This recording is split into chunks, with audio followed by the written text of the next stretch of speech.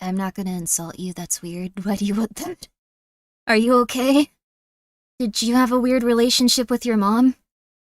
Thank you guys for coming by, though. How are you? Yo! Site 13 is one of my favorites next to The Stars Do Not Wait For You. Ooh, and the Katus verse. Ooh. The Stars Do Not Wait For You sounds really cool. Oh my gosh. That's like a really cool novel name. Yo. Just your GS? I'm so sorry about that. Well, I actually have a fun announcement. I have a fun announcement. I have a really fun announcement. I am going to be doing a Valentine's Day stream.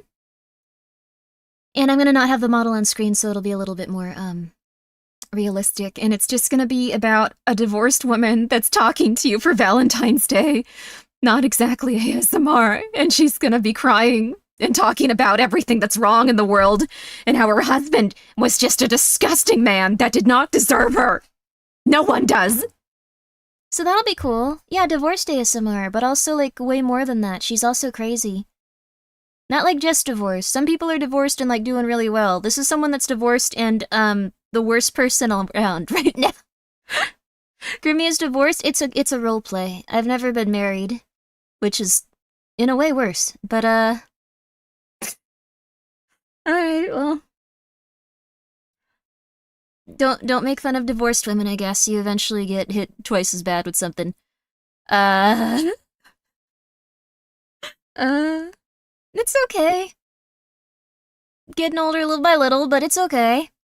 That's life. I have my 3 cats. Yep. Alright, we can fix her. I'm plenty fixed. I feel very comfortable, at least. I feel very happy. Ooh, I saw a little weasel on Twitter when I looked over there. Oh, they're so cute. Oh, they're hopping mad. I'm gonna retweet it on my, my alt Twitter. They're hopping mad. Look at this hopping mad weasel if you'd like to. Okay. I'm now gonna turn this off. So, I'm gonna be turning off my Firefox so we can fully focus on our Opera browser. Yes. Mm-hmm. Indeed. Indeed, indeed. Now, I have another announcement for Valentine's Day that I forgot to do earlier on Twitch when I was streaming there. You know where the comments chats are just gonna be filled with I can fix her, right? I don't think you can fix women is the thing. Women get worse if you try to fix them. Women get worse. You have to just kind of accept that, like, oh my god, she's, like, really nice, but there's a lot wrong with her. If you try to, like, fix her or get things to go in a different direction, it'll get worse. You gotta just let them be completely insane around you, and eventually they'll calm down or they'll get way worse. It's up to them. It's up to them. Men also get worse. Never try to fix anyone. Let them just get worse. Or better. One or the other. One or the other. There you go. Just saying. She can be nice to me as my help. I'll be nice to you. I don't want to, like, hurt your feelings. I don't want to hurt your feelings, but... there is something I'm supposed to show you guys. I've been working with this one nice company, and they're doing something for Valentine's Day. Now, you don't have to get this. This is, if you'd like to, you can. This is something I'm kind of unfamiliar with, honestly. I don't exactly get this, but I think it's really cool what they did, so let me show you. They have been very lovely to me. Technically, it's not something like I'm supposed to super announce that I'm hanging with this group, but, like, also it's, like, kind of like, they're, like, fine with it, so, if you guys would like to check it out, this is just a card. This is a simple card that they're selling for Valentine's Day. I think it's cute. Like, it's just a card. It's not divorce papers. It's not divorce papers. It's a card that you can buy if you'd like to. I'll announce it on Discord too then. Thank you, Fuzzy. Let me see if I can find the materials for it. But I think it's cute. It's for Valentine's Day. It's not, like, anything too flashy. Like, I mostly just think that, if you're in a good position and you'd like to get it, you can. That's kind of how I feel about it. They were very nice to have done this, though. Very nice. They worked very hard on these. And, they put a lot of time into these. Like, the company paid for, like, all the art and stuff, so... Very nice people. But, it comes with that and a Valentine's Day letter, but it's not... If you're looking for one where it's like, I love you, I love you, I love you, it's, I already got it? How the flip did you already get it? Oh my gosh, it also- yeah, there's a voice pack too! There's a voice pack. You can get the stuff digitally for pretty cheap. If you really want the physical version, you can too. It's up to you. I'd ask that you don't distribute the voice pack if possible. But this is the internet. So it's Grimmi at War. It's just, no. It's just jam. But, if you'd like to go and check it out, you can. They're very nice people. Physical voice pack. It comes with a physical letter if you'd like. And a physical card. I was gonna buy it for the art alone. That's very nice. I hope you enjoy it then. But I think it's like their first project I think they're doing. I think they made like one other thing, but it's kind of like one of their first projects. What's the voice pack about? Valentine's Day. It's me coming over to your house on Valentine's Day. One of you bought it. You can talk about what's in it if you'd like. It's not exactly yandere. Thank you so much, Gaming Bleach. No. You already gifted 4 subs. No. Okay, tomorrow, please don't do that. You're okay. You're ahead. You're ahead of it. Thank you so much, though, for gifting 2 memberships. That's very nice of you, and I hope the people that got them very much enjoy them. She's having us for dinner? Is it like a kidnapping or a murder? I guess I can come out and say it. The voice pack is about... It's about me setting something of yours on fire. I know that people on Twitter said that they prefer women that will sometimes cause issues for you if you don't text them back. So that is the theme of the voice pack. I love arson? That's great. Then that's for you. That's a good one. Let me find the link actually. Let me see if I can find the link to the website. I'm not the most good at this. My brain no worky. Brain no work no brain. But it's up to you if you guys would like to support this. I would say that it's something where if you have the means and you'd like to, go for it. I'm a little bit unfamiliar with like this type of stuff when it comes to like collecting cards and all that, but I've heard it's similar to like the if you guys are familiar with K-pop and stuff like that, they sometimes put out these little cards. I am not sure of like what's going on, but like it seems nice, and you also get a physical letter. I didn't realize that like my really quick handwriting was gonna be what was the 100% on the letter, but by the time it was being made, I was too afraid to retract it, so I thought they were gonna like kind of alter it and like do different things to it. They just slapped it on a letter, so it looks real. It looks like something. It looks like something, so perhaps you'll enjoy it. It's not my best handwriting. Good luck. I felt a little bit like, oh crap. It's authentic. It's very authentic. I could have, It was a free-form writing exercise, essentially. You have good handwriting? Oh god, no. That was like really quick, just like, I gotta get this out. It looks great. That's very nice of you. I thought it was gonna be formatted a little differently, like, I just did not think ahead. I just didn't think ahead at all. I just didn't think ahead at all. But I'm glad you guys like it. That's how you know it's real. I hope that you like the letter, too. There was originally 2 versions of it. There was one that was more toned down, and I decided that the one that was, weird was the better one to use, so this is the closest I will get to an autograph, so I had to No. Please make sure that it's something that you would, like, enjoy, and, just enjoy it. Did you write it for most of the cards, just one sample for all? I wrote the thing on the card, and I wrote the thing in the letter. The text on the website was heirs. They're very nice people. The text on the letter, well, the store is down? Oh no. I think it's still up. It might be that it's not working right now. Maybe it's only like certain areas it's down. 10% off orders for $69. Guess I have to buy 5 for discount. No, you don't. No, you don't. It's working. It might just not work on like your specific browser, but what I would say is if you'd like to, you can get it. It comes with the voice pack, and it comes with the card, and it comes with the letter, but It was very nice of Eris to do this in like a... Yeah, it was very nice of them. So many people bought it crashed. I don't think that's the case. But, I thought it was nice. It was nice of them to do this, so it's up for me. Yay! The voice pack is 3 tracks long. Also very experimental writing. I think I was supposed to do, like, subtitles or something, or, like, write down the script. I just didn't do that, so, I don't know what happened. Good luck, everyone! Yeah, the shipping and stuff, I was concerned about that, too. So the thing is, like, these are a little bit more than I would spend on this type of thing, so I completely understand if it's not something you would want to get right now. Hope you do more stuff like this. I'm glad to hear it. I'm glad to hear it. Maybe, someday, like, I love that you guys are so excited about it. I'm very happy it can help you. Send me the file, I'll write the script. I think it's already done. They already put it out. They already put it out. I think that ship has sailed. Thank you, though, Fuzzy. You've already bought 3 copies, you don't need to do that. But, do you think your Valentine would be upset if you gift her a card featuring your waifu and a personalized signature? That would probably... They wouldn't like that. Go buy them chocolate.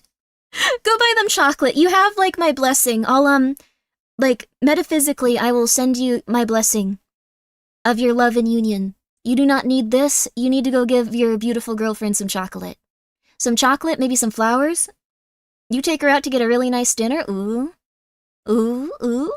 Or you could even bring her some dinner home. Ooh, ooh. Yeah, yeah. If she has a little pet, you could bring her, like, pet a little toy. Ooh, ooh. Yeah, yeah.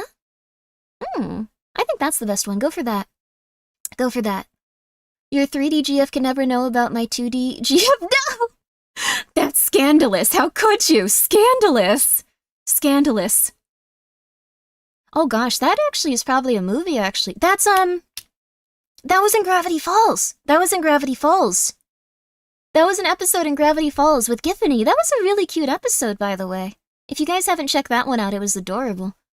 I like Giffany a lot.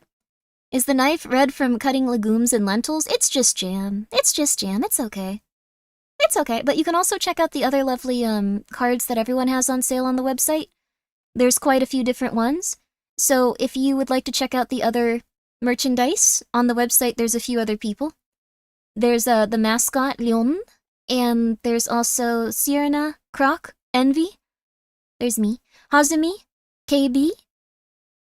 There's also Naru, Neko, Nekomiki. She's been here a few times. Some of these guys have been here, and we were on Phoenix's show the other week, a couple of buddies. So there you go. If you'd like to check any of them out too, if you're a fan of theirs, their stuff is also up. Just letting you know, it's pronounced Jiffany. It's pronounced Jiffany, Potato Head, I'm sorry. I bought my GF a copy of Grimmi's voice pack. She fell in love with Grimmi and left me. I think she's in this chat right now. You don't need him. Let's talk about SCPs. Let's talk about SCPs. So you got the letter. Alright, the voice I was thinking of for it is this. You must simply use this voice. My dearest... Yes, that voice. This one specifically. Please put this into your mind state so you can use it as you recall that letter. I don't think they loved my concepts for this, honestly. They were very nice, but they were very confused, it felt like. They were just like, if you think this will be something they like, Grimmi, you can do that. They're very sweet. They're very sweet. They also let me have a little knife on my card, because I didn't really understand, I don't really understand, the K-pop stuff. And they were nice enough to let me have a little knife on my card, so I feel like now it's cool. I like it. I like it a lot. Drill Sergeant Grimmi, nice? Yeah, that'd be cool. It's not Drill Sergeant so much as... In a time of war, way back when, a southern general, writing a note to his kind friends and family and supporters and such as that, they'd often write letters home. That's the voice. That's the voice you have to read it in. Yay! Yay! Oh, your Grimmi merch came in. Oh, congratulations! Yo! I hope that you enjoy it. In other news, I completely left you guys out of a different merch thing because I didn't know they'd sell out that quickly, and I'm so sorry about that. I'm so sorry. Technically there's only 100 of the cards, but I don't think they're gonna sell out. They're little cards, so. Yeah, like, I understand, Murderface. I saw the shipping too, and I was wait, $45 for shipping?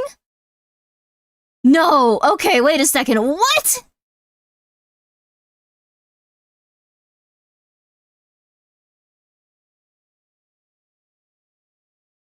Trade is not going good right now.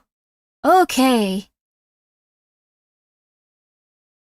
Trade is not going good right now. $65? Okay, wait a second. Wait a second. That seems... What are they shipping it? Sorry, it's yeah, I think the thing is, though, like, mail got extremely expensive between a few countries. It's probably not that, like, it's... Oh my god, yeah, mail got really expensive between a few countries. That's a little too much. I think it's a little, like, you know, once again, I would not in any way, shape, or form be upset. There's also a digital edition, if you guys would just like to read it and check it out. There's the digital voice pack also, so you don't need to worry about it. Probably gonna be $500 for Brazil. I'm so sorry. Trade and, like, mail systems have been getting crazy lately, so... Sad Canadian noises. The really funny thing is, like, there are some people that, like, couldn't buy their own because they're in different countries, and they were like, why is the shipping so expensive? Wait. I remember, I saw a little bit of that, so, yeah. I can finally watch the membership stream. Oh, yeah! Thank you so much. I appreciate that, Astawool. Thank you so much. I appreciate it. And I hope you're doing very good today. I hope that you guys all are. It's been a very intense week. I hope that you guys are having a good one. Any promo codes for it? I don't think so. Shipping outside the US is going to be expensive. That's the thing. Again, though, you don't need to purchase this. This is a card. This is a card. So, you don't need to do that. You don't need to do that. What I would recommend is, if you really like it, if you really love it, what you can do is you can buy the digital version if you so desire, and then you can just, you can go to someone that prints things out, like a print shop, and probably... This is a member stream? No, it's not. I do need to do some member streams, though. Maybe we'll have one on Friday instead of, like, the normal one. But, no, what you can do is you can buy the digital version and then you can print it out or take it to someone that can print stuff. Like, that's... If I were in that situation and I was like, I need to have this thing, like, I would probably do that. Like, in the digital version, you know, it exists to, I think, do that kind of stuff, so... There are a couple of promo codes? Wait, what? There are? Oh. I have not looked into this. Well, something will work out, yay! Yeah, that's the thing, Big Ben, so if you guys would like to, go for it. By all means, I think everyone should just aim to be happy with this. They put a lot of time and effort into these cards, and it was very nice of them. I really do appreciate everything that they've done. Eris has been very nice, and they've been very kind. I did leave you guys... This is not similar, and, like, these are gonna restock, but I did unfortunately, unintentionally leave YouTube out of, like, a merch thing. I'm so sorry. There's this thing called V-Snacks, and it was really cute. But, they sold out, like, immediately last time, so, like, within a half an hour, so I didn't get to the YouTube stream. I'm sorry about that. Sorry. We needed to SCP contain someone, so... No, I'm so sorry. Put him in meter containment and throw away... I'm so... what's meter Oh, Keter. Keter containment, throw away the key. I understand. I don't hate you, no! We're used to it. No, that's so sad. But they're gonna restock. They're gonna restock. But, I can show you some of them. They're gonna restock, but I'm so sorry about that. It was the V-Snacks thing. It was really cute. Pastel Melon is a very lovely person, though. They've, yeah. Poor YouTube chat, I'm sorry! We're gonna work harder. It's all gonna be okay. I'm aiming for 2 YouTube streams a week now. I got my Friday. So Grimmi is a snack. Grimmi has apple. I have opal apple. Or alternatively, the apple of chaos. Why are you holding the chaos apple? Because I didn't really think about the color, and then everyone started going like, why are you holding that? If you drop that, that's gonna be bad. Is everything in the world your fault, Grimmi? Perhaps. Perhaps, Grimmi. Did you create this? Did you manifest this, Grimmi? Hmm?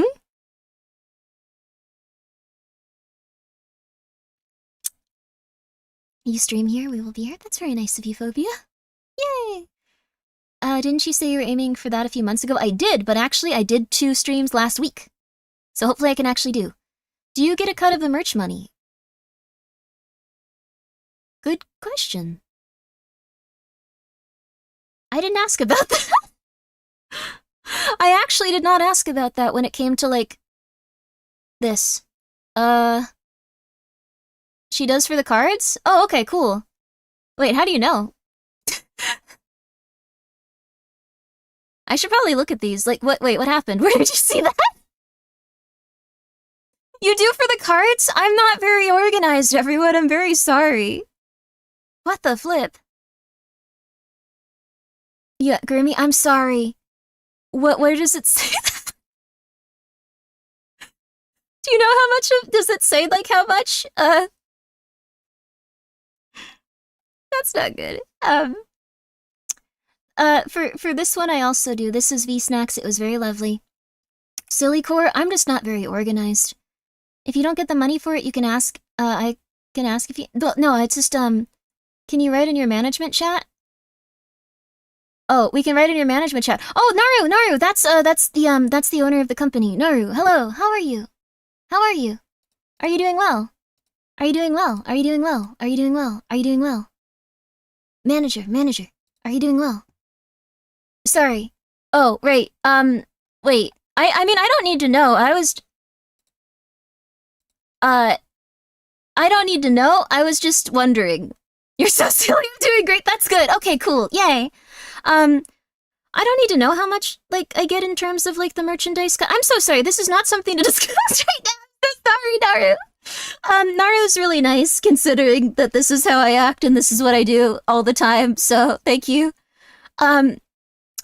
Like, you're putting in these new 2025 taxes, you gotta know? Well, I mean, yeah, at some point, like, I don't need to know right now. Hi, Naru. How much, of a cut do we get from the cards and voice pack and letter stuff? I will not tell my chat. Okay, there. I feel like this was the worst way of doing this. Welcome to hell. Sorry, Naru. Sorry. I will not say anything, though. I'm sorry. I'm sorry. Well, there we go. You're doing great. No. But what we are gonna do is we're gonna do better than Site 13 of the SCP universe. That is absolute hell. It is absolute hell, and it's gonna be awesome. So I don't know that much about it, besides that it got so haunted and so messed up that eventually it got a reclassification. Yes. I heard hell? Well, not literal. Well, actually, kind of. Many of the SCP situations and scenarios could be described as hell. By all means, they could easily be described as hell. It's kind of interesting to consider.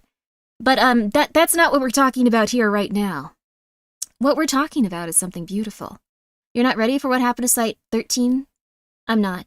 This is the metaphysical manifestation of some sort of demonic entity, or some sort of outbreak, or some sort of something. Something. Okay. We're gonna tax, or, what's tax frowned, my beloved? What's tax frowned? Is that one of the SCPs? Site 13 is a ride, and we're about to find out about that ride. We're about to right now. Now that I've linked this and told you guys about— I did not put it on Twitter.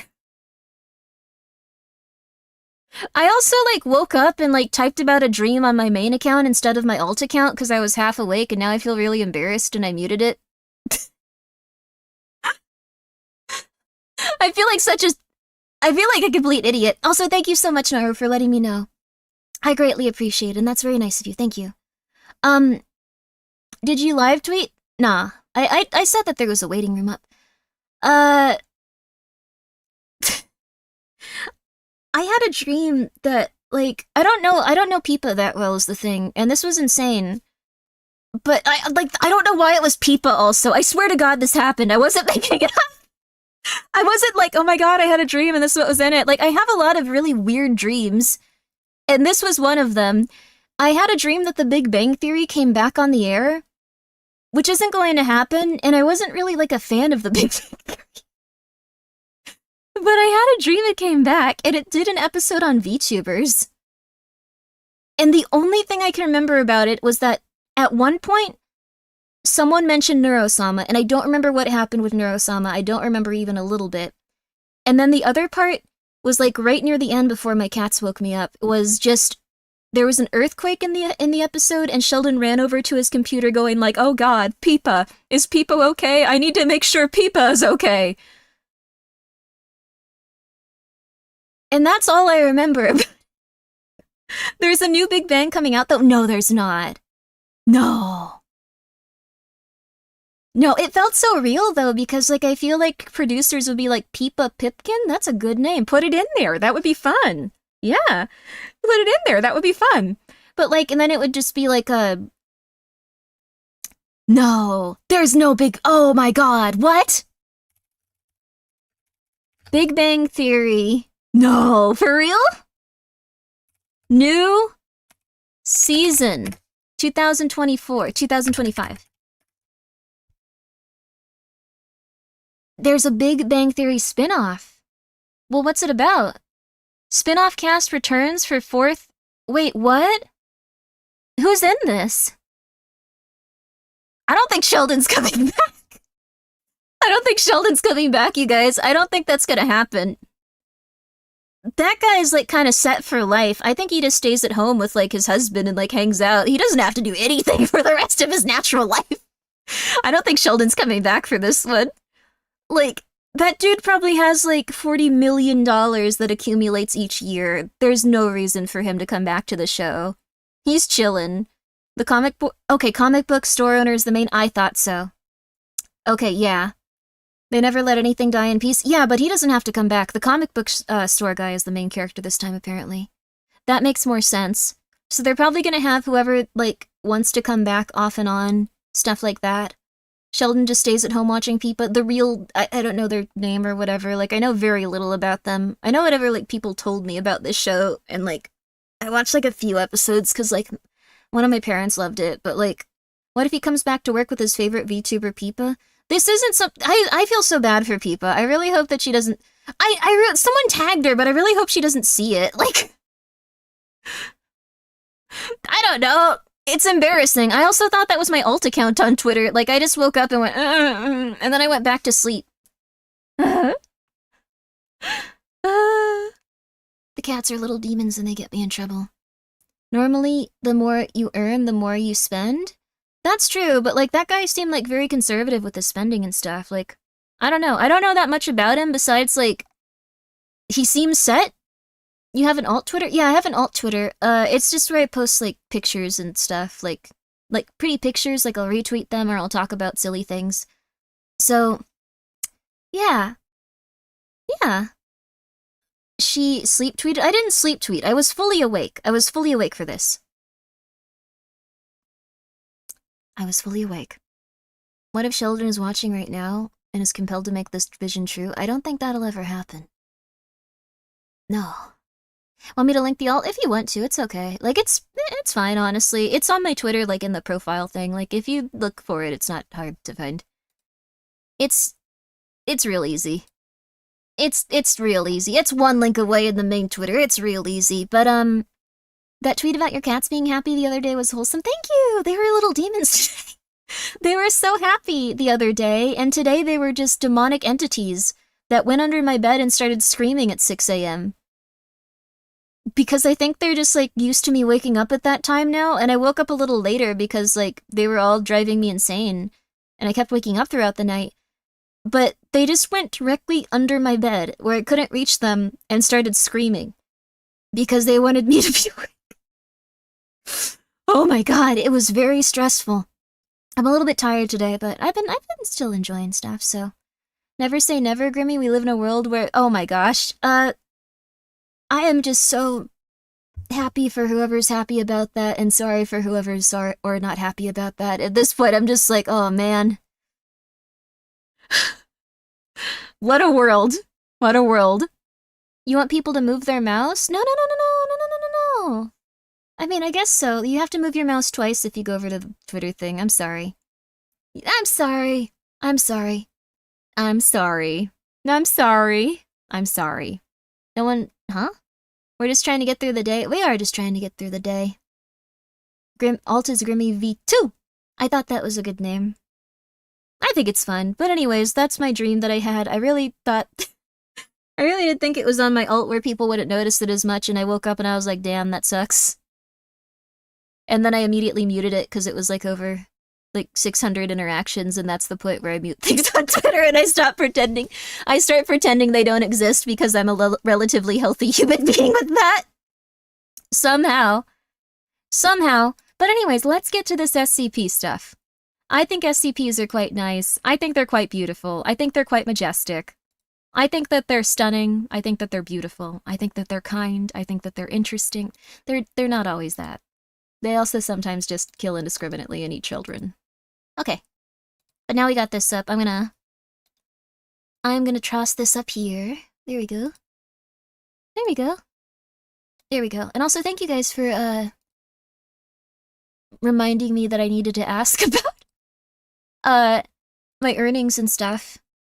Oh, I wish I could show you guys Gaggle too. Oh my god, I would love to show you guys Gaggle. I can't do it on YouTube.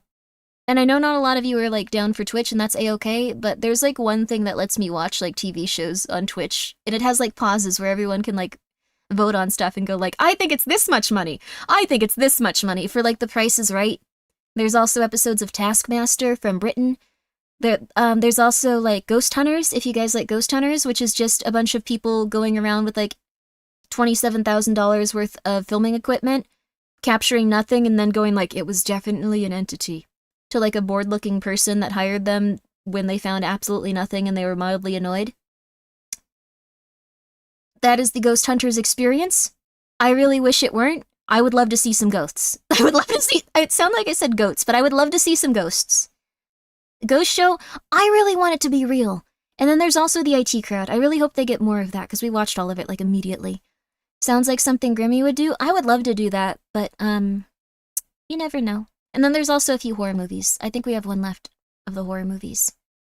And they always have some new stuff coming out on there, so I hope that they continue to do that. So you're going to see the tab on the top of the screen. You're going to see the tab on the top of the screen. And then, okay. I think I'm good now. You can see the Nikaido. I'm just trying to make sure that there's like nothing like contract related or something I'm not just supposed to show. Like, there isn't, so we can play now. We can read now. Yay! Yay! Alright, here we go. Everyone, please pay attention. I encourage you to get ready, buckle up, and calm down. This is going to be quite a long entry. Quite a long entry indeed. And also I'm gonna expand this a little bit. Yeah, there we go. Ooh, there we go. We need a little bit more. I want it to be the main focus of what's going on today. Yes. Achievement Hunter did a ghost show a while ago? Ah, really? Was it good? IT crowd is so real. IT crowd is like, okay, if you were like, man, I don't like these guys in the Big Bang Theory. I really wish there was a show about people that were, like, mad autistic. Like, I don't know how else to describe it. Like, I don't know how else to describe it. Like, in a good way, Like, I also have some of that, so I don't know. It's not like an insult, it's just life, but if you would like to see some of those fellas and ladies, the IT Crowd and Silicon Valley, those are the two shows that you should watch. Those have extremely accurate portrayals of people that are on the autism spectrum, / people that are very nerdy. I think that you'd quite like those. So, Big Bang Theory feels so fake. I mean, it was just for like a modern audience, like they were, it's okay, I give you the autism pass. I have autism though. Oh no. I don't need the pass though. Wait a second. You don't understand. No. But anyways, what I was gonna say is I would highly recommend checking out Silicon Valley, and I would highly recommend checking out IT Crowd. IT Crowd tickles that it's very nice. It's a really funny show too, both of them. Now you have it twice? Well, thank you. I guess I'll pass this along to someone that needs it. Sorry, what did I come into? Don't worry about it. Hi, Riot, what you doing? What you doing? I think everyone has a lot of stuff that they're going through in life. And today we're going to be looking at something that people didn't go through. They were eventually destroyed by. They were destroyed by this. I think that's fun. Let's get comfortable here. Let's get comfortable here, everyone. There you go. You have the Chism and a turtle lodged in your brain? You're perfect? I have a lot of problems. I think we all have a lot of problems in life, though. Also, thank you. 1054. Oh my god. T3 N5 4Z 4N G3 T5U. That is a mouthful, but you know what? You're yourself. That's beautiful. I'm very happy for you, and I'm very proud of you. Good for you. Good for you. Nothing is insurmountable. Nothing is impossible. Nothing.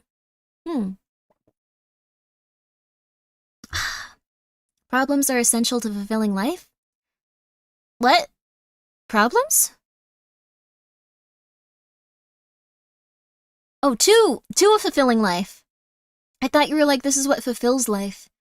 Yeah, but like if you have like those ups and downs and like, I don't know, things that make you different or whatever, like it can help. It's okay. I've learned to just be grateful for like the fact that I can eat food and I don't have to go outside that often. I'm gonna be real with you. I feel very happy. Like I don't have to go outside that often. That's it. That's it. Thank you very much, Neon, for becoming a funny little guy. Oh, I'm so sorry, a gremlin. I changed the name at one point. I like gremlin quite a bit. You guys named yourself that. I appreciate it. And thank you so much, Wasabi, for becoming a gremlin. I'll keep the Leet Speak name and, I'm so sorry. Tens? You know what? It's a beautiful name. It's a beautiful name. I'm subbed here in Twitch. I will do my absolute best to make sure that I'm streaming on both of them. It's gonna be really hard, but I'm gonna do my absolute best. I'm probably gonna continue to do the, let's see. I'm probably gonna continue to do the night streams mostly on Twitch, and I'm gonna continue to do the earlier streams mostly on YouTube, and then on Friday, like, which is my day off on Twitch, I'll probably just stream on YouTube. Not 100% sure yet, though, because I missed Monday and Tuesday. I just didn't show up. I was very tired and, like, cleaning constantly, so I've gotten into this nice thing where essentially what you do is instead of like looking at all the bad stuff in like your house and going, I should really clean that up, I want to die, you look at all of it and you go, okay, I'll start cleaning it up, and then you do, and then you feel amazing afterwards, and then your brain feels better when you look at it, and then it's a lot just overall better. It's a little exhausting, but yeah, it's very nice. Just make sure you don't overwork yourself and take enough breaks, please. Thank you. I will. I've been trying really hard to find like a good level of like enjoyment and stuff from streaming without just going absolutely insane. I like streaming a lot since I don't know, it's my favorite thing to do. So it's not like I'm just coming up here and going like, hey, yeah, all right, YouTube, all right, yeah, okay, yeah. Tell me about YouTube? Yeah, okay. Why do you stream on both platforms? If I try to stream like, I don't know, I like Twitch, but I also like YouTube. I don't hate YouTube. No, it's a joke. Also, I hope you're doing well, Numbers. Numbers also streams, by the way. She's very lovely. But, like, she really does? No, I don't. It's just that Twitch is a lot easier to stream on. You just go, hey, I'm here. On YouTube, it's like, oh, crap, I have to schedule this. Oh, crap, I have to make an icon. Oh, crap, I didn't remember to do that. Oh, crap, I have 5 minutes. As you may have noticed, this icon is not accurate for the thumbnail is not accurate for it. You love Numbers? Numbers is really lovely. I do not hate you. Just doing something that needs to be done. Big mental boost. It is. It's like a huge mental boost. She won't let us mingle and talk with the Twitch overlay. It's impossible for me to focus on even Twitch chat. Like, I'm gonna be real with you. I can tell everything you guys are saying for the most part here.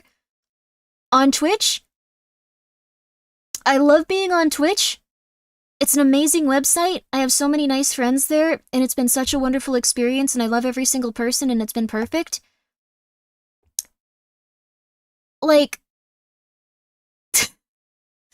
it's impossible to read what everyone's saying, so it's kind of nice over here just to have like a different kind of vibe. That makes sense. It's very nice though. It's very nice, but just for reference, there's like about 3 times? Or I guess, like, let me see, about 3 times, like, maybe, like, I don't know how many people are here right now, but, like, about 3 times the amount of people, so, like, I can't catch everything. So I kind of like the variety, and also I don't want to just focus on one chat and, like, go, like, yeah, you, yeah, you, yeah, you, so... There's less emote spam, though?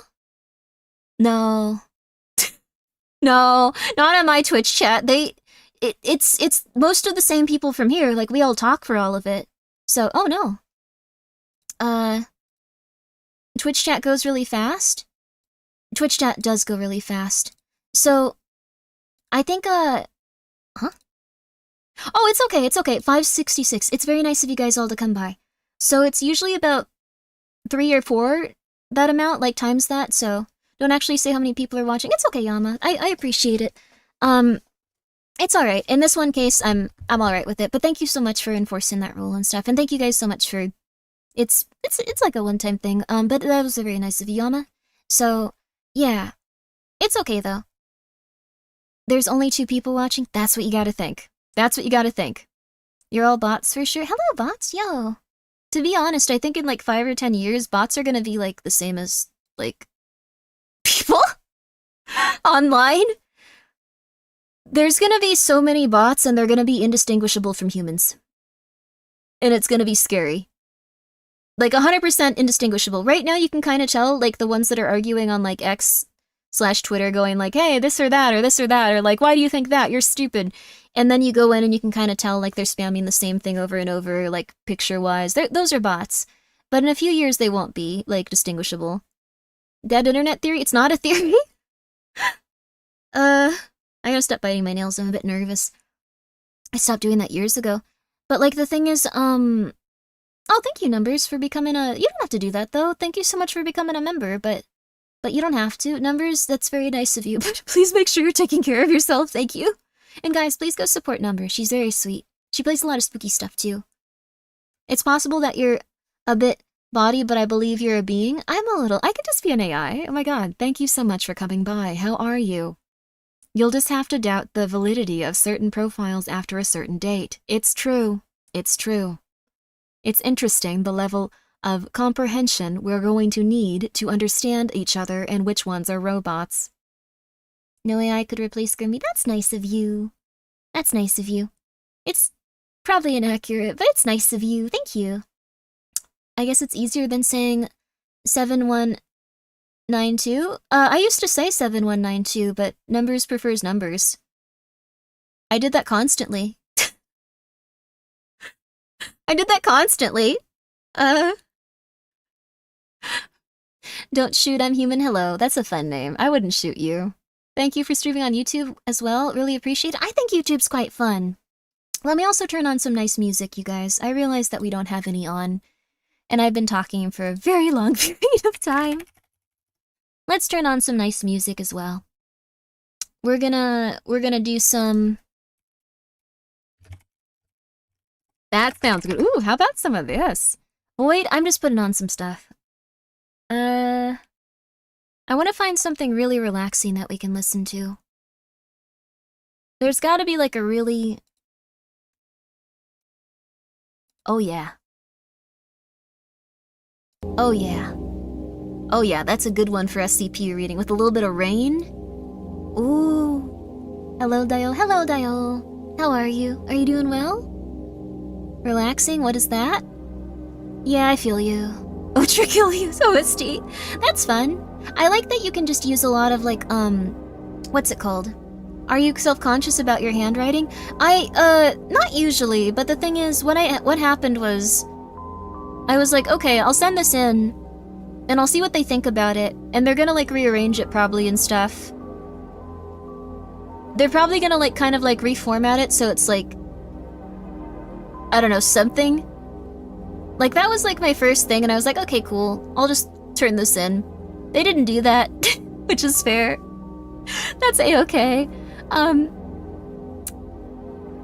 No, right, you don't need to get any of it, like, is the thing. I'm very sorry. If you guys ever feel like you need to get, like, any of the stuff I'm releasing, please try to not worry about it too much.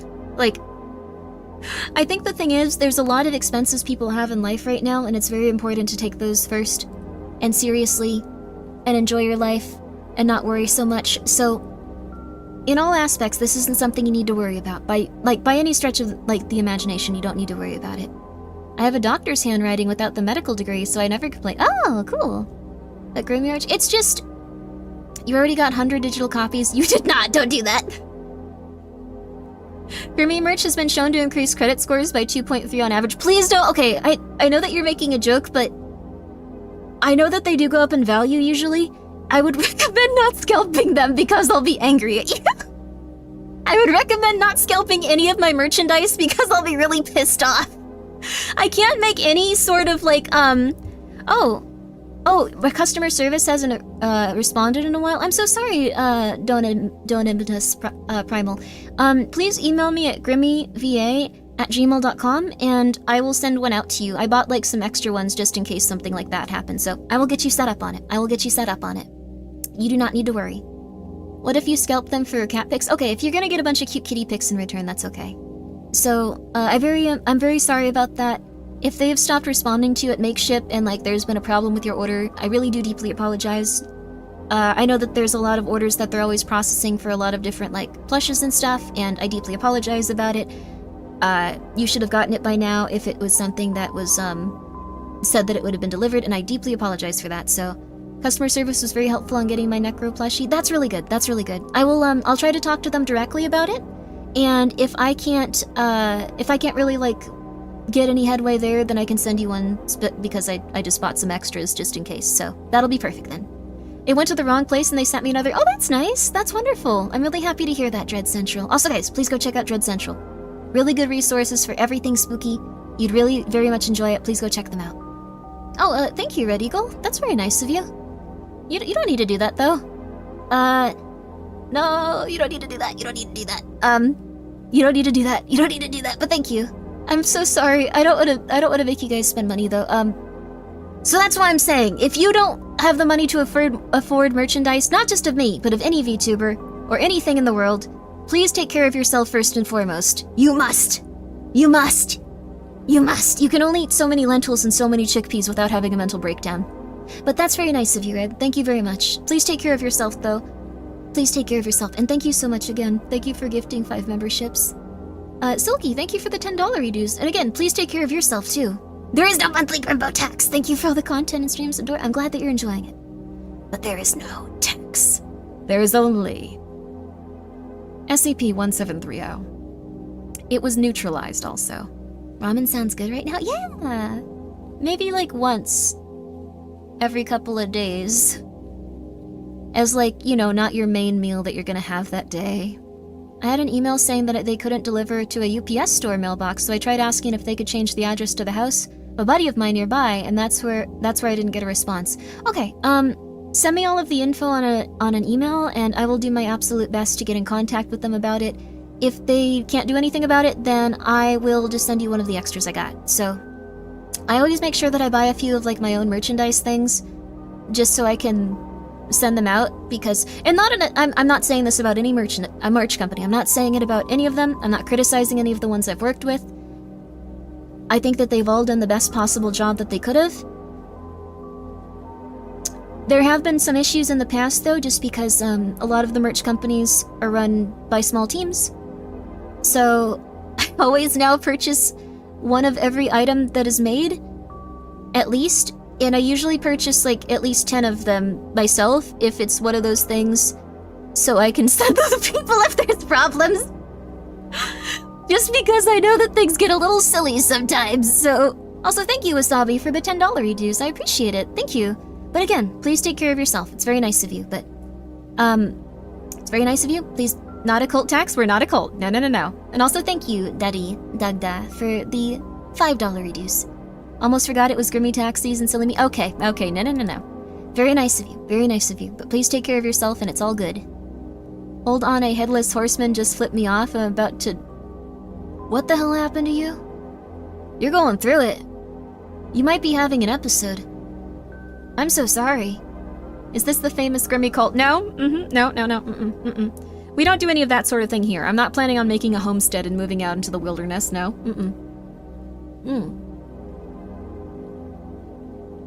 Be kinda nice though, right? Oh, Genesis. No.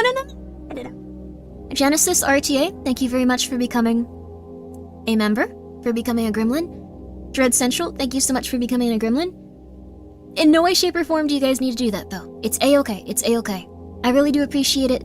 Thank you so much. I appreciate your support. Make sure that you are taking care of yourself first and foremost. Very kind of you. Very kind of you, but take care of yourself. I'm new here. Please excuse the late Grimmi cold text. Oh, Dion, there's not. No. Wait, why? No, Dread Central. It's very nice of you. Dread Central really is a good resource for all of the stuff I was talking about in terms of, like, if you like indie horror movies, if you like stuff like that. Thank you very much for gifting 5 memberships. It's very nice of you. There is no cold tax. I was fed after midnight. Oh, that's rough. No. I was so afraid. I don't know. I've seen that movie. Like, they look like cute little guys, but, like, I think it, like, traumatized me at a... Anyway. Neon, thank you for the $5 dues. Dread Central, thank you for the 5 memberships. Make sure that you are taking care of yourself. Because SCP-1730 may be neutralized, but it's still extremely, well, not dangerous if it's neutralized. But I don't know how they neutralized an entire place. This is confusing. You do not recognize the Grimmi cult. You're not all dead. You're not all drowned. No. Okay. Let's see here. Thank you for the membership. Oh, apple tree. Apple tree pear. Ooh, good combination of fruit. So this is at the Big Bend Ranch State Park. I feel like anything with, like, state park related horror is, like, really good. I haven't seen it often, but, like, when you see it, it really hits. Okay, if you guys haven't checked out the, this isn't what we're going into today, but I encourage you to go and look up the Mystery Flesh Pit National Park. And then if you are a child, you may have Roblox installed on your computer. And there's a really good Mystery Flesh Pit National Park Roblox map. It's honestly, like, the best one that I've ever seen. It's amazing. It's, like, my favorite ever. Like, it's probably, like, a 1-for-1 as much as they can to, like, the actual Mystery Flesh Pit. Nothing comes in comparison to, like, how good it is and how much they mapped it out and how, like, interesting it is to see. Also, thank you, Red Eagle, for the $5 dues. No, there is no tax. And you've already done a lot. Thank you. I don't want to get swatted for... No, I would never. Oh my god, I would never. Never, ever. You don't need to worry. I'll play it after this. LOL. It's really good. Roblox is a fever dream? It is. It's really interesting. It's really intense. I don't know how to put it other than, like, most of the things are just for, like, little babies, and then occasionally you'll get one, like, random Roblox thing made by, like, a serial killer that's trying to, like, make the youth, like, go psychotic. It's interesting, right? I think you run a YouTube channel and Twitch channel, but not a cult. I think so, too, but if you guys need to call it that. Hey, there's a guy on Twitch that runs a cult. You might want to check it out. The Violet Sign. Just saying.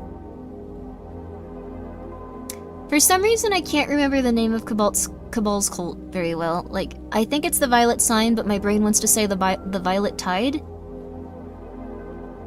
I don't know why. Oh, huh? Oh, no, you should check it out. They're not XX_cult gaming. It's Cabal. Like, they have an interesting aesthetic. I think you guys would like it. Okay. Continuing onward. Wait, what? Some people are just like that. Some people just want to have a... I thought it would be yellow. You're gonna have to see and find out. A lot of interesting people out there. Can we be the cat paw? Oh, the cat's paw sounds really cute. Juchi was on my, like, desk right now. He's a lump. He's a furry little lump. He, like, lumps around there for, like, 12 hours, and then in the middle of the night he'll just scream. Main office of SCP-1730. Primary access to basement levels is below this structure. Yeah. Ooh. This one's gonna be really cool, I can already tell. Sorry that it's taken us an hour to get here. At least you aren't screaming again. I might scream. There was a point the last time we, like, played a game here. I screamed a lot. Grimmi, I was put in charge of picking up a Kool-Aid flavor for the Grimmi Thank you for the $5 dues. What flavor would you recommend? This is so interesting. Like, okay, I'm not sure, like... I'm not sure if this is true. That sounds really messed up, but like, I'm pretty sure it's true. The person would have to be lying to the person, but like, I once had a therapist that like was treating someone that was related to like a big cult, like culling and stuff. Like, it sounded crazy. But she was just like, oh yeah, I had a client that like went through that stuff. Like, we were discussing it once and it was like, what the hell? What? And they were like, yeah, that really messes people up. Yeah, yes it does. Oh god. I guess so. Thank you so much, Copperhead Snake, for the $2 dues. Not a tax, a donation to Grimmiology. Thank you. Wait. Well, it's okay. A green one? Yeah, we be a gamer subs related cult. It's true. Technically, the cult used Flavor Aid, not Kool-Aid. Oh, interesting. I wonder if that's like something where the Kool-Aid people were just like, no, it was the Flavor Aid, guys. It was the Flavor Aid. We had nothing to do with this. Just make sure that goes out there, okay? You have to say that it's Flavor Aid. Please, please, God, please. That would probably like put a damper on people's stuff, honestly. Gamer subs Grimmy flavor going to be cult fruit punch? I do like fruit punch. I don't think that's a good idea. Well, I listened to Fiery Passion. That's just normal Grimmy. So you listen to the voice pack. I tried to make it as fun as possible. I thought about also including like I want to include a track that was about like me trying to help you like talk to women and then like getting stabbed, but I thought that would kind of like not go over super well with like management. So I'm honestly surprised I got away with what I did. Anyways, there you go. You would actually buy gamer subs if they had a flavor. That's wonderful. Thank you very much. I hope that someday I'll work hard. I'll work really hard. You should do some kind of SCP voice pack next. Oh, that'd be so cool. Where is this voice pack? It should be like attached to like the chat at the top. The voice pack is that spicy, huh? Fiery. Special containment procedures. A circular perimeter has been established 2 kilometers from SCP-1730. And a quarantine zone has been established 1 kilometer from SCP-1730. Personnel who are to enter SCP-1730 must first undergo Class 7 hazardous contact preparation measures, including the application of a modified Maxwell-Harden hazardous material reinforced airtight suit. Oh, like there's a bunch of like, you know, like pathogens and stuff in there that are gonna murder you. Also, thank you, Mateus. Thank you so much for becoming a gremlin over on YouTube. I hope that you enjoy your time here. You missed your reading the the classification. I talked about some quite strange stuff today, but I hope you're having a very nice night, and thank you very much for coming by. Please make sure you're taking care of yourself, though. I know you're gonna get Snake Eater Delta one day. If you pre-ordered to get the game 2 days early, yeah, I'm gonna pre-order to get the game 2 days early. I have no self-control whatsoever, Fuzzy. You know that about me. There was no question. You didn't even have to ask. You knew. There was no way. There was no way. I would buy 2 copies if I had to. I'm also waiting to see if I can get one of the European, like, collector's editions and stuff. I think they're gonna go back up. Like, I know Europe and Japan got their versions, and they look, like, very different, so. The application of these protective measures may only take place at the Provisional Site 23 quarantine main gate. Individuals attempting... The bust? Yeah, the bust one looks really cool, although, there's one with, like, a record. I'm gonna try to figure out that one. I haven't looked into it that much yet. I had, like, an hour of free time today, and, like, I spent that, like, scrolling on my phone. It was, like... My roommates were all kinda... going through some stuff. So... Hope they're okay now. For real. Individuals attempting to escape the quarantine area must first submit to a thorough I didn't do my voice exercises, I'm sorry. Individuals attempting to exit the quarantined area must first submit to a thorough decontamination protocol, as administered by the quarantine security staff. Individuals failing to meet the quarantine extraction parameters are to be held for further decontamination, or in the event contamination becomes unfeasible, termination. So they'll just kill you. That's what I'm getting out of this. That's what I'm getting out of this. Okay. I'm gonna cop one too. Oh, you're getting the European one? I'm excited. You did that with Silent Hill, you'll do it again with Metal Gear Solid. It's a good game is the thing. If you guys haven't checked out Metal Gear Solid, it's amazing. Containment update. I make those with my own mouth, yes. Dangerous biological, cognito-hazardous entities have resulted in high casualties of security rescue teams. Mobile Task Force Zelta... I can't read today, I don't know what's up with me. Zeta 9 Mole Rats has been assigned to all current exploration efforts. Containment update. Due to the events detailed in Exploration Log 7, all further exploration of SCP-1730 has been suspended indefinitely, pending Overseer approval. What happened to them? Texas is dangerous. Is this Texas specifically? Perfect conditions for reading heavy stream. I don't know what's up with my brain today. Also, I'm glad that you like the hot sauce. I wish I could order it without contacting a smuggler to get it across the American border. We can ship it to Europe, it's just the costs are like so high. They're probably even higher now. Oh my god. It's been a silly time. But the other thing is like... Europe doesn't like how much poison we put in our food, so... Europe doesn't love that, so there's that too.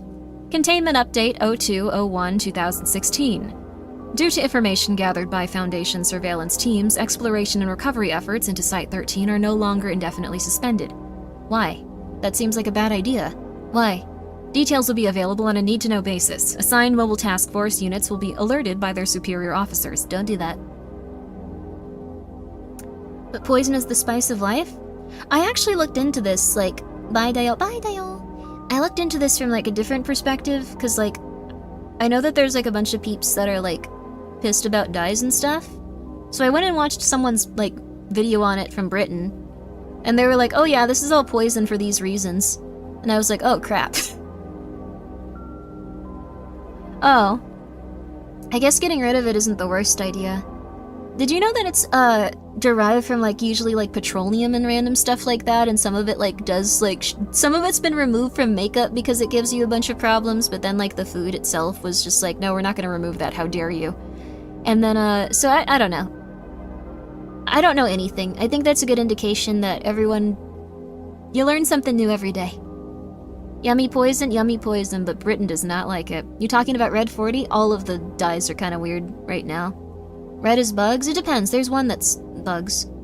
Containment Update 05/15/2017. I'm so sorry. I'm doing a lot of work as I read this to you, everyone. Don't worry. I'm turning the microphone off and talking to you guys. Don't worry. Don't worry. They can't hear this. It's okay. It's okay. This is you know, this is one of those talks that you give for SCPs, one of those lectures. They can't hear when we talk to each other. Which one is crickets? I'm not sure, but like US banned Tonka beans for some reason. The US banned stuff, like, really randomly, so...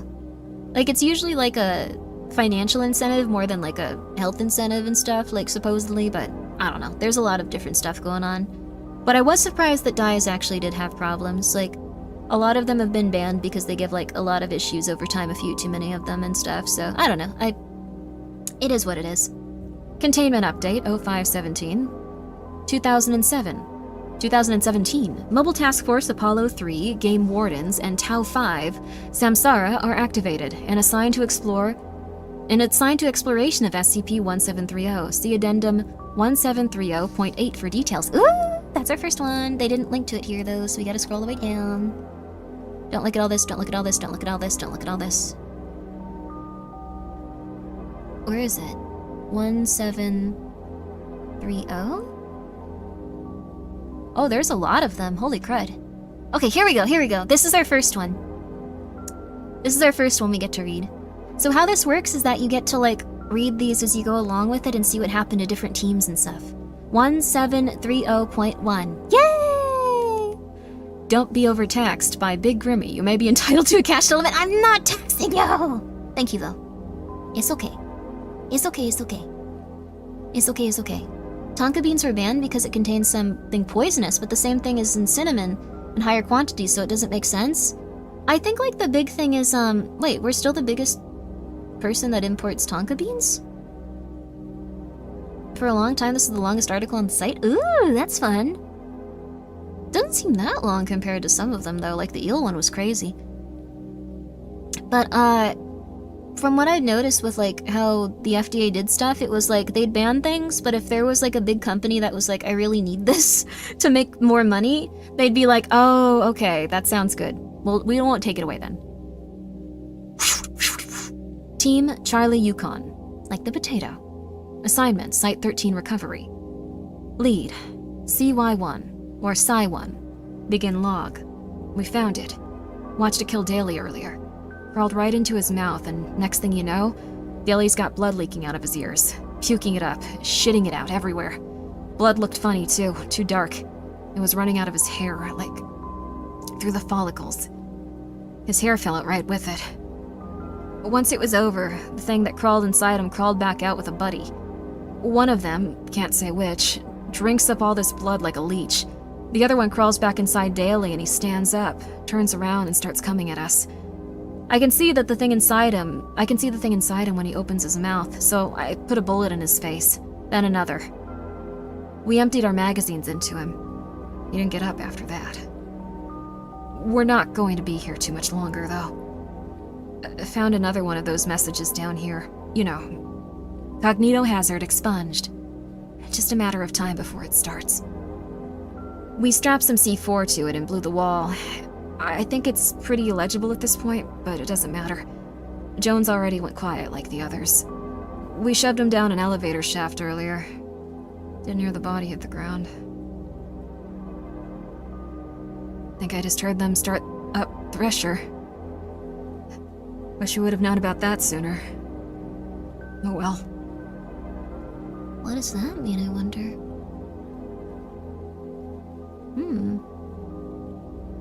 Well, we'll find out over time. Containment Update 06/22/2017. Due to the events detailed in Amendum 1730.9, SCP-1730 has been reclassified as neutralized. Additional research efforts are ongoing. Debriefing reports will become available as they are declassified. Time to read that one. Point 9. Point 9. We can also read, Point 8 to see what happened to another task force.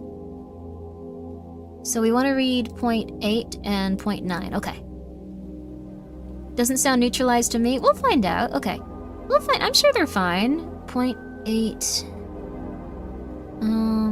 Point 8. Point 8. Point 9. Point 8. Point 9. This is fun. It's kind of like we're in the library. Ooh. Ah. Oh, a video log transcript. Yo! These are kind of fun, though. Like, they're like... I don't know. They're told in, like, such a format that you really get to get into them. It feels like you're reading something weird. Are you sure you want to jump between entries like that? But it said that this is what happened to this task force. Should we read them in sequence? For whatever reason, this one came before everyone else's. Or should we read them in sequence of, like, how they appear? Like, point 1, point 2, point 3, point 4, point 5? I'm not the expert here, actually. If anyone is more familiar, like... I need to skip out for now, Grimmi. Oh, have a good night, Weezy. Sleep well. Or have a good day. Either way. Or anything you're doing. What type of library does the mansion have? Lots of books, mostly blood. It's fine to read it like that? Okay. Thank you very much for letting me know. This way seems fine? Okay. Buckle up, Buttercup. Begin log. Radio's live. Everybody good? Hang on. 60 seconds to insertion. Copy. Vigo, you okay? Yeah, I got it. We set? We're good. Alright, stay cool. Keep your lights on. And if you see anything suspect, hit your visors. And give everyone else the heads up. Remember, the internal typography of this place is unstable. So there's a pretty good chance we'll get separated. If we do, stay put until this place stabilizes. And someone will come pick you up. Use your broadcasters if no one's responding. And shoot anything that moves. Unless it's one of us. Probably. Then definitely shoot. 30 seconds to insertion. Houston, you take lead. Our information suggests this entrance leads down a pretty long staircase. but there shouldn't be any other doors we encounter until we hit the bottom. So we should be more or less safe until we get there, got it? Got it. Any other questions? Olo? You're quiet back there. I'm good, boss. Alright, that's what I want to hear. 10 seconds to insertion. Here we go. Pause? Game Wardens, you are clear to begin operation. Let's roll. This is quite interesting. This is kind of like a entire task force. Friendly fires on? Friendly fire really isn't. You'd be surprised by the SCP universe. This is kind of neat, though. It feels like the intro of like a game or something, or a television show. Let's roll. Team enters SCP-1730. As expected, initial interior space is a long descending staircase. AP3 Houston takes lead. Team, we're monitoring you from here, but let us know if you hear, see, or experience anything unexpected. Copy. Team descends for 3 minutes. Interior of SCP-1730 is unlit, with the only luminescence coming from the shoulder modules mounted lights on MTF AP3. So each of them has their own little shoulder light. That's not a lot considering. Okay, well. How we looking? Pretty good, I see a door up there, on the landing. I see it. Alright. That's unfortunate. Olo, Noah, keep an eye on our backs when we pass it. Hang on. Team stops at the landing. AP3 Houston tries the door, but it's locked. There's air blowing under the door here. See where the dust is kicked up? Yeah. Vigo, let's see that thermal camera. Alright, hang on. Here it is. 10 seconds of silence. Yeah, no. I don't... Not even going to begin to fuck with that. Let's keep going. Team lead, you copy? Is everything alright? Yeah, we're good. Still descending. Affirmative. Just got some static. Wanted to make sure you were good. So that's probably one of the cognito hazards. Ooh. I'd kill for an SCP show. Oh, I would love that. Even a Netflix special would be cool. Would love to have a Grimmi radio drama like this. That'd be neat. Oh, that'd be really cool. I love getting to look at these little stories and stuff. Team continues to descend for 3 more minutes. Light. Look. Yeah. Command, there's a light up ahead. Might be our exit. Eyes open. Team descends for 2 minutes. Shit. Whoa, what the fuck is that? God damn. Alright, Command, be advised that the bottom of this stairwell is just missing. I don't know where the light we saw was coming from. But we go down about 3 more steps and we're in some sort of void. I don't see a bottom to it. Copy that. Hang tight, team. We're taking a look at this. What if we drop something in, see how far it goes down? I mean, I can see how far it goes down. It's sort of looks like it goes on forever. Olo shrugs. Site command. Game Wardens, go ahead and proceed back up. We'll see about another insertion point. Damn it. It's alright, we'll just... Ross, look, it's not a void, it's a liquid. It's just not reflecting light, at all. It's pitch black. Sort of looks like water. Hang on. Yeah, we're not going to fuck with that. Command, how far are we from the bottom? Are we to the bottom of the stairwell? 1 moment. You're about 15 meters below where we expected the stairwell to end. Ooh. Stellar. The typography is off here. Let's head back up a ways and see if we can find a different exit. Oh, I have to swear if they're swearing, otherwise it'll be silly. Team lead. Hold position for a moment. We're trying to determine your location right now. Hey, Chief? Hold on. No, look, it's... Shut up, I'm... Oh, fuck, it's rising. Shit. Alright, boys, time to go. Fuck! Black liquid begins to quickly rise behind MTF AP3. Team moves quickly up the stairwell in relative silence. It's gaining on us. Fuck, come on. Jesus Christ, Houston, grab him. Ross, help. Shit, don't! My legs. Fuck, my legs, There's another door up here, hurry. Hang on! Team enters door on next landing. Door is slammed closed. Holy Jesus, what happened to his legs? Shit. Houston, are you? Wait. What? What's happening? Do you read us? Yeah. Sorry, Commander. That all happened quickly. Houston fell coming up the stairs and his legs got covered in that... stuff. Now they're just gone. One clean cut, like they weren't even there. I can actually still feel them, guys, like... I can see they're not there, but it doesn't hurt. And I think I can stand up.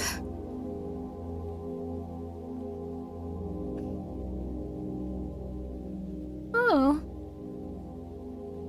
Okay. What the fuck? AP3 Houston proceeds to stand up. He is missing his legs from his knees down, but appears to be floating, as if they were still there.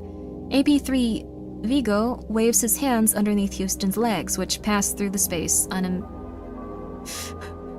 Unimpeded? I don't know how that one's. I'm so sorry about that, you guys. Phantom Pain? It is really interesting.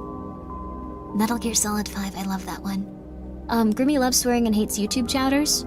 No. Unimpeded. I thought so. My brain didn't remember that one. Sorry, guys. Thank you. Alright, so there's that. You aren't hurting, Houston? Nothing feels different. Okay. It's fucking crazy. Man, do we know anything about this? Negative. Alright, let's keep going then. Command, it looks like we're in a maintenance hallway or something similar. We've got pipes running up and down the walls, gauges and such.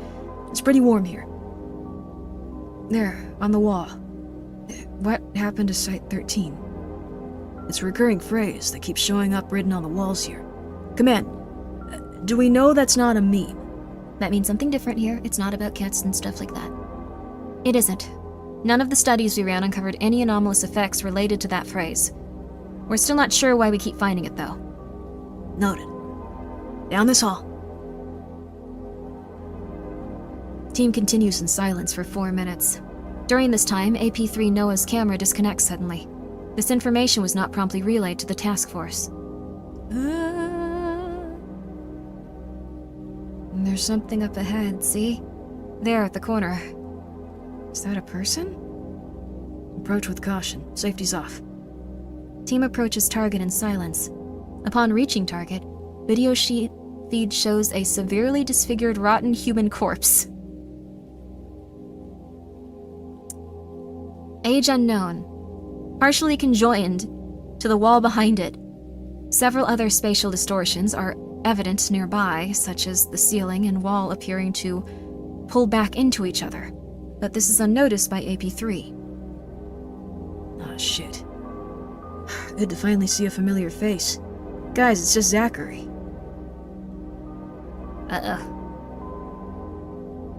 Thank God, Zachary. How did you get down here? Silence. Us too, man. This place is fucked up. Look at my legs, man. Look at this shit. Team lead, please be advised that you are under the effects of a powerful cognitohazard.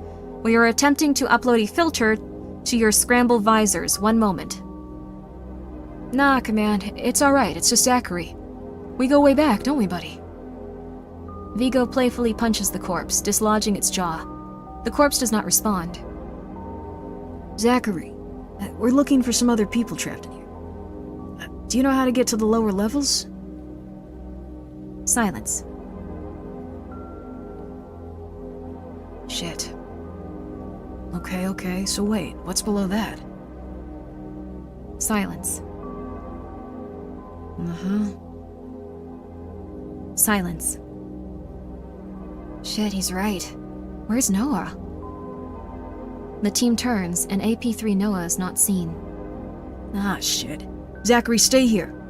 Noah, do you read me? Noah, it's Ross. Do you hear me at all? Command, where the fuck is Noah? That's uncertain. Team Lead, be advised, the upload is complete. Please restart your visors for the filter to take effect.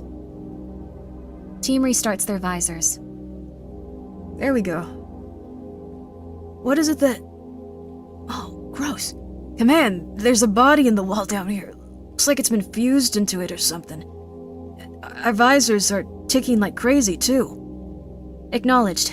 Team Lead, proceed. Wait, look back there. You see shimmering? Is that gas? It looks like a gas leak. Oh, fuck, no. The floor. Look behind it. Fuck! Shit. Noah, shit!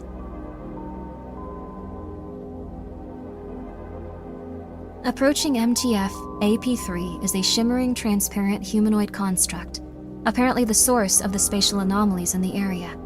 As its feet touch the ground, the floor begins to warp within the space around them, stabilizing after the entity passes by. MTF AP Noah is visibly hanging behind the entity, though the nature of the agent is uncertain, as the spatial anomaly he is caught in appears to be extremely severe, and few features can be made out. Noah is seen attempting to move slightly, but continues to be twisted by the anomaly as it moves. Fucking shoot it, goddammit, open fire, shit! MTF AP3 fires on the entity. As the bullets approach, their trajectory changes, and they twist and spin around the entity, falling harmlessly on the floor and lodging into the ceiling. This isn't working, Chief, we got... My arm, shit! AP3 Vigo is seen turning and attempting to pull away from an unseen force. From AP3 Olo's camera, a long, shimmering, transparent appendage is seen stretching towards AP3 Vigo, abstracting the wall closest to it as it moves. It wraps around AP3 Vigo's left arm, which begins to visibly distort. Vigo screams. Houston, the anchor! Oh yeah! AP3 Houston produces a miniature, portable Scanton reality anchor, which he powers on and lobs towards the entity. There is a flash of red light, and for a split second the entity becomes visible as an extremely disfigured, grotesque, elongated humanoid, which exists for only a second before the spatial distortions surrounding it are anchored and violently reset, creating a massive pressure wave in the confined space. The team is momentarily incapacitated. Damn. It's a black hole guy? It sounds like it's someone that like distorts reality in like an interesting way, like it kind of makes them go So maybe it's like a I guess it could be maybe described as like the wind is so strong that it's like bending stuff in like every direction, like in every moment, so it's kind of like I guess crushing things, kind of. But also the walls are putty. And also thank you so much, Hiro-san, for becoming a little gremlin. I appreciate that. It's very nice of you. A gravity field? Kinda, yeah. It sounds like it's just like pulling and pushing every which direction. The scrambler goggles in Uverse are a special type of gear to protect its wearer from, cognito hazards. They're also used. Oh, interesting. It's a very interesting one. I kinda got that from what they were saying. Like it's something where they can like put a feed of like what's actually being shown on screen since they kinda have like a camera on their visors. Very cool. Very interesting. Oh, my arm. AP3 Vigo's left arm is bright red, but otherwise unscathed. AP3 Olo assesses it. The color will go away. It's just the anchor cooling down. You good? Yeah. I'm alright, thanks. Jesus. Noah! Noah, are you there? Silence. Can any of you see Noah? Russ, here, look in the wall. As dust clears, AP3 Noah becomes visible, partially fused with the walls, ceiling, and floor across 10 meters of hallway. The agent is unmoving.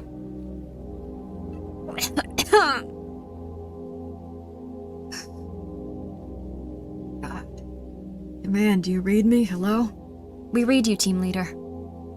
We lost Noah. He's in the wall. Do you want us to proceed? One moment. Silence. Team lead. Do you feel as if returning to the surface will be more dangerous than continuing your mission? I have no way of knowing that. We have no way of knowing what's in here. Everything is so fucked up, it's incredible. I don't even know if we can get back. If we wanted to, and none of the other teams have they? That is correct. Honestly, whatever happens down here can't be any worse than whatever we'd see on our way back up. Probably doesn't make a difference. Whatever. Let's keep going. Affirmative. Team lead, we are preparing another team to evac you, in the event that you reach your target. Insertion time is in 4 hours. You're sending another task force in here? What idiots volunteered for that gig? Samsara. Oh. Alright, cool. I copy. Team continues on for a short time, unimpeded. They pass through several other areas, including a ransacked infirmary, a cafeteria space melted into slag, and a wing of a containment unit identified as Olympia class, that are no less than 100 meters in height. Eventually, the team enters a room off of the main hallway that appears to be a telecommunications center. A single television is illuminated on a wall across from them. Also, thank you for the hydrate. Thank you. We don't usually do those here, but it's important to drink. You can never tell if the Foundation actually cares enough to save you. These guys seem like a pretty big deal, though.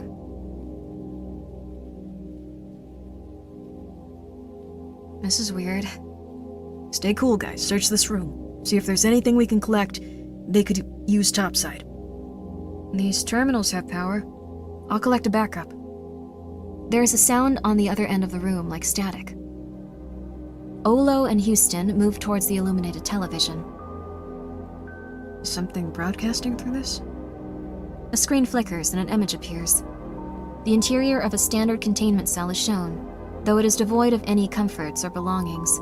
A single red light behind the camera is on, poorly illuminating the space. A long figure is huddled in the corner. Hang on, is that... Holy shit, it is. What is it? It's... Bobble the fucking clown. At the mention of the name, the figure in the corner looks towards the camera.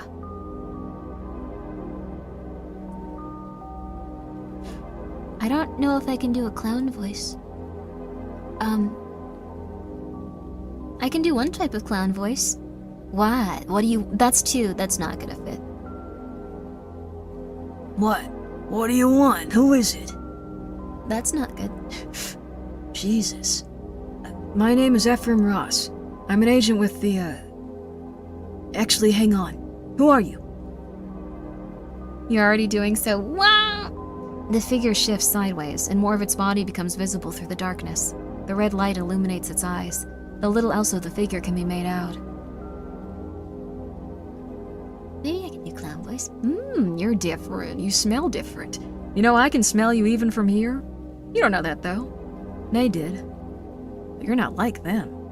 They went to great lengths to figure that out. They knew. They know. They will know. You're Bobble the Clown, right? The figure slides across the wall of the cell, just out of range of the red light. Its movements are noticeably erratic. It comes closer to the camera. They had a number for me once. But I was Bobble. But your friends didn't like the number. Said we identified with numbers. I'm not Bobble, but I am that thing that used to be Bobble. You're not where you're supposed to be, gun buddy. You don't match the air in here. You're out of place, just like I am. Just like we are. What happened here? It's fun that this is the person that's giving exposition. Daddy Emerson played a little trick with the strings of the universe. He walked on them like tightrope, and was surprised when he fell. Little tricky Emerson. Didn't just want boxes. No. He wanted boxes full of ideas. Ideas like pain, horror, death. He worked very hard to stack those boxes on his string and broke the whole thing. And then we all came tumbling down with him.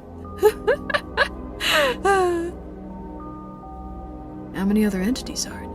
Like, what else do you know? How many? Whew. Ooh. How many entities were swallowed by Site 13? You silly, out-of-place boy. Silly little boy. Everything made its way to Site 13. If the Foundation could find it, and the Coalition could catch it, it was fed into the meat grinder down here. Everything. They mulched us all. If there was nothing to gain. Some got lucky. Bobble got lucky. Stuffed in a funny box. Played with. Toyed with. Experimented with. To see what sounds we made when we wanted to die. Others not so lucky. They burned the library, you know. Held it upside down like a can of soup and let the contents run out into the furnace. Burned the whole place up. They did with other things too, worse things. Daddy Emerson liked it. He watched it all every time. Got his jollies off watching it. What? They just dumped everything in the world that was bad with related to SCPs? Or I guess even like not amazing related SCPs in a hole and went, that'll be fine, that'll be cool. Covered in concrete. What worse things happened? The unidentified figure approaches the camera and comes fully into view, illuminated by the red light. A significant portion of its body is distorted by video static that moves as it moves. The static appears to be cutting into the tissue of the figure's body, creating large lacerations that ooze a dark yellow fluid. As it moves, the figure appears to be sloughing off large portions of its mass, which are replaced with static. Half of its face sloughs off as it nears the camera, and one eye becomes shrouded in static. Every worse thing. Chief, we're picking up something on the radio. I think it's, the survival signal. The survivor signal. We must be getting close. Alright. Let's keep moving. Have fun, boys. Don't let the dead bugs bite. If you see Daddy Emerson down here... Oh my god!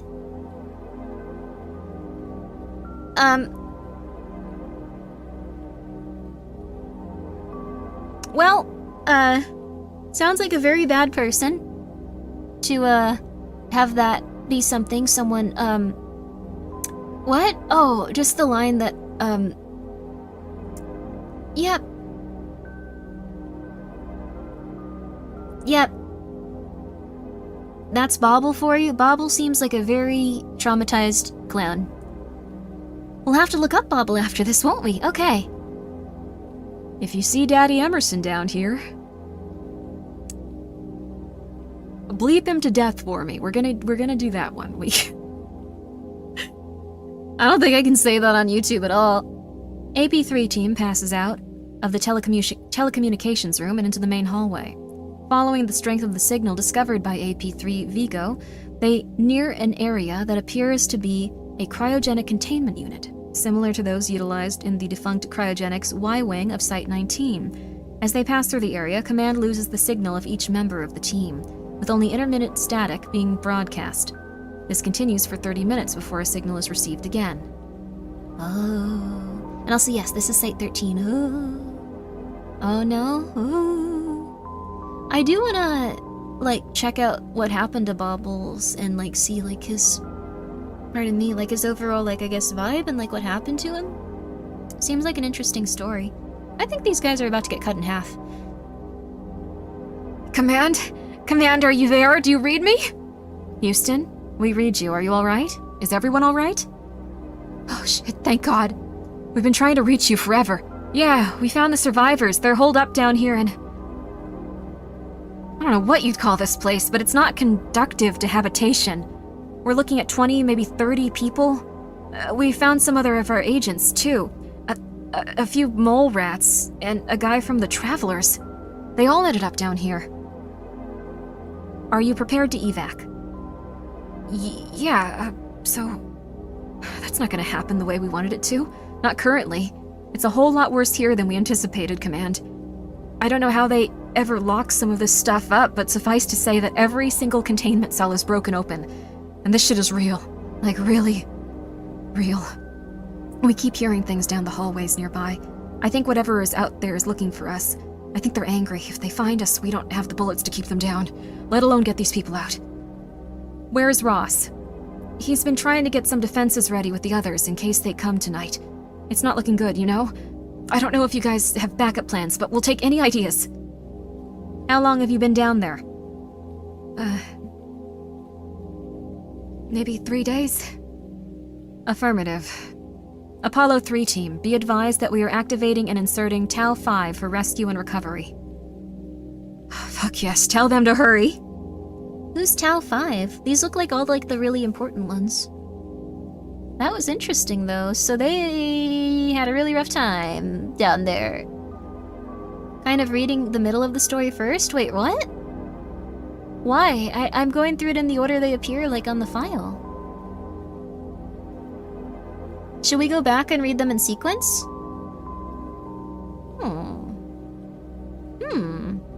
Oh, Pastel Melon Hoodie. I think they run true to size. Like, I think if you want a baggy one, like, I'd order, like, a one above, like, what you usually wear. Like, I think that's how it is. Tau 5 is Samsara. Oh, nice. Would you guys rather read it in this order? Okay, we got the like flash forward, like the record scratch. You're probably wondering how I got into the situation in the first place. First team logs is earlier? Oh. I like this way more? Oh. In terms of like it being not in sequence? Oh wow. Damn, Neon, that sounds cool. I'm fine with current order. It sounds like a lot of you guys have also already read this and you're like, this is interesting. Do it that way, do it that way. How about this? We'll read this part and then we'll see what seems best. Because, I think if we read them 1, 2, 3, 4, 5, 6, 7, 8, 9, 10, it would be interesting, but we can figure things out. Samsara is too epic, they're hardly ever used. Oh, damn. That's cool. Description. SCP-1730 was a large complex of structures 15 kilometers northwest of the US-Mexico border, with the Big Bend Ranch State Park that was discovered on June 5th. Due to the isolated nature of the complex and the low survival rate of individuals who come in contact with it, it is possible that SCP-1730 had been previously discovered but unreported. SCP-1730 bore identifying markings and contained documents to support the claim that SCP-1730 was at one point Foundation Site 13, originally located near Nome, Alaska. This conflicted with extant records, which showed Site 13 was a project that, while intended to be constructed in Alaska, was scrapped for the larger and more advanced Site 19 that was never completed. Flora, located on site, was identified as native to Alaskan region. However, SCP-1730 came to be at its location prior to the How SCP-1730 came to be at its location prior to neutralization is unknown. Oh. Oh no. Wait, is there someone that doesn't understand the SCP? I saw one of the SCP's explained videos. Oh, I watch Volgun a lot. Volgun's my favorite one. I like listen to those and pretend I'm an SCP researcher as I fall asleep at night, just like, oh man, today was so busy I didn't have time to listen to any of the lectures I was supposed to. Okay, what assignment am I going to put out on tomorrow? And then you listen to them and you get really... I've given up on, like, having any sort of shame. So, I don't know if you guys have either. Shout out to Volgun, great channel. Yes, absolutely. I have like an SCP like ID that someone got me because they were like, "This is nice. This is a good like birthday gift," and I was like, "Yay! Oh, this is what people think of me." It's of my old model though. That's a neat idea, to be honest. It kind of gets you through it. It makes you want to like clean everything up. It's kind of cool. About to ask where I should start listening to this stuff. Thanks all. Volgun is really good. Volgun is really good. I highly recommend looking up the, you can even just look up Volgun SCP Hotel. That one's really solid. It's like a really, that's the first one I saw. It's what got me into more into SCPs again. SCP-1730 was upon discovery was in a state of disrepair and appeared to have been left abandoned for an extended period of time. The site power generator had continued to operate in a damaged state despite a number of fuel leaks and fire throughout the facility. This resulted in intermediate power failures throughout the site, hindering exploration and rescue efforts. The origin of SCP-1730 is still unknown, as is the nature of many of the anomalous entities contained within. Why is that crossed out? It is confirmed that the 2nd through 15th basement levels were utilized for entity containment, though the state of that containment has deteriorated significantly. It was believed that the contingent of human survivors is somewhere in the leveled facility. Ah, that must be the ones that we were reading about. Messages written in English were discovered throughout the site, consisting of warnings such as danger, death here, and other messages such as not my body and bleed. A recurring message, what happened to Site 13, was found in several different locations in the basement. There's that one. There's that nice one that says bleed. Too bad Mr. Illustrated doesn't do SCPs anymore. We need more SCP creators. I don't think anyone's getting less on SCPs. They're amazing. Several logs of data were collected by the remaining functional site terminals, the relevant data of which is contained in the addendums below. Worth noting is that inconsistencies exist between the logs and what has been determined through exploration, including site layout, staff makeup, and contained anomalies. Additionally, all logs are presented as if they were the original SCP-1730 documentation prior to the neutralization of the anomaly. What's SCP Academy? I'm gonna write that down. SCP Academy. I'll check it out. Seems pretty cool, though. Is it like a new TV show or something? I think the Exploring series quit SCP as well. Oh no, we have to step up and become the new SCP's people of tomorrow. Let's see. I'm trying to figure out... Do you know about the Global Occult Coalition Council? I know that, like, there's the occult people and they're different and they're like, hey! And then over here, they're like, hey! Like, they all kind of, like, get along, but they all are a little bit different from one another. It's interesting to think about. I don't know about them, but I've seen them referenced. Alright. I guess we'll do them in order. So this is the one that they first had sent in, Charlie Yukon. These guys probably got absolutely obliterated. We read this one. These guys were probably, like, just obliterated. So let's continue reading them getting obliterated. The following message was recovered from SCP-173's emergency warning system. Logs on file indicate that it was transmitted moments prior to an major electrical disturbance, and 3 minutes before an explosion within the site power relay. Oh. SCP has a lot of drama? Oh, the community stuff?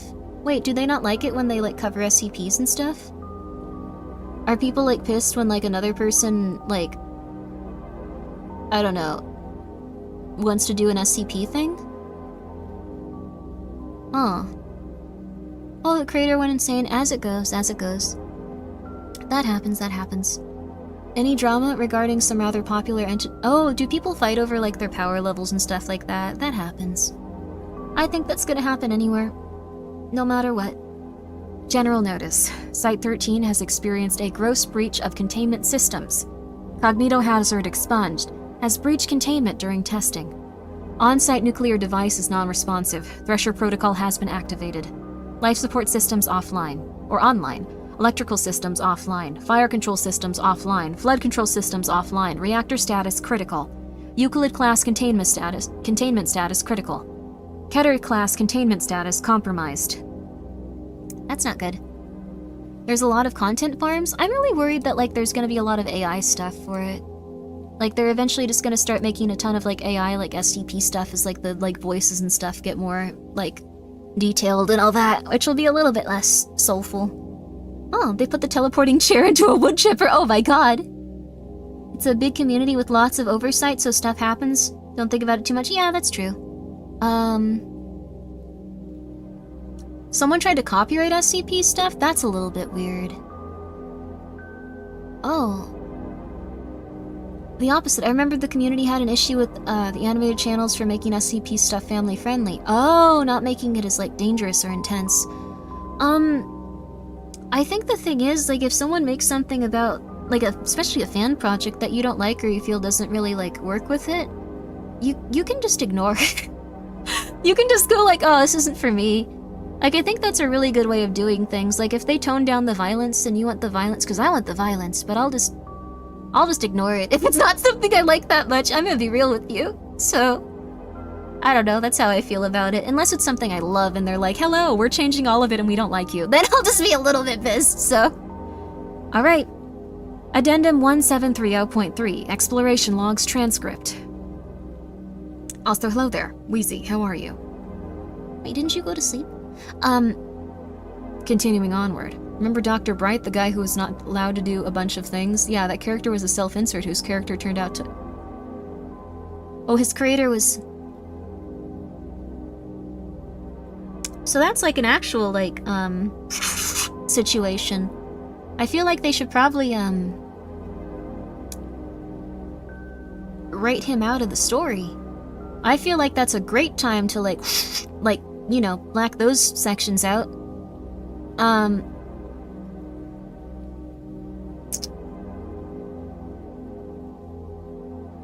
Oh, enjoy. I'm glad that you're reading a nice novel or a nice book. Oh, when you make it family friendly and draw on a younger crowd and they look up the harsh stuff. Oh, that's fair. I kind of have a hard time with stuff like that just because I know that, like, children love to see, like, violent video games and media and content. Like, it seems kind of unavoidable. Like, kids love PewDiePie. Kids love Markiplier. Kids love that stuff. Kids love queso. I think there's always going to be a lot of children watching stuff that's just extremely, extremely, extremely intense, and hopefully at least the people, like, playing it will be like, okay, that's not good. Don't become a psychopath, be polite. They still do? I think indie horror is still big. I think queso's probably, like, the big one right now. You love kids, Grimmi? I think they're nice. I think kids are pretty cute. I'd like to have children someday. As a kid, if you told me it was too violent or scary, I sought it out even harder. See, that's what they do. That's what they do. There will be those who have access to things. Yeah. They replaced his name with Dr. Elias Shaw, but most of the community remembers Bright. I mean, I think at that point, yeah, it's fine if it's a character that people remember fondly and stuff like that, but, I don't know. I'd be very afraid of also thinking I was actually accidentally gonna murder a child if I had to take care of them, so it'd be something I'd have to adjust to. You should see me panic about my cats. I'm worried about them constantly. Anyways, don't worry about that. Back to the... don't worry about that. Don't worry about that. Queso's never gonna not be... Yeah, the thing is, though, Queso's super into, like, indie horror and stuff, so... Are you going to teach your kids to be VTubers? I think if I can prevent my children from knowing I'm a VTuber if I ever, like, have children, that would be a huge win for me. I don't think they need to know that about me. I think they're gonna be really confused by it. Initial exploration video log transcript. Date... Exploration team. Mobile Task Force D12. Mudslingers. Subject, SCP-1730. Team lead, D12 Cap. Team members, D12-1, D12-2, D12-3, D12-4, and D12-5. Recorder's on. Everybody check your mics. Check. Check. Check. Check, check. And that makes 5. That's a lot of people. They're gonna have similar voices. I'm sorry, everybody. Right. Command, can you hear us? Roger that, team lead. Alright. Keep weapons locked. No idea what we're gonna see in here. Yep, we're set. Let's move in. Those doors. Why was there a comma there? Take it to your grave and you only reveal it to them with a complex ARG-style mystery presented to them in your will? I think they're probably just gonna think like, wow, our mom's a nerd. And probably not care. I assume that they're probably gonna be outside children. They're probably not gonna be as introverted or crazy as me because they'd go to normal school. Oh well. Team moves into main SCP-1730 structure through front doors. Doors found to be unlocked. Keep your eyes open. Dark in here. Switching lights. Good call. Team switches on shoulder-mounted lights. Something written on the wall over here. Yeah, here too. What you got? Get below and don't look at the walls next to it. A little late for that. What about you two? What did we do? You see that, Command? Yes. Alright, let's move out. Service elevator over there. 5, check its power. Yep. This'll work. Let's see how far it'll take us then. Team enters service elevator. Video indicates lit control panel with various floor buttons. D12 cap hits button labeled B3. And away we go. These guys are very different from the other team. It's interesting to see their different personalities. Some are like more serious, some are kind of like movie style like teams and stuff. Also have a nice rest, J-Can, and sleep well, sleep well. Oh, I love Lobotomy Corporation, it's true. I have a link for Wilson's Wildlife Solutions article about a cat I thought you'd like. Oh, yeah, you can put it in the Discord like pretty much anywhere, like just at me. It sounds very cute though. Thank you so much. That's very nice of you, chat.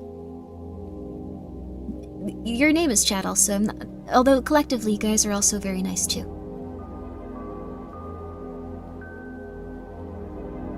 Elevator descends briefly. Stops upon reaching the 3rd basement level. Door opens to reveal a dark hallway. A single light is at the bend in the hall, roughly 50 meters from the elevator. Okay. Let's clear this level first. Then we can go from there. 1 and 3, take that hallway there. Myself and 4 can check the rooms in this hallway. 2 and 5 stay here. Make sure our elevator sticks around. Teams split up. D12-1 and D12-3 move towards the light at the end of the hall. D12 cap begins checking rooms on the left side of the hallway. D12-4 checks the right side. I guess these are like some of the first guys to go in. I feel like they're acting way too chill about this. Rooms are filthy. What is this? Yeah, I see it too. Mud. Feels like it. Some kind of sludge. Smells metallic. Pulls test tube from belt. I'll send this back up. Site command, let you guys poke around in it. Acknowledged. Try to keep out of it as much as you can until we figure out what it is. Sure thing. We're at the end of this hallway. Another hallway here. Looks like there's some kind of barricade at the end. Bunch of tables and desks all piled up. Can you approach the barricade one? D12-1 and D12-3 approach barricade. More of the sludge in this room. Caked on the walls. Found a body. Hang tight, 1. Don't move. I'm coming. 4. Don't leave him alone with the body. Please don't leave him alone with the body. Please, I'm begging you. Yeah, splitting up and looking for clues is a really bad idea in this. Oh, you used to make SCP music. Wow! Oh, people kept bugging you about SCPs. Why did they get angry at you? I'm so sorry. If you have any SCP music, I'd love to hear it, though. That's interesting. Let's see, where were we? Hang on. 1, don't move. I'm coming. 4. D12 cap enters the room. A visibly humanoid body is seen half submerged in the thick black material in a corner. The head and neck are not visible. Yep. Any kind of identification? He's got a spot on his belt for a badge, but it's missing. Looks pulled off. Maybe to unlock a door somewhere? Maybe. Go ahead and proceed, 1. Aye. Cap, more bodies here. That sludge is all over the back of this barricade. Shit. That one moved.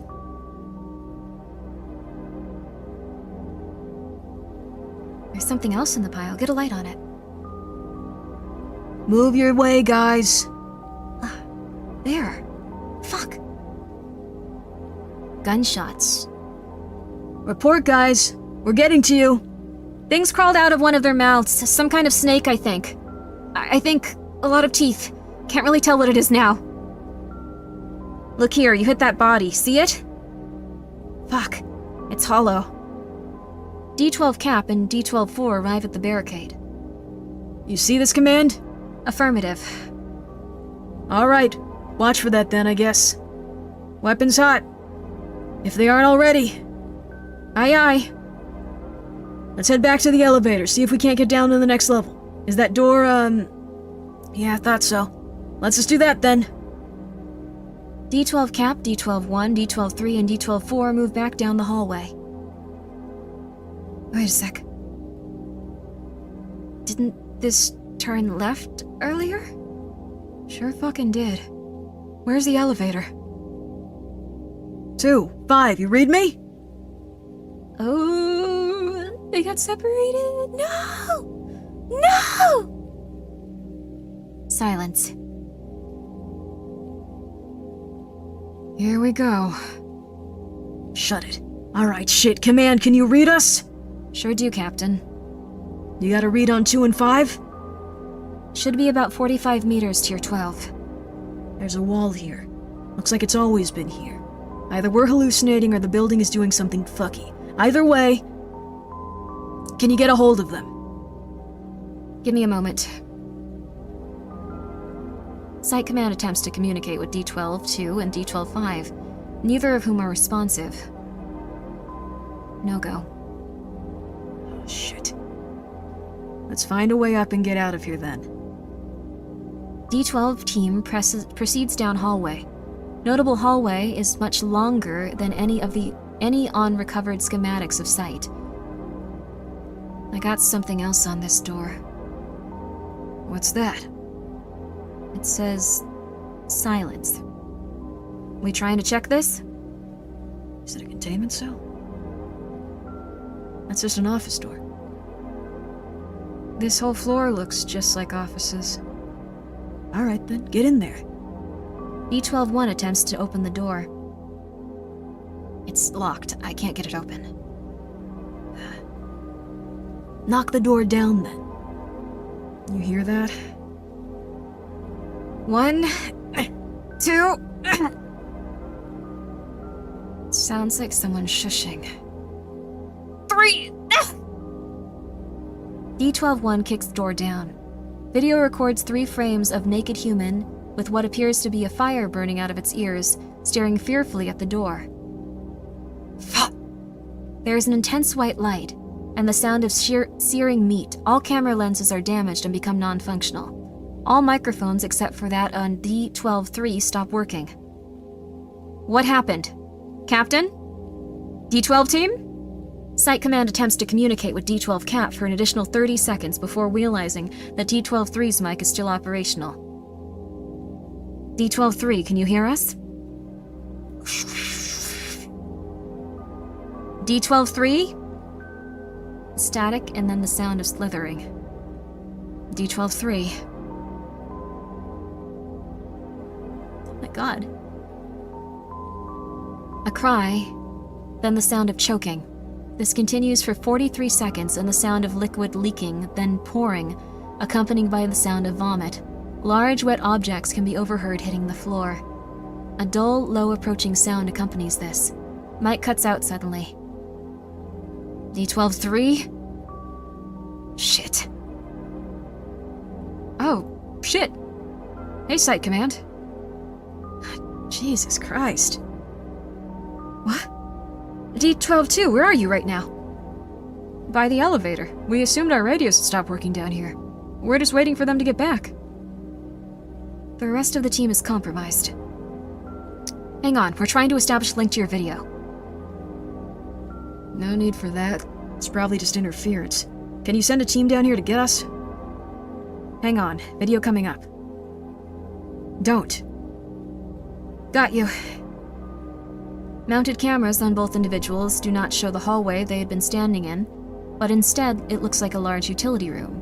Boilers are visible in the near distance, and a wall appears to have been caved in. D-12-2 appears to be hanging upside down, facing D-12-5, both of whom are white and unmoving. Their faces are covered in blood that looks to have originated from their mouths, nostrils, and eyes. A large object is seen moving quickly behind D-12-2, accompanied by the sound of slithering from many different sounds. D-12-5 opens his eyes. 2 frames later, the video and audio feed cuts out. No additional responses are picked up from the D-12 team.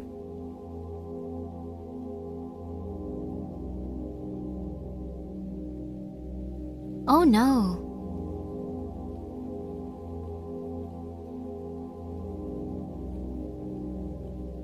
Oh no. Wow, it's a really good entry though so far. Like, I really like this one. It is quite long also. I do understand why people were saying that now. They're slinging mud in heaven? I guess so. Site 13 was debating them for more bodies, so they want, like, more things to feed off of. Oh, gosh. Also intense that they were like, yeah, send down more people or bring us up. We don't care. Oh, no. Really good, though, in terms of, like, how it's presented and everything. Really good. Also, it's wonderful that you, make music and stuff, Astwool. It's neat, that you were just starting out and stuff, too.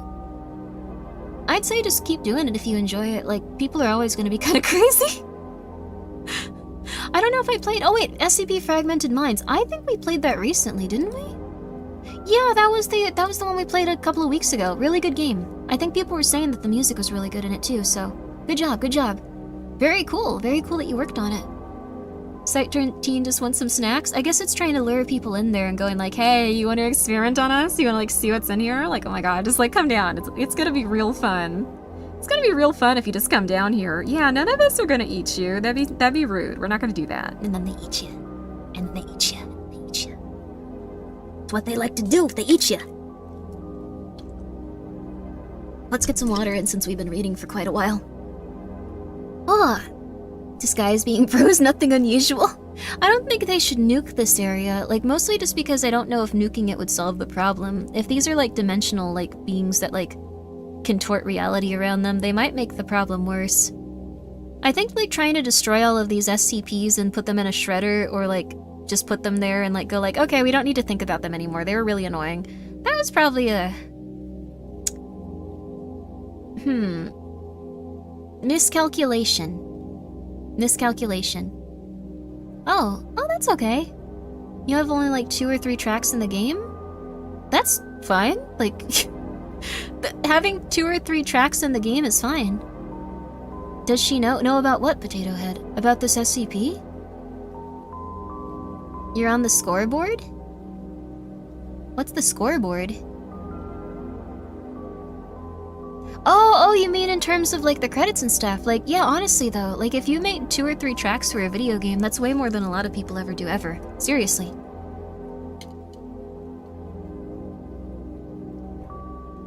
Drink more water, everyone's usually dehydrated, please. Oh. I see, so they were trying to murder all of these guys. Why the clown? Why'd they want to murder the clown? What the hell happened to the poor clown? Initial exploration log. Transcript. Date. Exploration Team Mobile Task Force Y-24. Gulliver's Travelers. That is such a cute name, these guys are gonna die. The clown knows what they did? You only drink tea, milk, and soda? Why? Wait, Wasabi, it sounds like you understand what's wrong with you. Eat something else, drink something else. Poor innocent clowns? Whoosh whoosh? The clown isn't exactly a physical entity? What? His sins? Okay, we're gonna read the clown one after this. Oh, Gulliver's Travelers. Water tastes nasty by itself, though? Get really cold water. I only drink ice water, usually.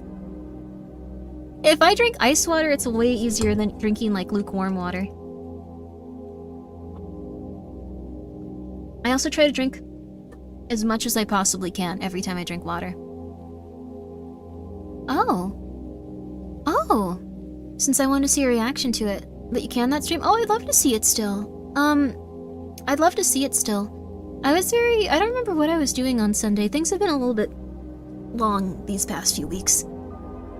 Get a filter, dude. I really recommend not drinking water from the sink. Don't use the tap. You could drink... I don't recommend just drinking Gamer Sups. If you want to use code Grimmi, you can, but I don't recommend just drinking Gamer Sups. You should probably also drink water. Just saying. Just letting you know.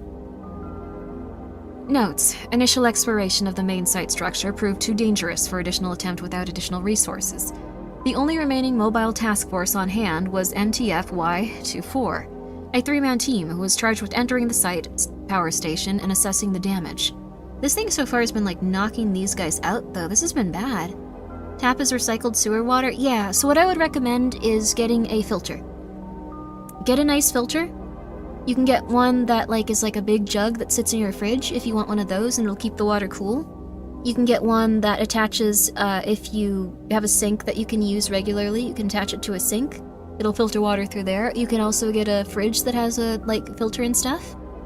You weren't feeling well due to the contrast. Oh, that was it! I forgot about that. I had to drink, like, a ton of chalk and then I just passed out. I really wanted to do that media share stream. I was just, like, dying. That sucked. I went to the hospital and, like, I had to do, like, this one test where, like, they take pictures of, like, your innards. But, like, the thing is, when they take pictures of, like, your innards, you have to, like, drink a ton of stuff that's essentially just chalk, and it's completely disgusting. And you have to drink it over the course of, like, 2 hours, and every time I drank it, I was like, ugh. Contrast drink is evil, so some of you have had it. It is so gross. It is not for me. I got it down, but I wasn't happy about it. It is horrid? Okay, quite a few of you understand what it is. I was, like, not up for doing anything. I was pissed. I don't know, it felt like it was, like, just destroying my entire body until it, like, I don't know. You had a coworker once who was too traumatized to drink water because it would make him drink it as a punishment in basic? Oh, damn, what the hell? That poor person. You know what, actually? If you guys don't like the taste of water...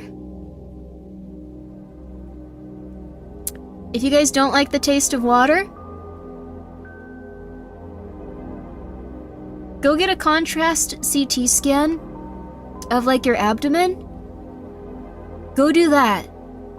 And then you will probably be a lot better on water. You'll probably think water is a much better drink than you did before. There are much worse substances out there. Water's like a 10 out of 10 if you have to drink that stuff. I'm just saying. It's like how people do the potato diet. Just saying. If you don't like the taste of water, use code Grimmi. You could drink gamer subs, but you should also drink a little water. I'm just saying. It helps. Use a lot of ice. Begin log. Site command.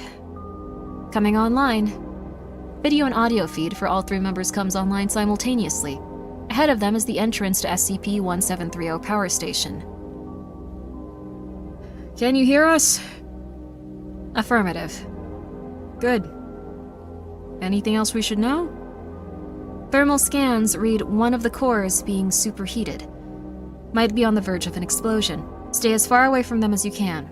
You can use the micro-drones if you need to. Don't worry about trying to get them back. Right. Okay. Good. Let's get on. They're gonna die, and they seem like very not experienced little fellows at all. This is bad. Here for a fun time, not a long time. You're gonna want to live, like, when you're 50, probably. I'm just saying.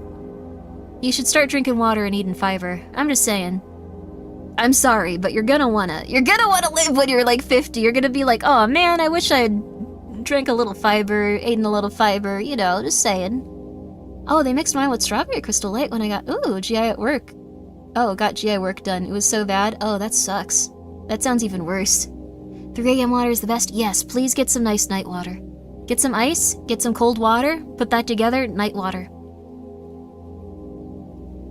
Y24 team enters power station. First room appears to be a security station. This is our first problem. Doors are locked. These are pretty solid, too. Is that glass bulletproof? Check it. Loud thump.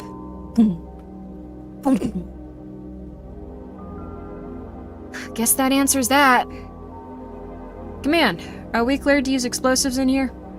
Negative. Structure is pretty weak overall. You'll risk caving yourself in. Well shit, there's no other way in. Hang on. We have anybody on site? We have anybody on site 4 with level 4 clearance cards? One that can override breach lockdowns? Dr. Edwards is with the team over at the containment bay. No, it would have to be someone older. Edwards has only been around, like, what, 10 years? Somebody's had clearance for a long time. Stand by. Director Jameson is currently on assignment at Site 65. That's 3 hours from here. We won't... No, you've got the right idea. Get Dr. Jameson on the phone. Command, ask him for his clearance code. Ask him what his clearance code was in, Site 19 built, 1960? Stand by. Can you actually use clearance code? I thought you had to use, like, passes and stuff. You're never getting a Grimmi coin. You do not need a Grimmi coin. Do not. I can just eat celery. It's like solid water that has both liquid and fiber. Celery juice is actually really good for you. You could. It has a lot of fiber. Fiber makes you feel really good in the short term too, to be honest. Fiber is like really good. I recommend some protein fiber stuff, like beans and like rice and like legumes. Those are all really solid. 10 minutes pass. Extraneous logs removed. I like that. They're just like, oh man, what do we do? And like doing random stuff and like hitting the door, and it's like, we didn't include that because it was really weird. All right, you ready? Go ahead. Redacted. Well, I'll be damned. Hello, Researcher Jameson. Will you look at that? We'll send the director your regards. Please do. Good work. Let's get in here. Team enters power station main concourse. Can you see the damaged core? No, they all look fine. Let's switch to the thermal lenses. There it is. Are we missing something? That core looks fine. We need to get closer to it, guys. Right. Releasing microdrone command. These guys are being like way more cautious and seem like so not as tactically inclined as the other poor fellows. Legumes are good though. You really like this team? I hope nothing bad happens to them. I'm so afraid. I'm so afraid for these poor little dudes. Y24 Cap releases microdrone. Drone approaches power station core and begins to circle them. 12 cores are accounted for, 7 of them damaged beyond repair. 3 have not been brought up to power, and 2 are operating at full capacity. One of the 2 is the superheated core, which aside from its abnormal temperature shows no other signs of damage. It looks fine. Can you get closer to that, Captain? Sure. Y24 team approaches the superheated core. Temperature readings begin to rise as they grow closer. It's hot enough anyway. What is this shit? It's really thick. Is that sludge? Some kind of waste? Try to avoid that, team. Captain, can you— No, the sludge! Can you get a vial of it on the microdrone and send it back out the way you came? Yeah, hang on.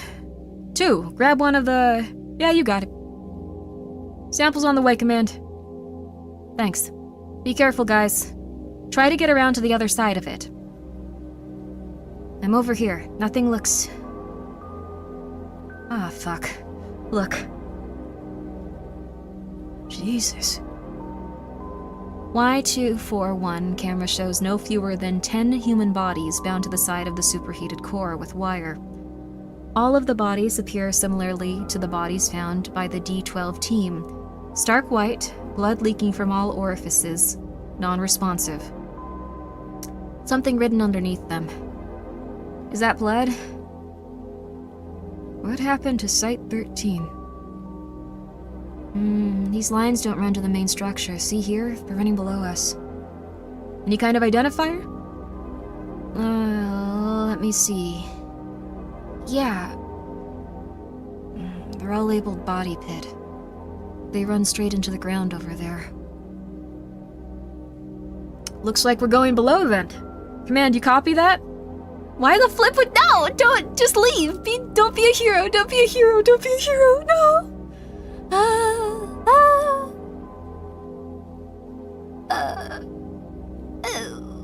Don't read SCP-5000? I think I've read SCP-5000. These poor little fellows, they're gonna get McMurdered, and they're very cute. Typical horror characters, they're likable. No! We do. Just received your sample back as well. Going to get a report on that in just a few minutes. Alright, good. Let's get down there. There's a stairwell over here. Y24 team approaches stairwell and begins to descend. Lighting is absent in the stairwell, and all team members switch on their shoulder lights. And these doors are all hard-locked. Y24 team descends to the bottom of the stairwell. The door there is open. This has been pried open. Looks like someone was trying to get out, not in. Something else written on the wall here. Fuck SCP. That's positive. Team enters the doorway. You smell that? Fuck, yeah, it's disgusting. What is that? Whatever it is on the other side of this hall, I'd imagine. Watch the blown radiator here, guys. Uh-oh. Team, take note that we are losing video feed. Something's interfering with our signal. Roger that, Audio feed cuts out. Positioning system stays active for a few moments as Site Command attempts to reconnect with Y24's team. Intermediate communications are received for an additional 15 minutes. Intermittent. So, like, this is, like, very occasional. Some of these are human. That same... It's all over the inside. That black shit smells like iron. Something crawled out, look. Do you hear? We need to get... There's a light over there. Can you see it? Hello? Are you okay? Do you need help? We can... Audio cuts out completely. Recovery efforts are halted. No communications are received from the Y24 team for an additional 24 hours, after which the team is determined to be lost. Sample that was returned with the microdrone is revealed to be blood and power core residual runoff, mixed with some kind of additional biological matter. Study into substance is ongoing. 1 week after Y241's video feed becomes active again for 13 seconds. No audio is transmitted, and the video shows a group of humans standing around looking down at a table. One of the humans turns to look at the camera and the video cuts. No additional communications are received from the team at any point forward.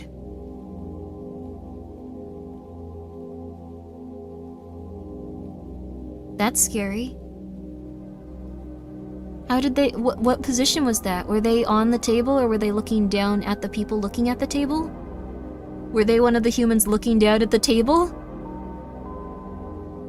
How would that work? How would they know they were on a table? They would be looking up. I realized that if you got fully submerged in the goop that makes you invisible, you might be able to get out, but no one ever knew you were there. Yeah, that's true. That's very true. Maybe if you did like a... Maybe you could keep your head in your hands. It'd be a weird life, but you could like wear a bodysuit most of the time. Just like, I don't know, do something with that. The table probably started a cult to avenge the chair. What? Come on, come on. Hello. Hello there. I'm not your... Am I your mistress? What does that mean? Do I own land? I like the idea of owning land. That team got decimated, though. I hope they're okay. Wear clown paint? How's the clown doing? What the hell was going on with that? Why does he want to assault people? That was weird, right? Whoa, this one looks interesting. Holy flip. We're going through all of it, I guess. Spray paint yourself? You could do that. So Y2141 is the one that survives from the Travelers? Wait, what? We know he's alive from the first group you read out, the order? They say they found a Traveler? Oh. Wait. Wait, let us get to that, though. Wait. Oh, no. Wait. Initial exploration video log transcript. Date. Exploration team. Mobile access drone. SCP-1730. Notes. While waiting for additional resources to arrive at SCP-1730, an unmanned group-based drone was launched into the main site complex, through the same door that D-12 team had entered.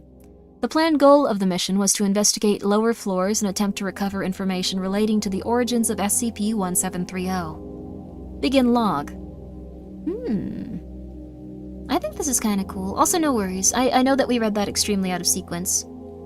I like the idea of owning land, said Bill Gates before buying, like, oh my god. Well, I like the idea of owning enough land to, like, stably live for, like, a while and have plants. And, like, my cats be happy. I don't know. I think that's normal. Hi, Sophia Summers. Grimmi! Sophia! How are you? You doing good? Same? I think that would be nice. Like, maybe people should just, like, pool together their money and try to, like, buy land with each other and start making tiny towns and stuff. And if anyone comes in trying to mess with them, going like, you get out of here. You get out of here. Yeah. Drone approaches main office building and enters through front door. A moment is spent observing the writing on the walls in the interior lobby before moving across to the service elevator. Drone enters elevator and turns to floor section. There are selections for 5 floors above the ground level and 15 below. Drone moves to select B15 level. Elevator begins to descend. After 7 floors, elevator suddenly stops. After a few moments of time, it is determined that this is due to an intermediate power failure. Drone uses suitable utility to open the forward-facing elevator door. The open door shaft is visible, and the drone is unable to determine the depth of the shaft. Using its winch, the drone descends below the stopped elevator to the first available floor. After prying open the door, the drone swings into the opening and retracts the winch. Couldn't they have done this first? I feel like this would have been a good idea.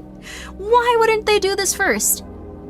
This should have been plan number 1, not plan after like 95% of people go through the meat grinder. Oh, a VTuber town would be such a horrible idea. I think it would. I really think it would. I think that would be terrible. I've never seen streamer houses go well. Like, I think like 1 or 2 people that you know, that's okay. Maybe 3, like if you like know each other from outside of streaming. I think after that point, it becomes something that will eventually blow up. Why is that a terrible idea? I've just never heard of a streamer house going well. I think a commune would be interesting. I think if there were like a small town with like other normal people, like, I don't know. I like the idea of villages and towns, but I don't know. Streamer house would be very scary. I feel like it would get burnt down. Oh yeah, one of my cats turned on the burner. Forgot about that. I don't know how they did it, but there was just a burner on. Ugh.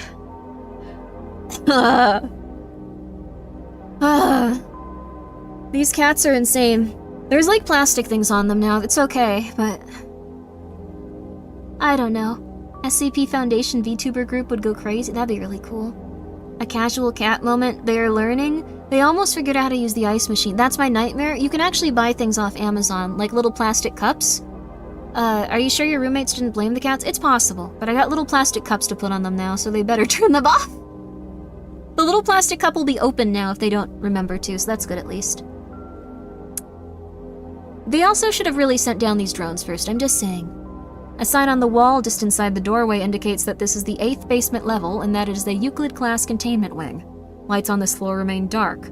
The drone is instructed to move down the main hallway and look for a suitable area to descend to the next floor. Drone moves towards a side hallway and it is instructed to explore down it. It is noted that a number of messages are written on the walls, including "Don't look at the walls" and "Kill the quiet ones."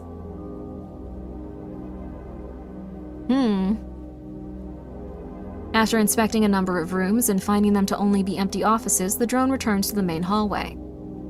Drone ceases movement upon seeing a large, vaguely humanoid entity standing near the end of the hallway. See exploration file, drone 139 JPEG.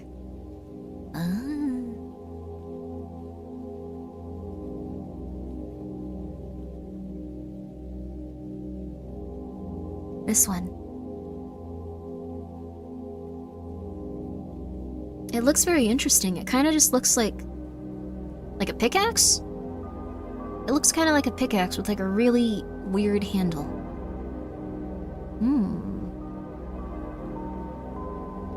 Your cats learned how to open locked doors? Good for them. Very intelligent creatures. Click the picture to make it bigger? This is apparently as big as it gets. Uh-oh. We can see it a little bit. I don't think it's supposed to be gigantic. I think we're just supposed to see it and go, oh. Ooh. There are some cognito hazards that can affect those who view it even through the drone, which makes them especially dangerous. Ooh. Makes sense. I feel like you'd have to like stuff someone in like a room and just go like, okay. Fly the drone, don't talk to us, don't die. This entity appears to glide slowly down the hallway, seemingly not noticing the drone. After it passes, the drone is instructed to follow the entity. Entity enters a maintenance closet near the end of the initial hallway. Drone observes as the entity extends a long arm from beneath its outer layer and touches the floor.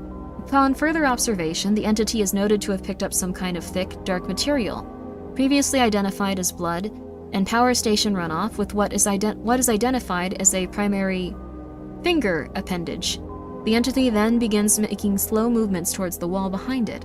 This is obscured from the drone's view. The entity ceases movement and then slowly turns to leave the room. The drone is instructed to move towards the wall and take note of any changes. It is noted that the entity left behind a number of unique symbols, such as cognitohazard expunged. The drone takes several flash photographs of these symbols and transmits them back to the site command. Oh no.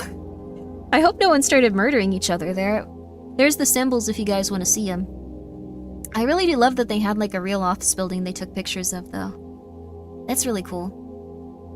It will either be cats or crows that replace humans in the future. No, we gotta take care of those little guys. I won't let them replace us. I'm gonna take care of the kitties.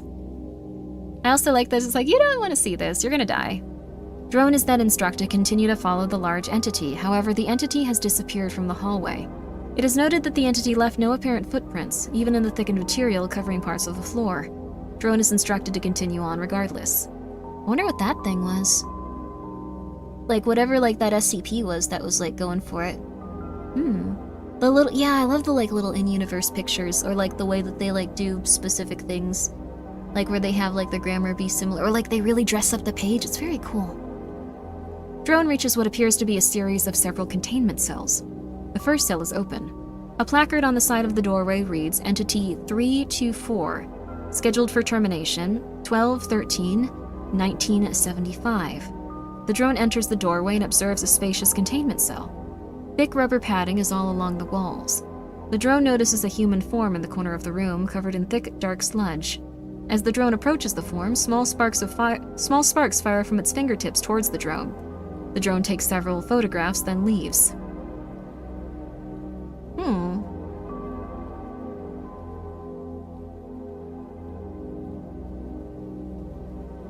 So they were gonna just murder someone that can shoot fire at people? Yeah, like a small wizard? A small, mostly harmless wizard? Why would they want to kill him? Why? Okay. Alright, well. The next 3 cells are all empty with no placards. The 4th cell is closed and the placard is smashed. Drone is instructed to attempt to open the door with its cutting torch. After a few moments, it is able to do so. The drone enters the room. They just be like that? Why? Dear Lord. Be nice to wizards. In the corner of the room is the emaciated body of a human female, roughly aged 34 years old. This body shows no signs of life. A chain is seen around the neck, descending into the shirt. Notable is the lack of sludge within the cell, possible as a result of the inhabitant closing the door and locking it from the interior. The drone searches the corpse for an identification badge and finds one. The name reads Jack Bright. Drone is then instructed to search the neck chain, but the chain is discovered to be broken. The drone leaves the room. Jack Bright? Wasn't Bright, like, the person that we talked about getting destroyed from the universe? Is this, like, another person? Yeah, Dr. Bright. But this is a lady? That's the guy? This is the human female, age 34. What happened? Oh, I thought Dr. Bright was a fellow. So the person that was like, okay, so there was a child predator in real life. Oh, Dr. Bright is a body swatcher? Oh. I don't know what's going on with this. He takes over the bodies? Oh. Dr. Bright isn't in his OG body. Oh. It's a shame that that's not in here anymore, mostly. Well. Alright. Yeah. Oh, he's that necklace one? That's interesting. It's kinda effed up. It sounds really effed up. Overriding someone's consciousness.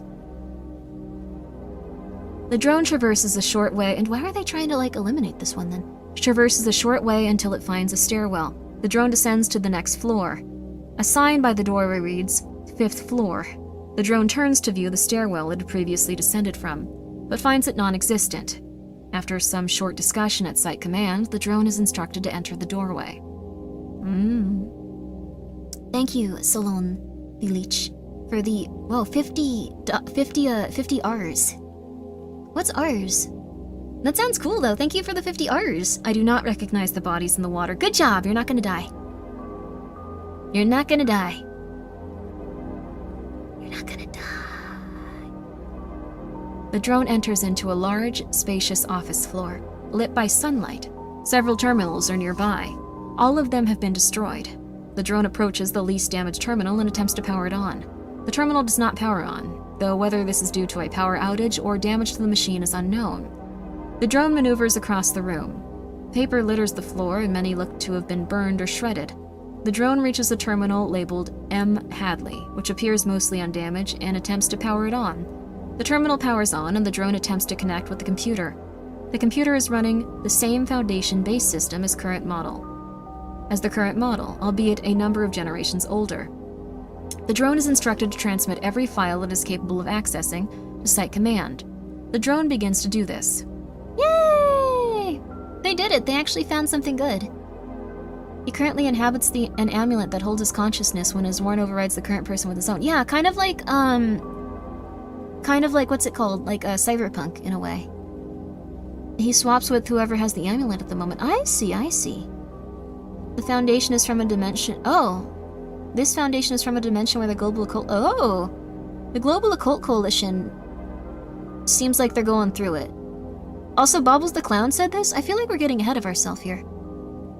Which SCP is this? This is SCP-1730. Note, at this point in the operation, Site Command lost contact with the drone. Wait, what? They didn't get anything? Several members of the operation team suddenly showed symptoms of some kind of anomalous influence, growing silent and beginning to burn from their ears. After the onset of symptoms, Oh, thank you so much. Please enjoy your Gamer Subs packets. I hope that you like them. They're kind of interesting. They're powders. They taste pretty good. They have some vitamins in them. Drink responsibly. Onset of symptoms any sound would trigger what appeared to be a silent explosion that shook Site Command and destroyed most of its communicative equipment. It was later discovered that the only individuals influenced by this were the ones that had viewed the symbols created by the large entity in the basement storage closet. Further examination by Foundation cognitohazard specialists and screening technology ascertained that the symbols themselves were a sort of plastic cognitohazard. Any individual becoming aware of the symbols would inevitably succumb to the effects of the hazard, making any additional exploration of the site hazardous. The drone was left unattended for several days thereafter, though it did complete its task of transmitting terminal contents. The contents of the search can be accessed in Addendum 17305. Ooh, Attempts to reconnect with the drone were unsuccessful. The drone surveillance on site from outside of the building showed that all of the floors above ground in the primary structure were entirely empty. The drone was not located. So the drone got obliterated, it sounds like. Also, this is quite a long one. I've been enjoying it so far, though. Are you guys okay with it? I've been liking this. I can read these for like a while, I think. I can read these for like a while. There's quite a few of them left, though. Oh my god. Okay, there might need to be 2 parts to this. I did not realize it was that long. Holy crap. Holy crap. That means the little guy on fire was dangerous? Oh. The little guy on fire was someone that, like, when he heard sound would just explode? Yeah, this is a long one. Site 13 is very long. This is like a book. We have all night? This is like a book. This is like an actual, like, cover-to-cover book. Like, they wrote a flippin' book. We love SCP-999. That's a nice one. That's like hugging a cat, I feel like. They're very... same feeling.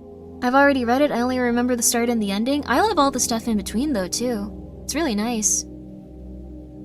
It's really nice. Well, this is one we already read, so let's close this one. We read the drone. So this is the new one, mole rats. I think we also read this one. Maybe. Did we read this one? I feel like we might have. I think we read the mole rats one, actually. SCP-268, a cat that makes everyone ignore you, simple and relatable. That actually sounds really nice. You could just go out and, like, I don't know. You never. I wouldn't like steal food, but I wouldn't have to interact with anyone at the grocery store. I could just put the money down and go. They would never know. It would be the perfect crime. No human interaction. Perfect cure to my social anxiety. Exactly. Which entry is this? This one? This is mole rats. Let's see here actually. I don't think we've read this one. Yeah, we didn't read this one. Did we read the next one? No, we haven't read the next one either. There's a lot of these. There's a lot of these. There's a lot of these. Self-checkout exists for that reason. They watch you though. They don't want you to steal anything, which is fair, but I don't wanna have them looking at me like, A lot of ice cream. A lot of ice cream. I've never seen a grown woman buy all the ingredients for a banana split before. Doesn't look like she has kids. That's for her. That's a little weird. Okay. Okay. Well, I'm not gonna criticize her. I'm not gonna judge her. Just a little concerning. Just a little concerning. Whatever. You know, that kind of thing. Exploration Team Mobile Task Force Z9 Mole Rats. Team Lead Z9 Cap. Team members Z91, Z92, Z93, Z94, and Z9 Sup. Sup. Ew. Grocery pickup and parking lot? Then they really judge you. Then it's just like, you couldn't come in here and pick up your groceries, I had to pack this up for you, what the hell? That's how I feel about it, at least. I don't think that they'd be that rude, but like, I don't know, I just assume they would be. I remember I did that once though, and like I started helping the person like get the groceries into the car. And they were so nice, they were like, thank you, and I was like, people are probably rude to you. I'm sorry. We should try to be nicer to people. Maybe we should try to be less socially awkward so we can smile at people and stuff. Grimmi brand ice cream. What? How would that even get to you? That'd be cool, but how would it even get to you? SCP 6500 is 4 times as long as this. I worked in grocery store pickup and we judge people. Yeah, that's the thing. See? I knew it. I knew it. See? It's like, why did they need cucumbers? Why did they need spaghetti? Why did they need this $8 cheese? Why did they need, I don't get $8 cheese, but why did they need this, what's it called? Why did they need this $12 loofah? I didn't get that either, but just, you know. Why did they need this specific pasta sauce that was behind all the other specific pasta sauce that costs twice as much and seems to be exactly the same as all the other ones? I've tried it. I've tried it. Not at all. What grocery store pickup means is that the employee doesn't have to deal with people putting things back in the wrong spot, like the milk in the soda aisle or the ice cream in the cheese case. I guess it depends on the place. I guess it depends. Like, I guess some people work and they're just like, yeah, get it in there, I don't give a crap. And like, other people are like, this is really weird. This is strange. I remember I bought 2 pounds of fried chicken. The cashier looked at the bag of it and went, damn. That's cool. What was the pasta sauce any good if you tried it? I was being... It's a straw man. They don't exist. Well, they probably do. I don't know. I don't know. Anyway. You worked at a cashier and didn't judge people there, though? That's fair. I think it really depends on the person. There's probably also, like, groups of people that are like, haha, did you see that? And, like, groups of people that are like, I have so much I want to do when I get home and I don't care whether you live or die if you are paying me money for the items you're getting. So there's that. Begin log. We're online. Let us know when you got a link support. Coming up now. I'm loading your displays with what should be a pretty accurate map of what you see in there, but... Don't bet on it, right? Like always. It's fully possible that there's a type green in there, alongside other nasties. Alright, Command, what's the worst of it? There is at least one cognito-hazardous entity writing hazards on the walls. Your display should be able to filter out any and all messages written on the walls, so we don't take any chances. As for the rest, it's a containment site. Awesome. There you have it, guys. Load up. Let's get in there. Oh, they're a lady. Oh, that's cool. Yes, ma'am. Z9 team enters the main she's gonna die structure, but search the upper floors first. As observed by the flying drones, the floors are empty. There's no sign of previous exploration drones. or the previous exploration drone. We're clear here. How we look in support? Holding steady, Captain. Nothing out of the ordinary. Tell 4 that he needs to adjust his channel frequency. I'm having trouble connecting with that module. Will do. 4, check your frequency. You're falling out. Team descends to main level. After asserting the functionality of their hazard-blocking displays, the team moves forward towards a descending stairwell instead of the service elevator. It's so scary that, like, you can see one little thing and then it just completely obliterates your life. But I guess that's the same as, like, real life and stuff. Buy things from different grocers, make it less suspicious. That's how I bought gloves, Pringles, and a sponge. Suspicious? Which of those items were suspicious? I work in an electronics repair shop, and hell yeah, I'm freaking judging you. Don't ask why your Chrome browser isn't working and you forget to close. Oh no! I've never had that issue. But those poor people. Although I do remember one person said that they worked as a computer repair person, and one of them, like, one of the customers had to go to jail for what they had on their computer. You don't know? Suspicious individually? What? There's so much in the world that I don't quite understand, but I'm happy for you guys, or sorry that happened. Like, I always remember that quote, and I go, yeah, I don't get it, but good for you, or sorry that happened. Good for you, or sorry that happened. Going down now. Starting to see some of that sludge. Any idea where it comes from? Part of the mixture is power station runoff, but it's mostly blood and some other biological residue like pus. As for where it comes from, your guess is as good as ours. Guess that's what we're here to find out. That's the one. This stuff doesn't stink like you'd think it would. It smells like pennies. Tighten up. We're all going into the dark. Team descends several levels until they reach the 6th basement level, marked as Euclid Containment Wing. Z9 Cap motions to enter the floor. A lot of bodies here, Cap. I see them. Not all human, are they? Nope. They've all got that look to them from the briefing, blood on their faces. Stay alert, guys. Copy that. Let's keep moving. Team moves forward for a short time, investigating the mostly empty floor. Suddenly, a rumbling is heard. All team members stop and wait for the noise to end. There's a crash, and Z94 shouts. So what was that? Came from below you. Notice any structural damage? Sure fucking did. Floor collapsed right under Randall. He's down below us. I can see him. 4, can you read me? Yeah, Cap. I'm alright, but my leg's pretty fucked. I don't know if I can get up. Alright, stay there. We're going down to get you. 3, you stay here with Randall. 1, 2, move with me. Let's find a stairwell down.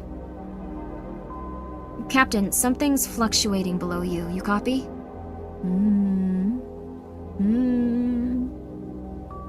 Z9 Cap does not respond. Site Command also attempts to communicate with Z9 Team and fails to do so. Communications continue to be transmitted from the team.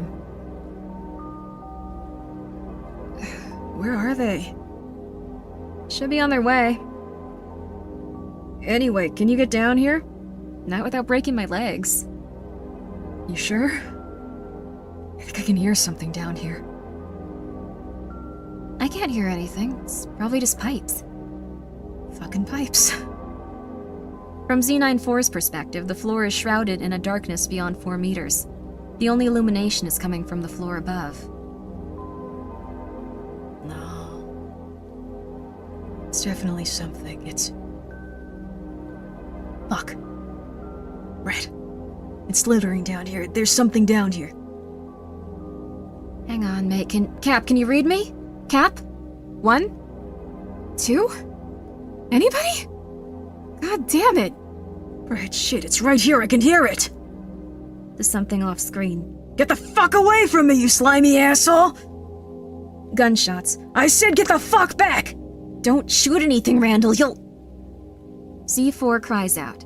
Z93's camera observes what appears to be a black leech-like creature approximately the length and width of an adult human arm, moving slowly towards Z94. Z94 continues to fire wildly, causing Z93 to run behind an opening in the floor for cover. Suddenly, the gunfire stops, and Z93 looks back over the edge. Randall. Randall, Jesus, fuck, The creature has now entered Z94's open mouth and is slowly moving down his throat. Z94's mic picks up a muffled cry and low grinding noise, like chewing. Z93 aims his weapon at the creature and fires, missing when Z94 twitches. Z93 fires again, striking Z94 in the arm. Oh fuck, oh fuck! Captain, permission to fire on Randall! No response. God damn it, Captain, permission to fire on Randall! Please, sorry. No response. Fuck, fuck! Randall, I'm... choking. Please. Z94 raises weapon and fires at Z94. Z93 raises weapon and fires at Z94. There's another rumble, and the ground beneath Z93 gives way.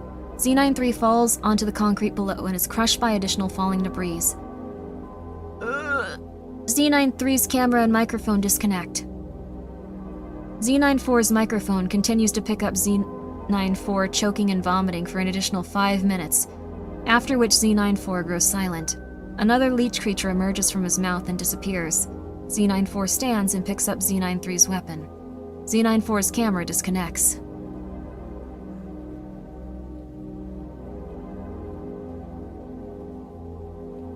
Well...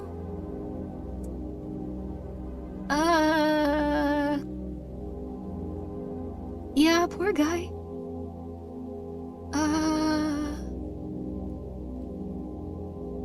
In the long run, we're all dead. These men and women just have shorter runs than most. Yeah, but some of them are dying in quite a...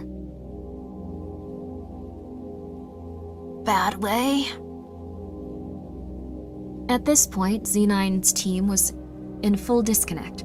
2 members were assumed killed in action, while the other 3 were not accounted for. After 3 hours of non-communication, Site Commander contacted Overwatch Command to request a full stop to all explorative efforts into SCP-1730. While waiting for a response, Z91's microphone came back online. Z91. You didn't look, did you? Yeah, me neither. Cap? It was over there, against the wall. It's not there anymore? I can get it open.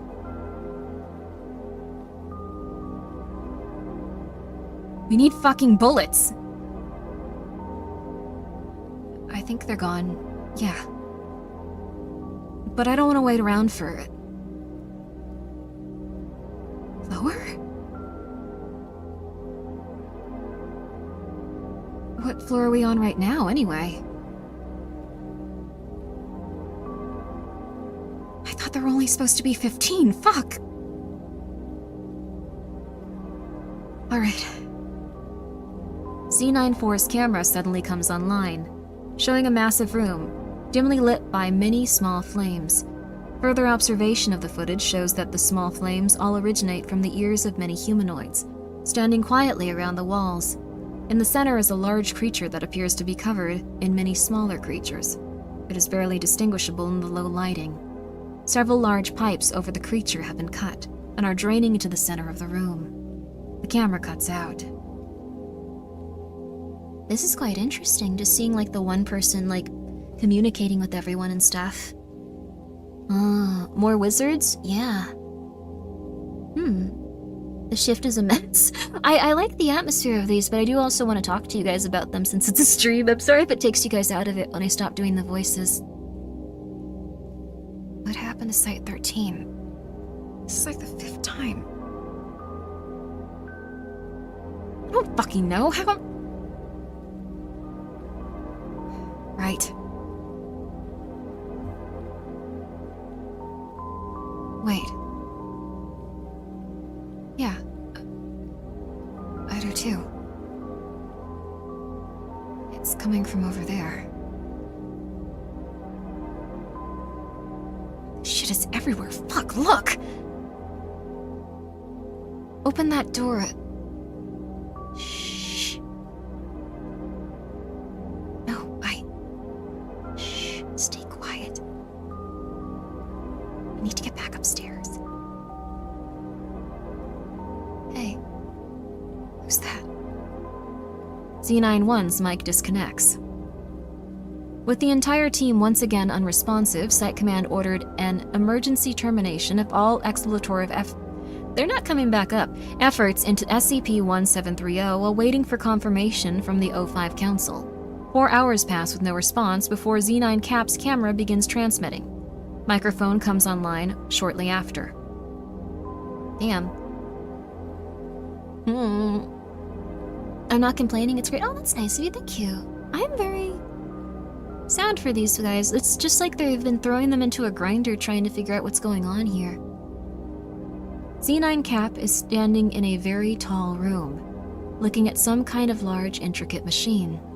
She approaches the machine slowly before settling over some kind of input console with a backlit screen. Z9 Cap wipes dust off label just above screen. The word Thresher is clearly visible.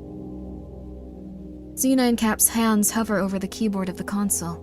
Another distant sound can be heard over the microphone, later identified as footsteps. Z9 Cap turns quickly to face the darkness behind her. As she turns, her shoulder-mounted light strikes something on the machine behind her and goes out. The footsteps grow closer. Z9 Cap begins to breathe heavily and starts running through the dark. She trips and falls, and the noises begin to close in. No, fuck you, get! Z9 Cap's camera disconnects. No additional transmissions are received from the Z9 team. Jeez. Well, we have a log of the Thresher. It feels like the MTF, this is much better than D-Class. I mean, I guess the thing is, like, most of the time it's just like, yeah, go and investigate, like, I don't know, like this duck that lives at this pond that can speak in riddles. I don't know. You guys seem good at that kind of stuff. If it, like, tries to eat you, shoot at it. And it's like, okay, we can do that. And then sometimes you get assigned to this. So, you know how it be. Oh, thank you, Cariel Lowell. Thank you so much for becoming a gremlin. I hope that you're having a very nice day. She got this, image recovered from Power Station Terminal. Thresher? Reactor phase, control phase, something phase, something failure.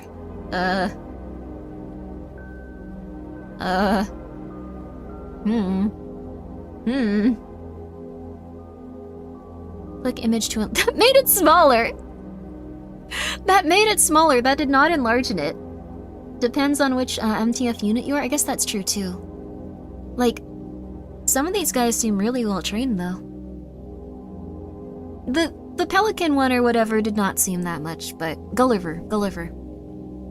In many articles, the task force are the ones to do the job well, but not always.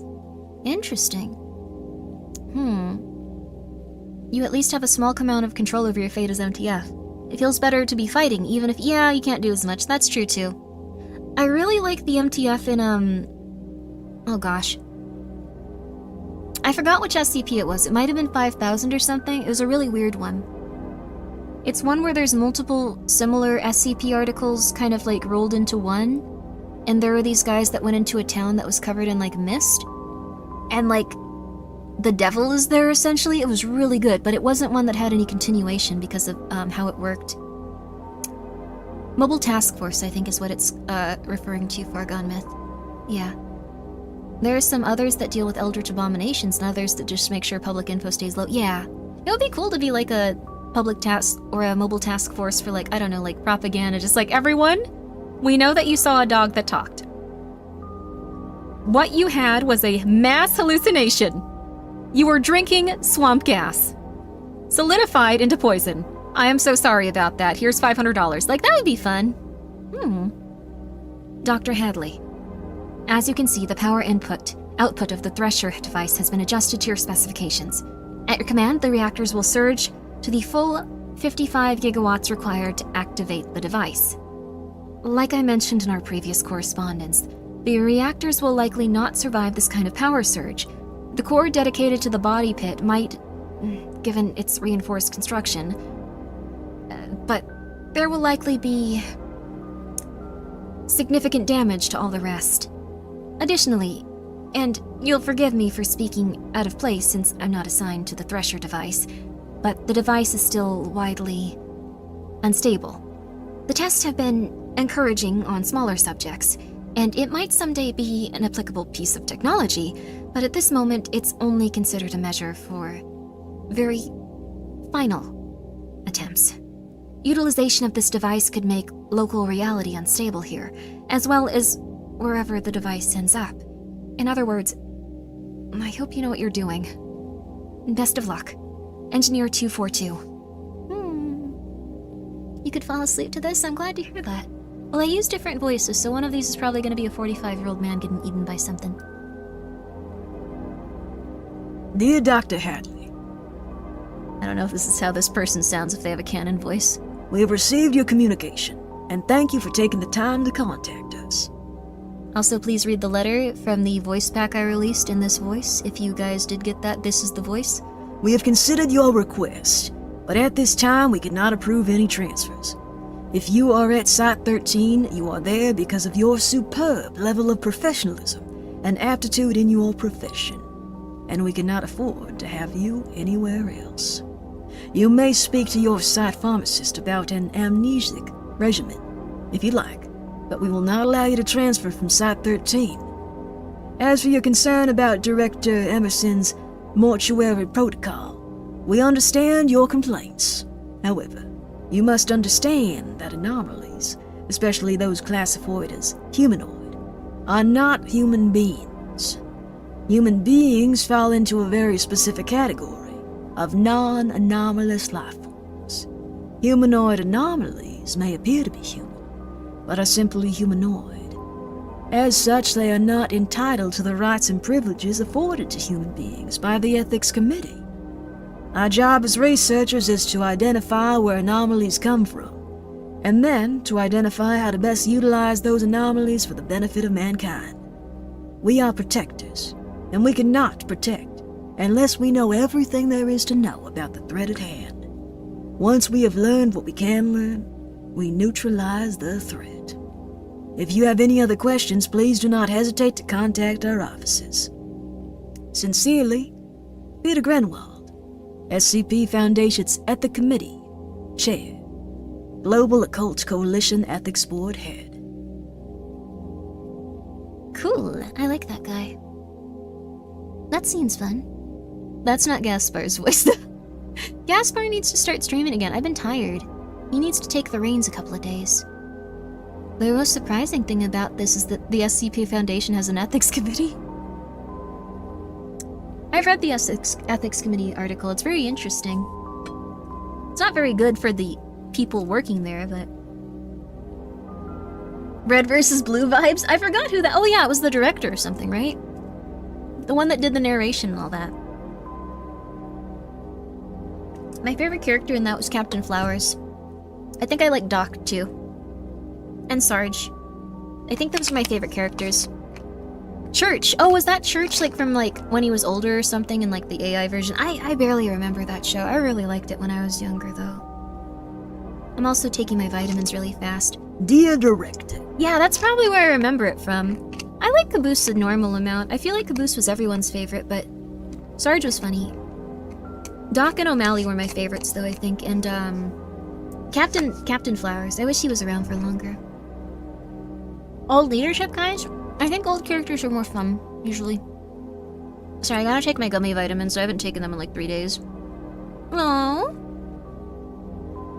The ethics chairman woke up Joshua. I'm sorry, Joshi. I'm sorry, Joshua. You enjoyed Mega 64? What? They were part of Rooster Teeth?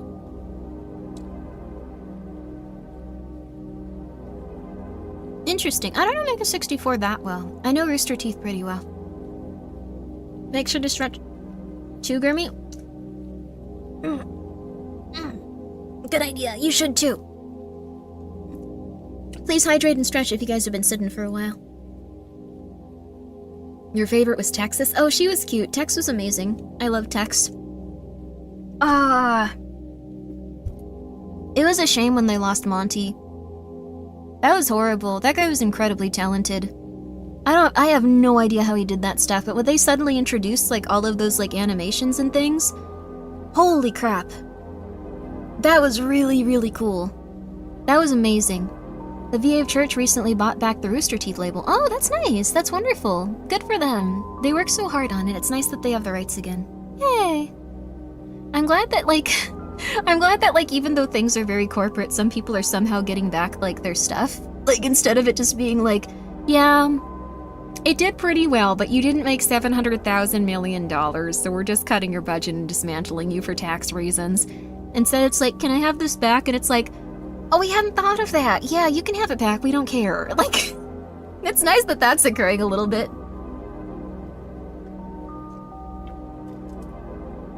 Better than nothing. Smosh got Smosh back? That's incredible. I've never, like, understood what Smosh was, but I do know they lost everything. Good for them. Entity 3421. Administrator.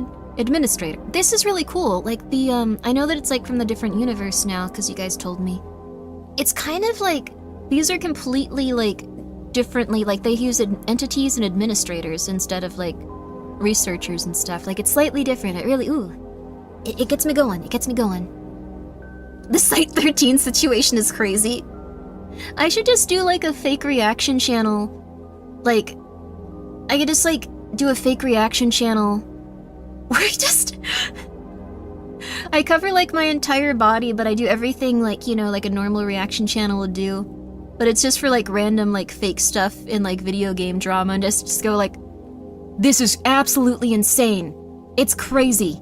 If you guys haven't heard about what happened at SCP-1730's, like, this stuff is crazy. Site 13? We've never seen stuff like this before, and they're just dumping things in there. Like, it'd be kind of fun. Right, Chachiwa? Good morning. Oh, hello. Love that it's a refined country militaristic gun-ho accent. Oh yeah, he sounds like he's ready to sacrifice others for success. It was so clean. I love those types of voices. Hi, Jachi. Sorry, my cat wants to be right here right now. Oh, he wants to sit on... Okay, he wants to sit on my phone. I wasn't using it. Thanks, Jachi. Joshua sometimes just gets up and stares at the computer from an inch away, so I can't read all of chat, but I can read some of it. Thank you, Joshua. You're so helpful. I love you. He's a good boy. He's a... Oh, mouse. Okay. Well, he's sitting on the mouse. Can I still... Okay, we're working on it. Test log. Entity 3421. Administrator Dr. 1343. Test purpose. To identify Class 8's entity ability to bend reality while exposed to dangerous conditions. And Scranton Mollis inhibitor device. Use of SCP to reanimate entity between tests. Thank you, Jachila. I don't know if you can hear him clicking. Oh, Jachi, you can't scratch the monitor, baby. You can do anything else. You need more cat emote. You can see him moving the mouse. I'm not RPing. Jachiwa's just a little beast. He's my little beast. I put a picture of him on Twitter, like, looking at the screens if you want to see how he does it. So they were, like, torturing these guys and then bringing them back to life. That's kind of messed up. It's kind of messed up. Oh, it's not getting off the mouse. We're just gonna keep going. Test 1. Exposure to temperature. Minus 35 degrees Celsius. Result. Entity loses energy, becomes less hostile. Extended exposure results in low external temperature and decay of skin layer. Entity expires after 1 hour of sustained exposure. I feel like Grimmi has to do a lot of role-playing. I actually haven't done that much role-playing. I, like, role-played on Final Fantasy XIV for a little bit. It was okay. I want to do, like, more tabletop stuff. I think I would have fun with that. Like, I did some with D, and it was awesome. Exposure to temperature, 2. Test 2. 150 degrees Celsius. Result. Entity quickly succumbs to heat stroke. Body shows signs of burning across all surfaces. Organ damage as a result of extreme temperature. Entity unable to change reality to save itself. Test 5. Submerged in water. Result. Data not found. Notes. Water seems to interfere with Scranton Molis device. Test 13. Exposure to electricity. Entity unable to save itself. Body no longer salvageable. Entity moved to body pit for incineration. So they do just torture these things. That's so... I can't move it that much because he's just sitting on the string of it. You've been having fun role-playing with AI characters. It's very different. That's interesting. It sounds like it could also get your skills up to, like, role-play with others. It could probably make it so it's a lot less scary and stuff, too. That's cool. They're doing this to me tomorrow. We have Torture Labyrinth tomorrow. Huh? We're gonna be tortured in a labyrinth tomorrow. Okay. I really like that one. 2. Engineer 242. From Engineer 129. Subject, control of hazardous toxin in reactor core. We're having some trouble controlling the waste back up in the pit. The runoff is supposed to be piped off site, but keeps getting sucked back up into the air intake into the reactor. Stuff is seriously toxic. I don't want to send any of my guys in there to clean it up. Either we shut off the reactor long enough to go down there and clean it up by hand, or we're going to have a pretty serious issue here in a while. Oh, so the muck is like part of these, like, dead SCP bodies, or I guess entities? Ooh, that's kind of cool, but really messed up. Ooh. You want to make an AI model of yourself to see what character of my person... Oh my god, that would be... Good luck. I feel like I wouldn't want to hang out with myself. I feel like if there's a person really similar to me, like, we can be friends, but, like, I feel like we would drive each other completely insane. Does that make sense? Like, we would just drive each other completely nuts. I don't have, like, bad self-esteem surrounding it. It's just like, you know, you know. You'd hang out for tea time, that would be nice. Aw. I feel like I could really work myself up into a lather and go crazy, like if I had someone else to talk about all my fears with, though, I will say that. Data not found. I wish I could remember who that guy was so we can do a similar voice. Summary of events. Entity showed unwillingness to submit to further testing, and as such was swiftly terminated by way of electrocution. Entity moved to body pit for incineration. Nothing here that additional orders have come in from Director Emerson requesting a full-scale termination of the entire humanoid wing. Those will be processed at your convenience and we can begin to empty out those floors. Sincerely, Dr. 790.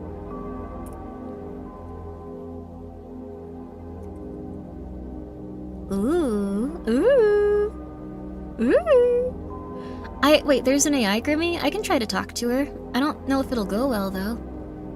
I don't think there's an AI Grimmi. Is there? No. Cognito hazard expunged. Has shown some tenacity, but will soon break under the mental pressure applied to it by orators. This is not uncommon. Many entities arriving for their initial inspection will resist exposure to treatment in some way, but it cannot be sustained for the duration of their time here.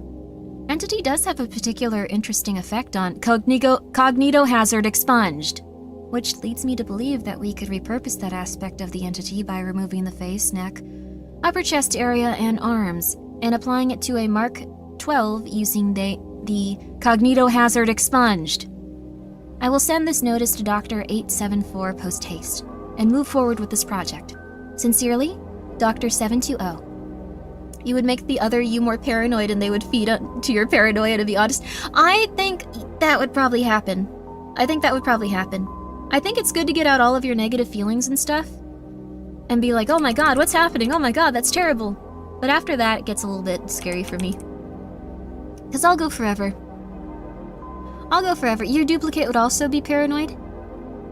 The other one was planning to murder you? I don't think my duplicate would try to murder me. I think we'd probably just pet the cats more often. I think we'd be like, let's go pet the cats. That'll make us feel better. Like you, Jachua. Like you. You can keep looking up there. You can keep your butt on the mouse if you want. I'm not gonna stop you. To Dr. Hadley. From Engineer 242. They took your blood leech boy down to the pit today.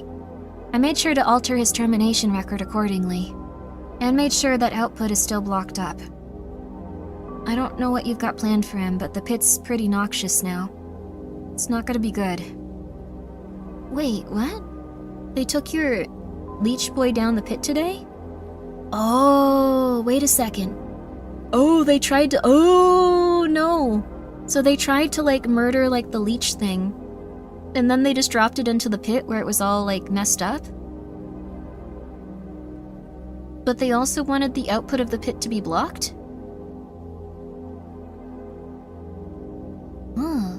Also, yeah, do narrations again. You go for it, go for it. Huh. Also, yeah, I don't think I could live with my duplicate. If I had a copy, I think we'd both have an understanding that there could only be one. I don't think I'd have that issue. I think we'd hang out.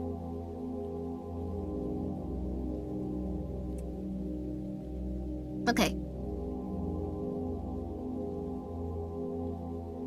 Director Emerson. Before we get started, let me just say that the number thing was always bullshit.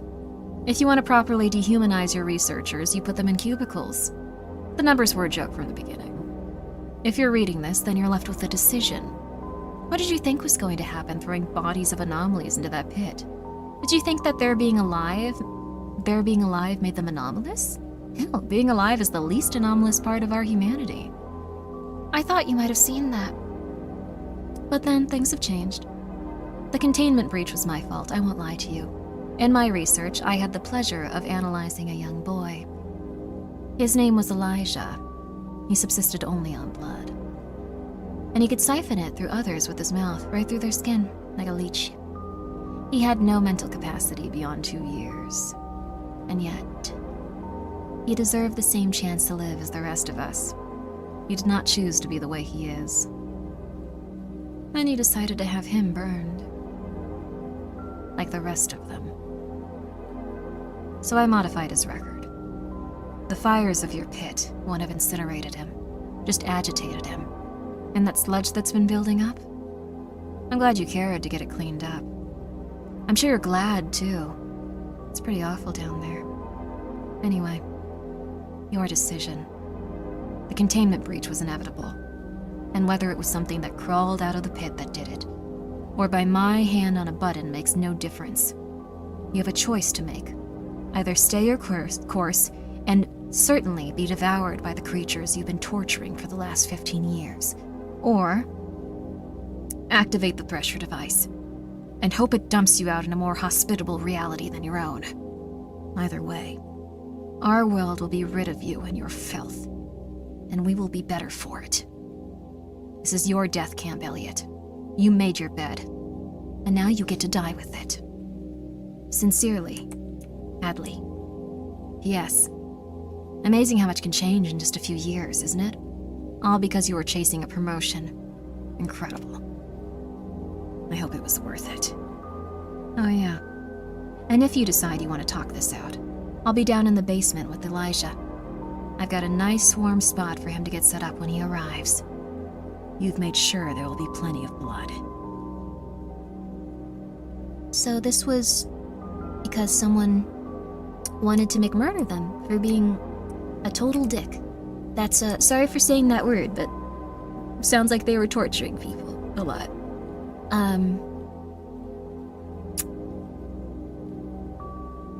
Huh. The name of the person that published the Grimmi AI is named Bongo Booba. Yeah, wait a sec, you picked the one VTuber with no physics? Yeah, I don't have any.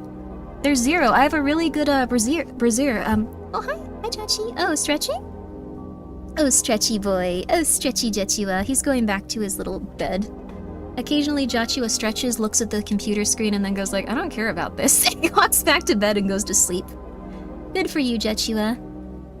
Don't say sorry. It's true. It's really interesting that, like, this entire situation seems like it could have been avoided. There's an MP3? Oh, it's probably not a real one, but... SCP-173 Research Area Access. Addendum 1730.6. Received audio transmission. The following audio transmission was picked up on monitoring equipment on the morning of February 1st, 2016. That's a long time ago. The transmission, both speech and an encrypted signal that followed, has been repeating on a continuous loop since it was first detected. The contents of the transmission are accessible below. Okay. Begin transmission. Hello, my name is Dr. Mohammed Scott. I am a researcher within the SCP Foundation Site 13 Temporal Studies Division. Myself and my team were abandoned within Site 13 during a recent catastrophic event, the full details of which we do not know. We are currently surrounded by hostile entities and other hazardous anomalies. Of the original 30 members of my team, only 12 remain. To any Foundation operatives listening to this channel, we are asking for assistance. Our supplies are dangerously low, as are our ammunition. Without aid, it is unlikely that we will last more than a month. Following this message will be an encrypted, adjusted VMS transmission, decipherable by standard 1980s Foundation technology. The information within that transmission will contain our location, as well as we can describe it. Transmission is wired by dead man switch to myself, and will be played on continuous loop until such time that I die.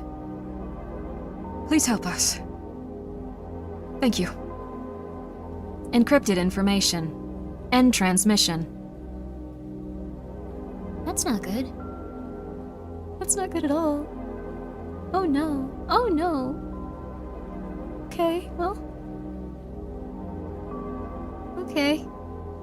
Generous shirt physics? Yeah, I got the lace down.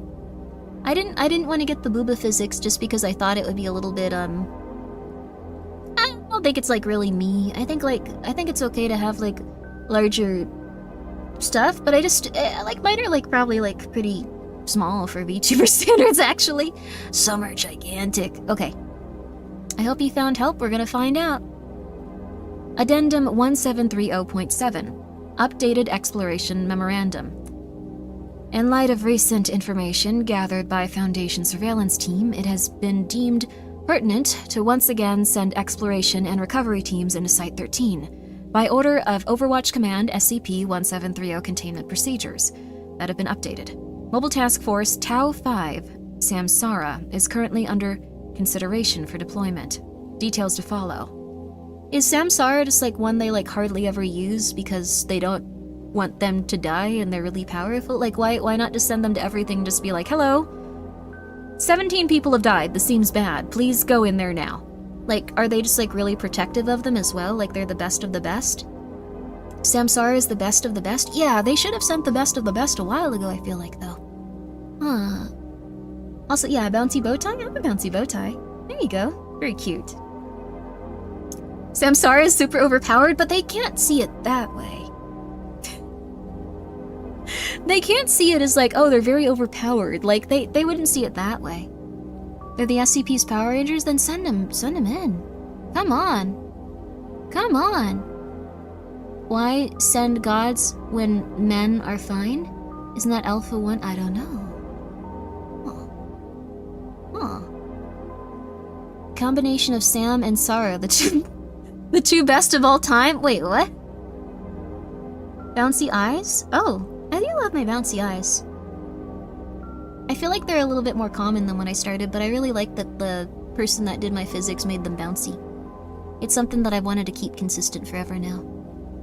Well, let's see if they send in Samsara. This one we saw. Unstable, chance separated. Recall what we said here. These men died. All of them. Another one up here. Ross, yes, finally. What's below, Where's Noah? Shimmering transparent liquid. Scranton ability. Yes. This person, one of them was half invisible. Several areas. Bobble the flipping clown. Unidentified figure. Wait, this would actually make a lot more sense now. I think all of this stuff we can, like, skip because we know that, like, things are anomalous, they temporally change, but... Get a number for me once when I was Bobble, but your friends didn't like the number, said we identified with the numbers. I am not Bobble. I am the thing that used to be Bobble. You're not supposed to be gun buddy. You don't match the air in here, out of place, just like I am. So is this person from another reality, maybe? Is that what they're trying to imply? I think that's what they're trying to imply, right? I think that could be it. Huh. I just listened to the audios from the Valentine's thing. The last one had me kind of dying. I really wanted to give off the, like, idea that, like, there was someone that would just walk into your room at night and go, "Hey, I'm scared. Okay, bye." Like, that's... I feel like that's not something many people realize can be something that occurs. I feel like I'm very annoying most of the time. Anyways, Bobble, let's see. Daddy Emerson played a little tricky little game with strings of the universe. He walked them like a tightrope and was surprised when he fell. Tricky little Emerson didn't just want boxes, he wanted boxes full of ideas. He wanted to torture all of them, okay. How many entities were swallowed? You still look out of place, boy, silly boy. Everything has made its way to Site 13. A Foundation could find and Coalition could catch it. We fed in the meat grinder down here. Everything. They mulched us. There was nothing to gain. Some got lucky. Bobble got lucky. Stuffed in a funny box and played with, toyed with, experimented with. To see what sounds were made when he wanted to die, others were not so lucky. They burned the library, you know, held it upside down like a can of soup and let its contents run into the furnace. And burned the whole place up. The library? Huh. Also, hi DQ, thank you for the 5 European dollar dues. How are you? Ah. Yeah. Oh. Oh, they're in suspended animation. Oh, so that's why they don't use them. Also, that's nice of you, Gakman. I'm okay with it. I'm happy with who I am. No worries, no worries. You too, Cordova. I'm okay. And you too, Liv. It's okay, it's okay. Also, yo, Colt, what's up? What's the scariest SCP? There's quite a few of them. This one's pretty bad. It looks like there's just a lot of really rough stuff. The library mentioned? What's the library? I'm not gonna read that part about the clan telling you to... How many entities are swallowed? Watched it all every time. Got his jollies off. Was he actually, like, super, like, excited watching that kind of stuff? Don't let the dead bugs bite. Okay, we're not gonna read that. So I wonder if that was trying to, like, tell them like that. Oh, here we go, here we go, here we go. Here we go, here we go, here we go, here we go, here we go. Here we go, here we go. That sounds fun, I wish I knew how to read. I'm sorry. You know how to read. The scariest SCPs are the friends we don't make along the ways. It's true, there's a lot of very, very scary ones. They destroyed the interdimensional library? It sounds like it was a nice one, though. Aww. Also, yeah, it does depend on what you find scary. I really didn't like that one where the guy was trapped in another reality and slowly died. That one was pretty rough. Extraction and recovery, video log transcript. Exploration Team, Mobile Task Force, Tau 5, Samsara. SCP-1730. Team Lead, T5 Rantu. Team Members, T5 Manru, T5 Onru, T5 Naku. Notes. The following is an audio-video transcript of an extraction and recovery mission carried out by the members of the Mobile Task Force Tau 5 Samsara. After contact by the MTF AP3 Game Wardens, with human survivors within SCP-1730. The AP3 team has requested assistance in extracting the survivors due to the large number of hostile entities within the site. Each member of MTF Tau was outfitted with a number of cybernetic enhancements per specifications of their design, including arm-mounted incendiary cannons, shock-absorbing leg extensions, heat-resistant plating, built-in scrambled adaptions within the eyes, and others. Tau 5's insertion point was a drainage gate near the secondary entrance that the AP3 team had inserted through. Whoa.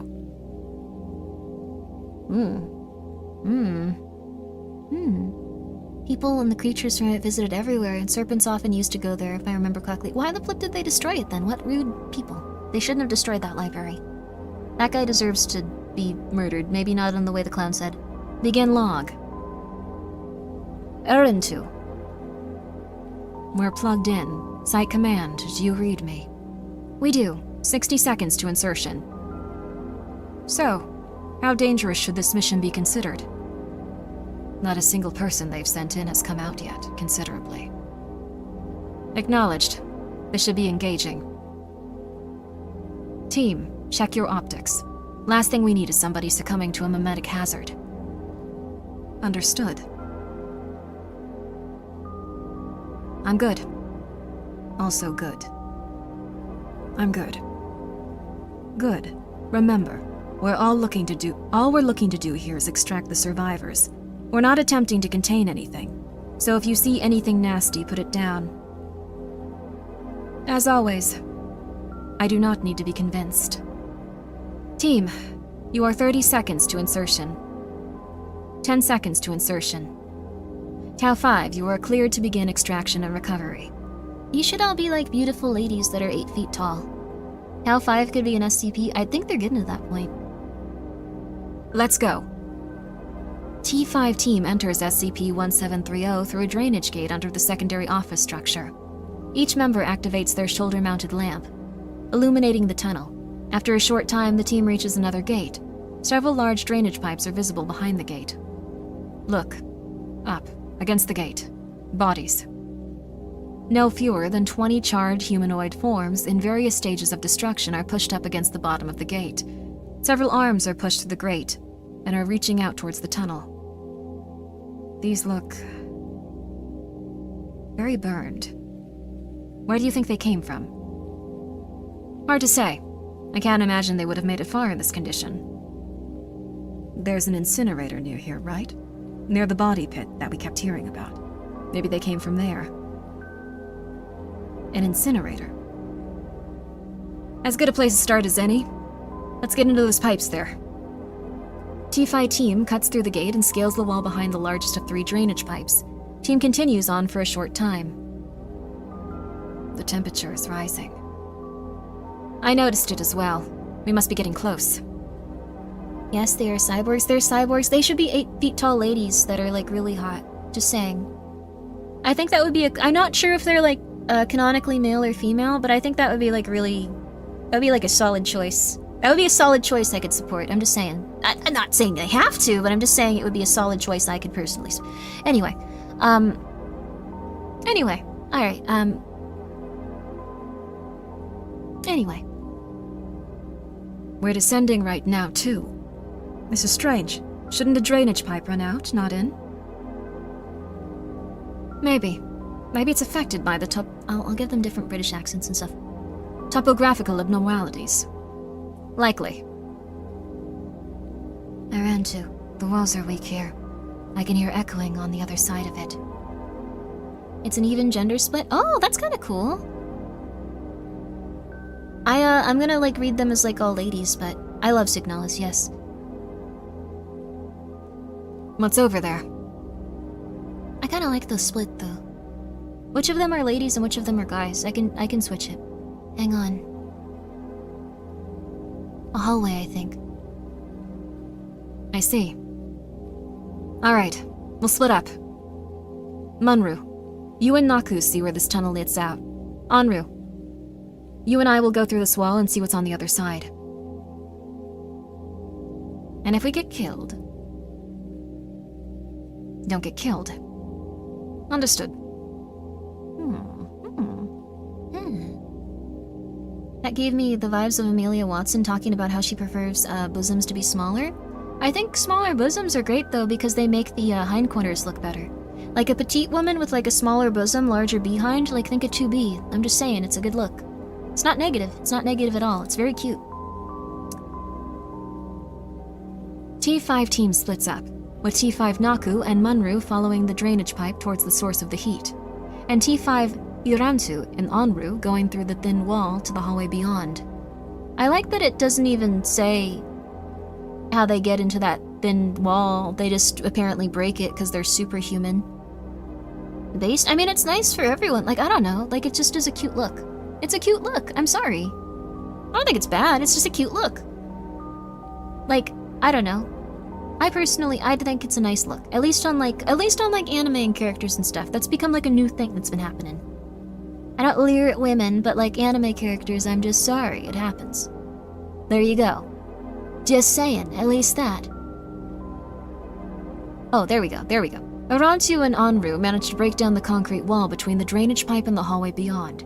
Within the hallway are several bare offices, barely lit by dim overhead lights. The entire area appears to have been abandoned for some time. Irantu and Onru look for an elevator or stair access but find nothing.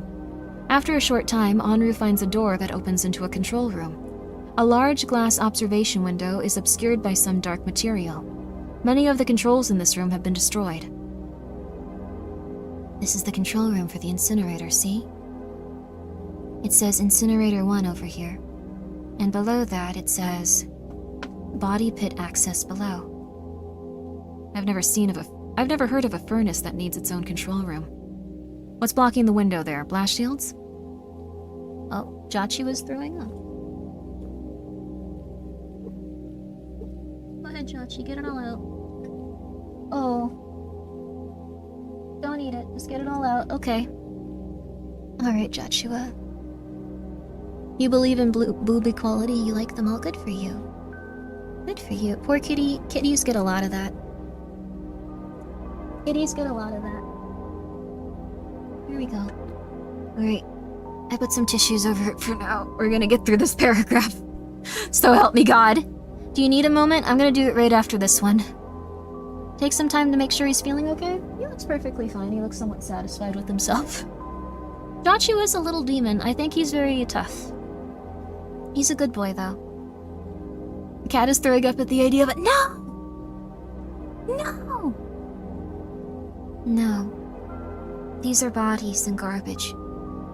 Refuse. Congealed and coagulated. Look, you can see faces. I see it. Our intel said that one of the engineers had blocked up the drainage pipes out of here. Naku and Munru are probably going to run into that. I wonder if there's another way down from here. I thought we'd be able to go back down through the incinerator. Hang on. Onru proceeds to look over the controls on a relatively undamaged controller near the observation window. As she does, Naku and Munru appear at the door. It's blocked. Something has turned the end of that pipe into slag. We tried to punch through it, but it's pretty thick. I broke my hand on it. Holds up her hand, which is undamaged. It was broken, I mean. Quiet. Onru is looking for some... Got it. I'm joshing. Oh, it's Joshua. Just like Joshua. Onru throws a large switch and turns several nearby knobs. There is an immense groaning sound, and the mass in front of the window begins to spin slowly. Interesting. There is a jolt as if something has broken free, and the mass begins to spin rapidly and slowly descend. There is a distinct sound of a turbine spooling up. The team's internal temperature gauge begins to register a steady increase in heat. It's dropping. Look down here, see? The mass had cleared the window, revealing a massive cylindrical trailer on the other side, at least 300 meters in diameter and roughly 400 meters deep. At the center of the chamber is a massive shaft extending the full height of the chamber, attached to several large turbines.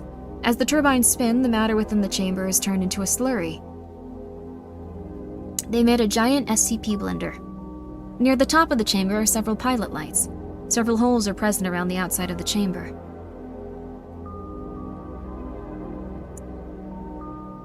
Pardon me, my throat's making some weird noises. Alright, and then... Onru throws another switch, and the pilot lights are ignited. Enormous streaks of fire cascade down from the ceiling of the chamber, scorching the mass below. Additional jets of flame begin to emit from the walls of the chamber.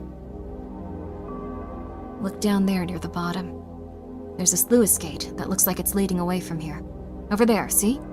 Can you get that door open? Yes. Got it. A large circular door opens near the bottom of the pit, above the level of the matter within. Excellent. Though I still don't know how you think we're going to get in there. The pipe is Naku extends her arm and fires several rounds from a wrist-mounted projectile weapon at the glass in front of them. The glass cracks and shatters, exposing the room around them to the heat of the chamber. Straightforward. One does what one can. The team enters the incinerator and jumps down into the ledge below. Just turn off the incinerator, ladies. Turn off the incinerator. Why?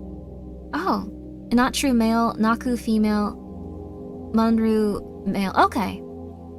So there's a few of these. That is cool. We've done it, like, at this point long enough, but if they show up in another story, I'll do that specifically. Thank you so much for looking up the lore. Thank you.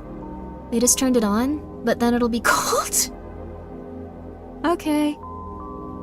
The team enters the incinerator and jumps down to a ledge below, near another drainage pipe. They make their way through the vast chamber, avoiding the spinning blades and ever-descending biological slurry around them. Something unpleasant took place here. Oh? Yes, in fact. She shoots a glance at Naku. All of this has to be draining somewhere, likely out below us, through one of these fissures. We don't have time to find out. We'll follow this pipe down and see where it goes. Team enters the open door and descends down the drainage pipe a short distance, before it empties into a large cistern. The team enters the cistern, which is lit from above by a large glowing plant-like structure. This is so different than the other ones where it's like, we're gonna die. It's just like, we should just punch them if we see them and they will explode. Like, very different. Don't drink that, no. Interesting. What do you think that is? I don't know. At the sound of their voices, the glowing structure begins to shake slowly, as thousands of glowing spinning pods are released from its body. As they fall, they brightly illuminate the entire chamber. Look, the shadows.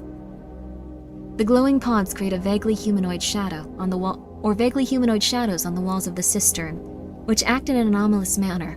These shadows appear to reach their hands up or forward, as if towards the team. As the pods reach the slurry below, they extinguish and the shadows disappear.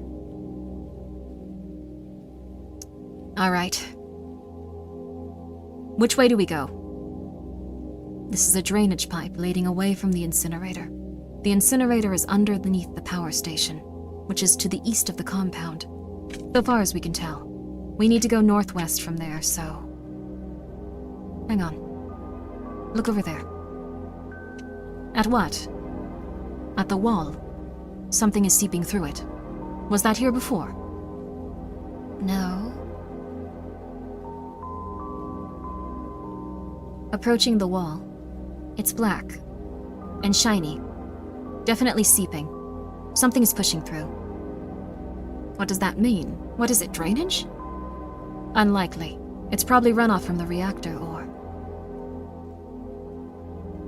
No. It's blood. It's leeches. What? Look. Anru points to a spot on the wall, illuminated by their shoulder-mounted lamps. At that spot, a thick flow of black fluid is seeping through the crack in the wall, and something small is wriggling within the crack. The team zooms in on the spot, revealing a small, writhing leech pushing its way through the spot. It breaks through and falls to the ground. It's a leech. What does that mean? Nothing good. The small leech moves towards the biological slurry at their feet and begins to ingest it. As it does, the leech slowly begins to grow in size. More of them in the wall.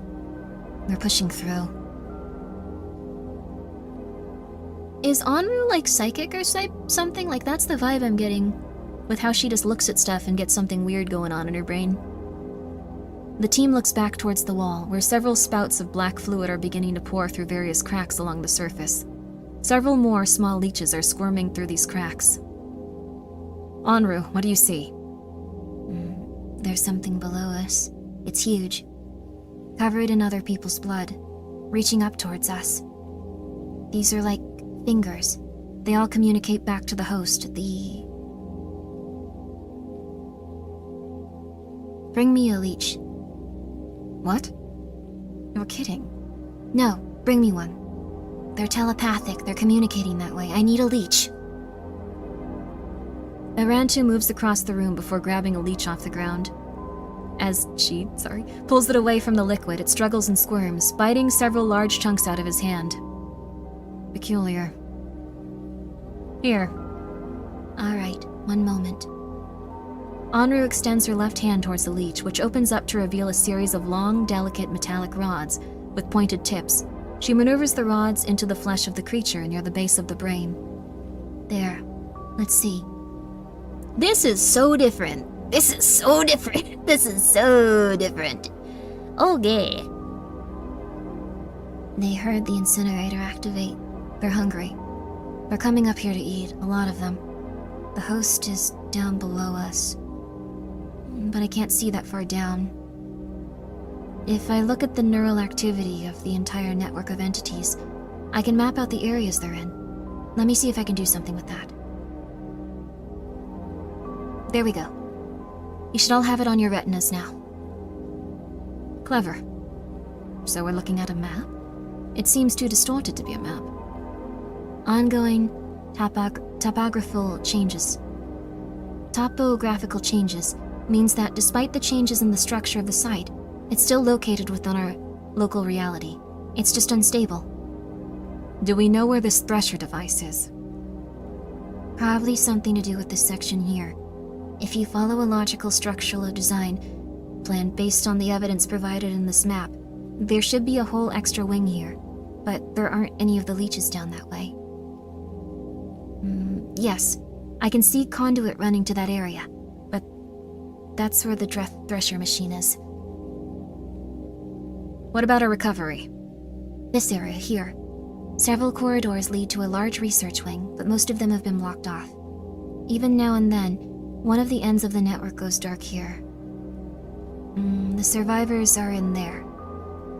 What's the fastest way in from where we're at now? One moment. This is kind of fun. Yeah, it's kind of neat to see someone just come in and go crazy on this one. Although I can see why they don't use these guys. If a leech got into one of these guys, they would probably kill half of the planet. 3 paths to choose from, each with different potential hazards. The first takes us further down this pipeline until we reach a waste treatment facility within the plant. This is the longest route, but from this facility, it's a fairly direct shot towards the survivors. The second path drops us into the cistern below, which leads directly to this large chamber here. The leech is in there. I can hear it right now. It's wondering why this one hasn't come back. I'm glad you would still be my friend if you were a rock. Thank you. That's nice of you. It's hollowed. And the third? The third route takes us through this area here, which is queer. I can hear the leeches as they move around the site. They're noisy, uncoordinated, acting on impulse and without much finesse. But in this area, they're all very quiet. They go in and out for something, but they do it very, very quietly. Motions towards the ground at her feet. Look at this leech, it's the size of a cat already. Are there any other entities in there? I can't tell. The leeches follow a single path in and a single path out. They don't stray from it, and they don't look around. What's the fastest path? The last one is the fastest. We follow this tunnel towards the service door, and follow a staircase towards the bottom. Once we're there, there's another hallway off to the left that takes us past that area. Or through it, maybe? And on the other side is the back entrance to our research wing. All right. That's the one we'll take, then. A shame. Here I thought we'd be shooting leeches. Also, thank you, Solan the Lich, for the 50 Rs. We're cyborgs made from a fallen god's flesh. Certainly a big leap above Mr. MTF dude, even though MTF operators are veteran field agents. Yeah, it seems like there's, a lot of power scaling in between those two. One's like, I am a small god, I can kill any man I look at with my hands. And the other one's like, I have a lot of guns, and I've been in a lot of cool wars. So, Where was I like these guys, though. They're very powerful. I also like that they're a group of fellows and ladies. I wish I had started reading them as that, but now it's too hard to get out of that mindset. You'll have plenty of chances on your way out, I'm sure. We need to get these people out quickly. Anru, does it feel like Does it feel to you like the leeches are trying to get in the wing where the survivors are? Yes. There's plenty of blood in this site, but not all of them still warm. They'll be coming for them soon. Team leaves cistern and follows drainage pipe west. Eventually, the team reaches a service door, lit by a single flickering lamp. There's something written on this door. Blood. Here, on the wall. It's there too. Look, what's it written in? Wait. Look. Anru amplifies her shoulder-mounted spotlight, illuminating the entire wall of the tunnel. The word blood is repeated over and over, scrawled across the surface of the wall in a thick black substance. Anru turned left, illuminating several desiccated corpses in a corner at the end of the tunnel, all of which are covered in and seeping the same fluid. Unsettling? Come on, don't waste time. The team enters the service door, revealing a partial staircase. The stairs above them are intact, but the stairs below have been destroyed. The walls of the stairwell are coated in cracks, through which seeps the black fluid. Munru lights a flare and drops it, and the team watches it fall. After a short time, the flare lands with a slight splash, revealing the floor below. How large is this site? Site 19 has at least 50 underground floors, and no fewer than 80 individual wings. Considering what we know about Site 13, it's likely there are at least twice as many of each, if not more. The Euclid-class containment cells alone are as large as the entirety of Site 81.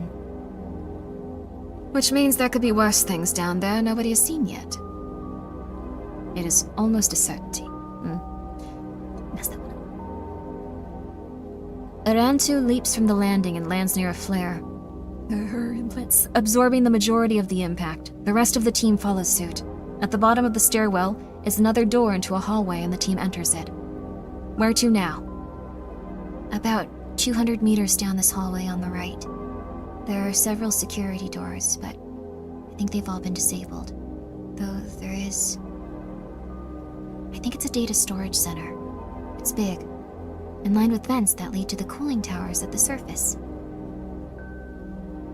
Where do the leeches start acting strange?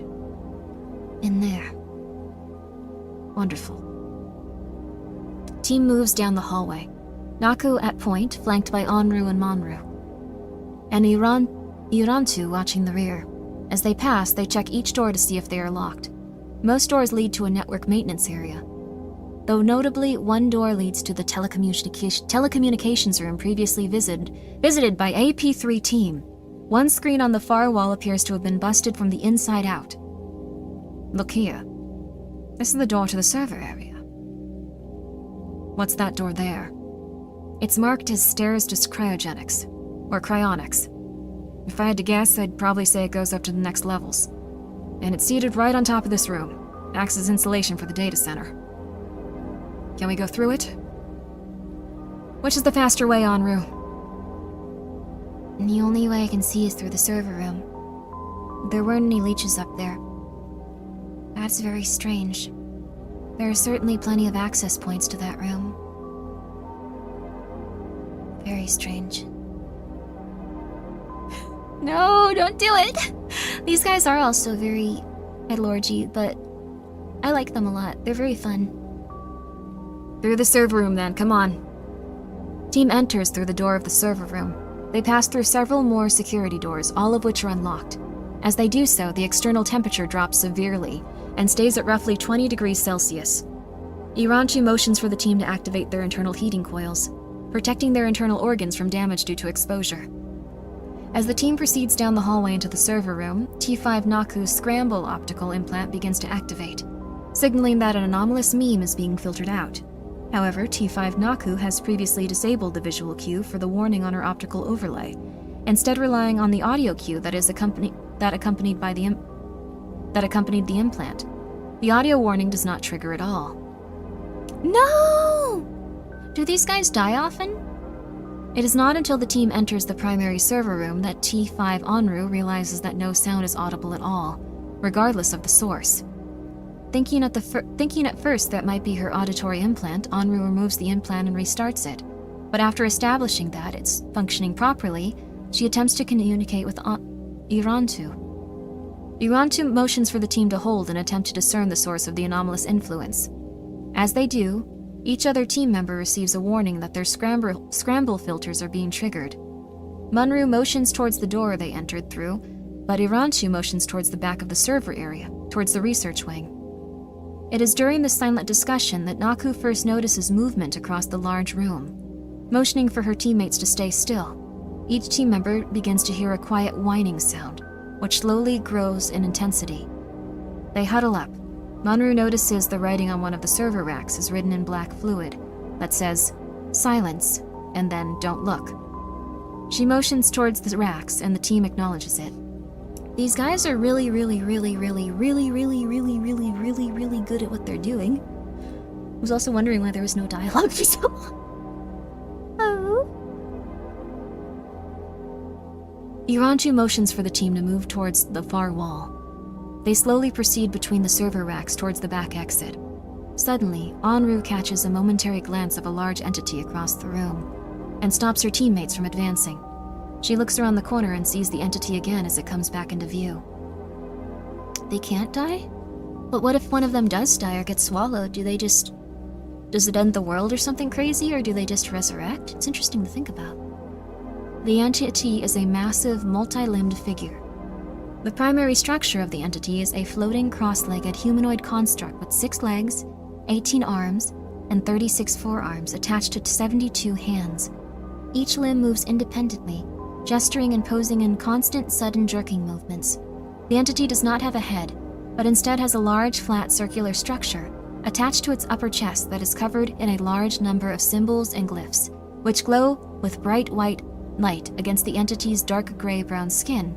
On each of the entity's arms are a golden band, attached to a chain, which drags the ground when not being pulled around in one of the entity's gestures. The golden bands are etched with glyphs later identified as being powerful anti-kinetohazards, though the chains are broken and the anti-kinetohazards are inactive. Most notably, a single, severely emaciated, severely charred human figure is bound to the flat circular structure of the entity's head. This sounds like the thing that they tried to make. They were just like, we could just put a bunch of wires on it. It would be pretty cool. They shouldn't have done that. Okay. They probably shouldn't have done that. How did they count that? They have video to play back after, so they probably just were like, ah, cool. Let's write this down. This figure twists against the restraints and appears to be screaming, like the whining sound heard through the entity's muting kinetohazard. As the entity performs its gestures, the glyphs on its head illuminate rapidly, often causing burns where the human skin comes in contact with them, creating further distress and increasing the volume of the whining. Sounds like it worked to me. Yeah. T5 Onru also notices that the same aspect of the entity is creating a severe malfunction in her optical implants, singeing the circuits responsible for handling the scramble calculations. She looks away, ejecting the implants before they damage her retinas. Motions to the rest of Tau 5 team to not look at the entity directly. The team acknowledges, and they continue to move forward. How did they count that, though? I guess maybe when it's being looked at on a tape, it's okay. But yeah, that's a horrible way to exist. It's terrifying. I don't know. Your scramble filters are working, we're having eggs for breakfast. Eggs are so expensive. Suddenly, the whining becomes dramatically louder and begins to draw closer to the team. Monru drops a proximity mine from her pack, and then another a short distance away. As they flee away from the entity, streaks of blue electricity begin to arc between the server racks, and the ground beneath them begins to shift as if it was made of sand. As Naku threatens to fall from the ground, there is a muffled wave of pressure behind them as the first proximity mine detonates, and the ground solidifies. The team turns a corner, and the back entrance to the room comes into view. Above them, they can see a hole in the ceiling exposed to the cryonics laboratory, and briefly, a complicated containment cell is visible, although it is thoroughly destroyed. The team moves swiftly towards the door, as white-hot glyphs begin to appear on the ground beneath them and in the air around them. The team manages to duck and weave through the symbols, but T5 Naku catches her left arm on a glyph, and the air and bursts into flames. Irantu, having seen this from her position behind Naku, fires her weapon at her shoulder, removing the arm, and it falls to the ground and explodes into cinder. Damn, that's really quick. Oh, you get them from a local farmer. Yo, that's so wonderful. This is pretty bad. Like, it's crazy that they're so good at this, but also, like, dear lord, what the hell? Oh my god.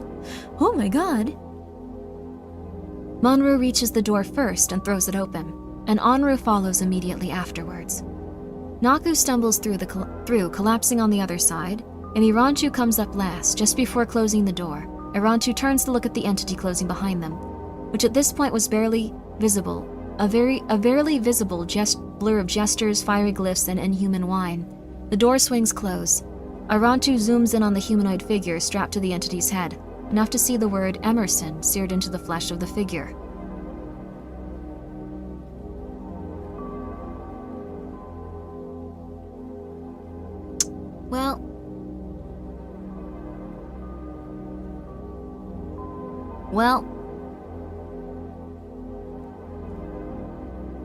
Well, kinda. He's having a great day. I think he's having a great a day as he deserves. As if it's melted from a patch of fabric, Irantu slams the door closed and immediately ejects his optical implants.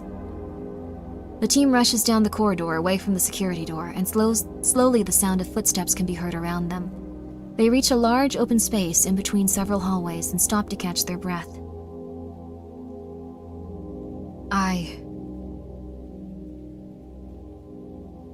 I don't believe I know how to respond to whatever that was. What was that? I have no idea. I've never seen anything like it. There was a human strapped to its head. Did you see that? I think I did. I think it was shouting. Pauses and looks at the stump of her arm. I'll likely miss that arm later. You'll be alright, just be careful. Like I needed it anyway. I've got another. Besides, Naku swings her shoulder-mounted flamethrower over to her left shoulder and detaches it so it hangs below where her missing arm should be. What was I really going to use that arm for anyway? Noted. Everyone alright? No worse for wear. I'm fine. I'm alright too. We're here. Look. The team turns to see the hallway into their immediate east, which has been barricaded and filled with a substantial amount of explosives and incendiary equipment. Good. She approaches the barricade. Hello? This is Tau 5 Irantu. Is anyone there? We are here to get you out. Hello? Maybe we are too late. We're not too late. Hello? Is anyone there? Can you... There is a shuffling sound, and a large wooden crate is moved slightly. A dark face can be seen between the crate and the wall. Captain. New connection to local transmission network. Zeta 9 Mole Rats Captain Hollis. I don't remember who Hollis is, but holy crap, they survived? Which one was Hollis? Was that the one that was just gone, like, immediately? I'm so sorry, it's hard to remember that guy specifically, but wow. Good on you for surviving. Oh boy, the goddamn Power Rangers. They told me about you. You look like you've been hit by a train. How the hell did he survive? I don't know. Apollo's lead? Apollo's lead. Oh! I thought it was the Mole Rat's lead. Oh! Oh, wait, is that the captain or something? Okay, something like that. Well, come on in then. We don't have much time left. Team moves towards the opening in the crates. As Munru and Naku pass through, Onru pauses. Irantu notices this and turns to look. Irantu. Look. Leeches. Black cracks have begun to form on the walls of the atrium behind them. Wriggling black leeches start to fall out of them, accompanied by a thick black fluid. Ah. Oh. What about the vomit? I'm gonna clean it up now. I wanted to get through that. I didn't want to lose the momentum of the story. I'm sorry. This is a really long SCP though, you guys. It's been a while now. Let me see how long this one is.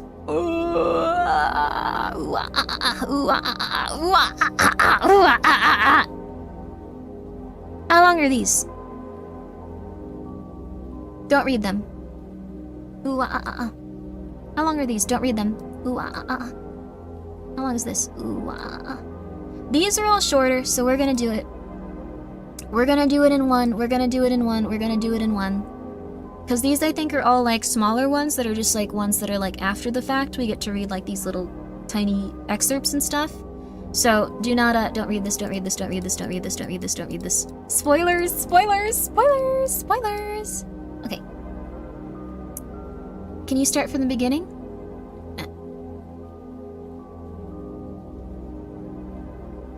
No. Okay.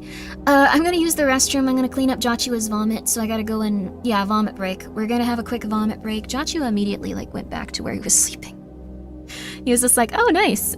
Got all that nice vomit out. Gonna get a nice nap in. Gonna get a nice nap in, baby boy. Oh. Jochua is such a little angel.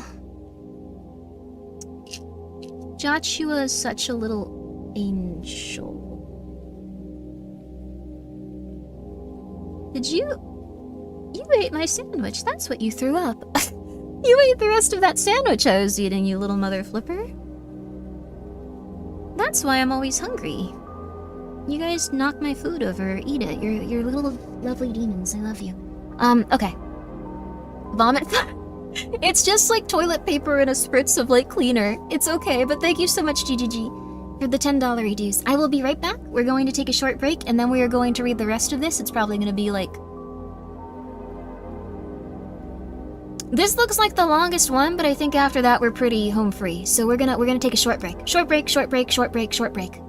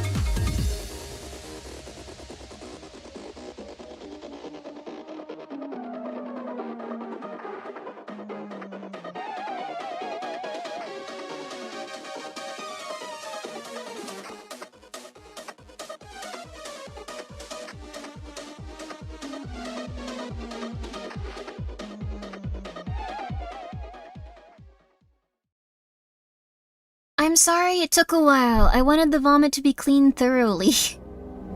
I'm gonna be real with you. I didn't want it to be a half kind of hearted job where it's like, oh yeah, you know, the vomit, but what can you do? It's up now. It's real up. Had to wash my hands too. Grimmi has no sandwich, but it was all... I had most of the sandwich. You're back already? It took a while, I thought. You guys were complaining! No, wait a second! You guys were like, how could you? How could you? How could you? How could you? How could you? How could you? But yeah, it was straight up vomit, not a furball. He's a little guy though. Hi, Jichua. He looks a little bit tired. He's like, why are you still talking? It's been a while. Stop it. I love you though, Jichua. I love you though, Jichua. I love you though, Jichua. Didn't want to put a paper towel over it. I did, but I have to... Did you refill your water? I still have water. I probably should be drinking way more though. We've been talking a lot.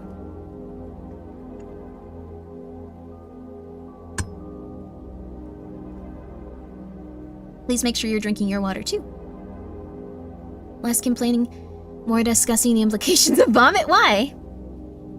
He barfed on it. What? He barfed on the floor. What? I don't own one of those water pipes, but to anyone that does, I'm very sorry if your cat has ever vomited on them.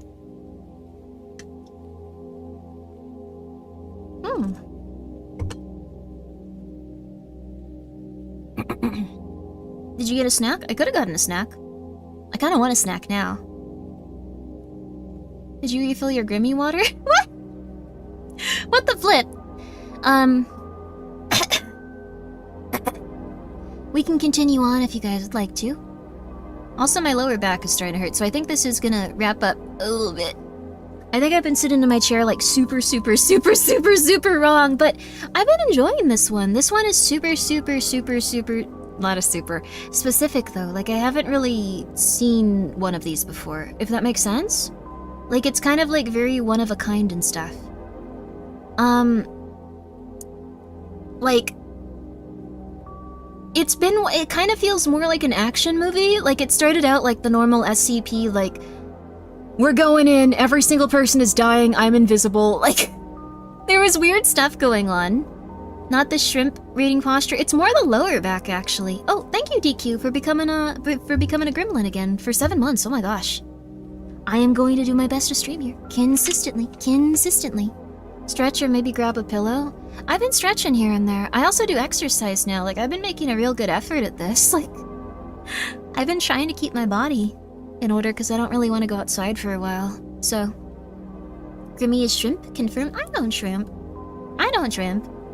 Well, I think you're gonna be here for a while still, so if your back is starting to hurt, maybe you should consider taking a break and finishing another time. No! The ambiance! We've almost got this. The ambiance. We're almost through it. If we weren't, like, mostly through it, I'd say yeah, but I feel like this is just, like, 1 or 2 chapters of a book left. And I've been very interested in it. Oh, pardon me. My throat is making some very odd noises, and it's been very uncomfortable, too. Well, it's okay. We're doing good, though. Hey, shrimp, give me your shrimp chips. Some of my family members really like those shrimp chips, but I've been afraid of them. Shrimp has, like, the texture of, like, what I think eyeballs might taste like, so I have not eaten shrimp in a very long time. Like, when I, like, started eating, like, fish again, I no longer eat fish because I got scared of a worm. But, like, when I still ate fish, like, it was different. Don't worry about streaming consistently for my sake. I'm just happy whenever I catch a stream. Always makes my mornings. Oh, that's so nice. Oh my gosh, thank you. Can you rub your hands together like a housewife, Grimmi? I do that very rarely. Like, I do it in, like, a funny way. Like, it's very rare. But I will do that. Like, sometimes I'll just get excited and go hee hee hee hee hee hee hee hee ha ha ha ha ha. And people are a little bit concerned about that one. The eyes comment makes me want to eat shrimp. I don't know why it would. Eyeballs are more like peeled grapes in my opinion.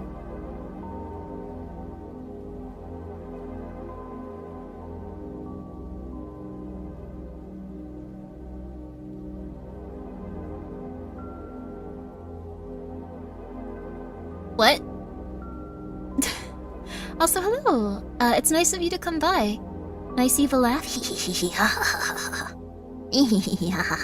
I like that. I don't know. I like being a little evil. Not too much. Just like, if someone's like eating something and you know them pretty well that you take some of it and you go, ah, but unless it's like something really, really good and they'd be sad. I don't know, don't be too evil. Be polite. We can all stand to be a little bit more polite. Let's turn on a different song too. Since this is like the, it's like the final push. This is like the real stuff. This is like the rough stuff. Let's check out, ooh, this one's kind of nice. This one's Akira Yamaoka, Riverside Motel Ambience, 1 hour. Music by Akira Yamaoka. He should have won. That was BS. He should have won. He should have won at the Game Awards. That was the one thing that made me really pissed. I'm gonna be real with you. He deserved it after everything he's done. Extraction date, video log, transcript. Date. Recovery team. Mobile Task Force, Tau, Samsara. Exploration team. Mobile Task Force, Apollo 3, Game Wardens. Exploration team. Mobile Task Force, Z9, Mole Rats. Where's the, oh. Subject SCP-1730. Team lead. T5, Irantu. Z9, Hollis. AP3, Ross. Ross survived, wow. Team members, T5, Monru. T5, Onru. T5, Naku. AP3, Houston. Houston's still around, that's the one then, wow. AP3, Vigo. AP3, Olo. Z9, Moros, and Z9, Willow. Wait, did they? I can't tell. Oh yeah, they did. That's a lot of people that lived. Wait, none of the Pelicans survived though? That's sad. Oh, that's sad. None of the Pelicans. Oh. Or maybe they just don't like count because they're not extremely useful. Notes. The following is an audio/video transcript of an extraction and recovery mission carried out by the members of Mobile Task Force Tau-5 Samsara, after having made contact with the surviving members of MTF Apollo 3, MTF Zeta 9.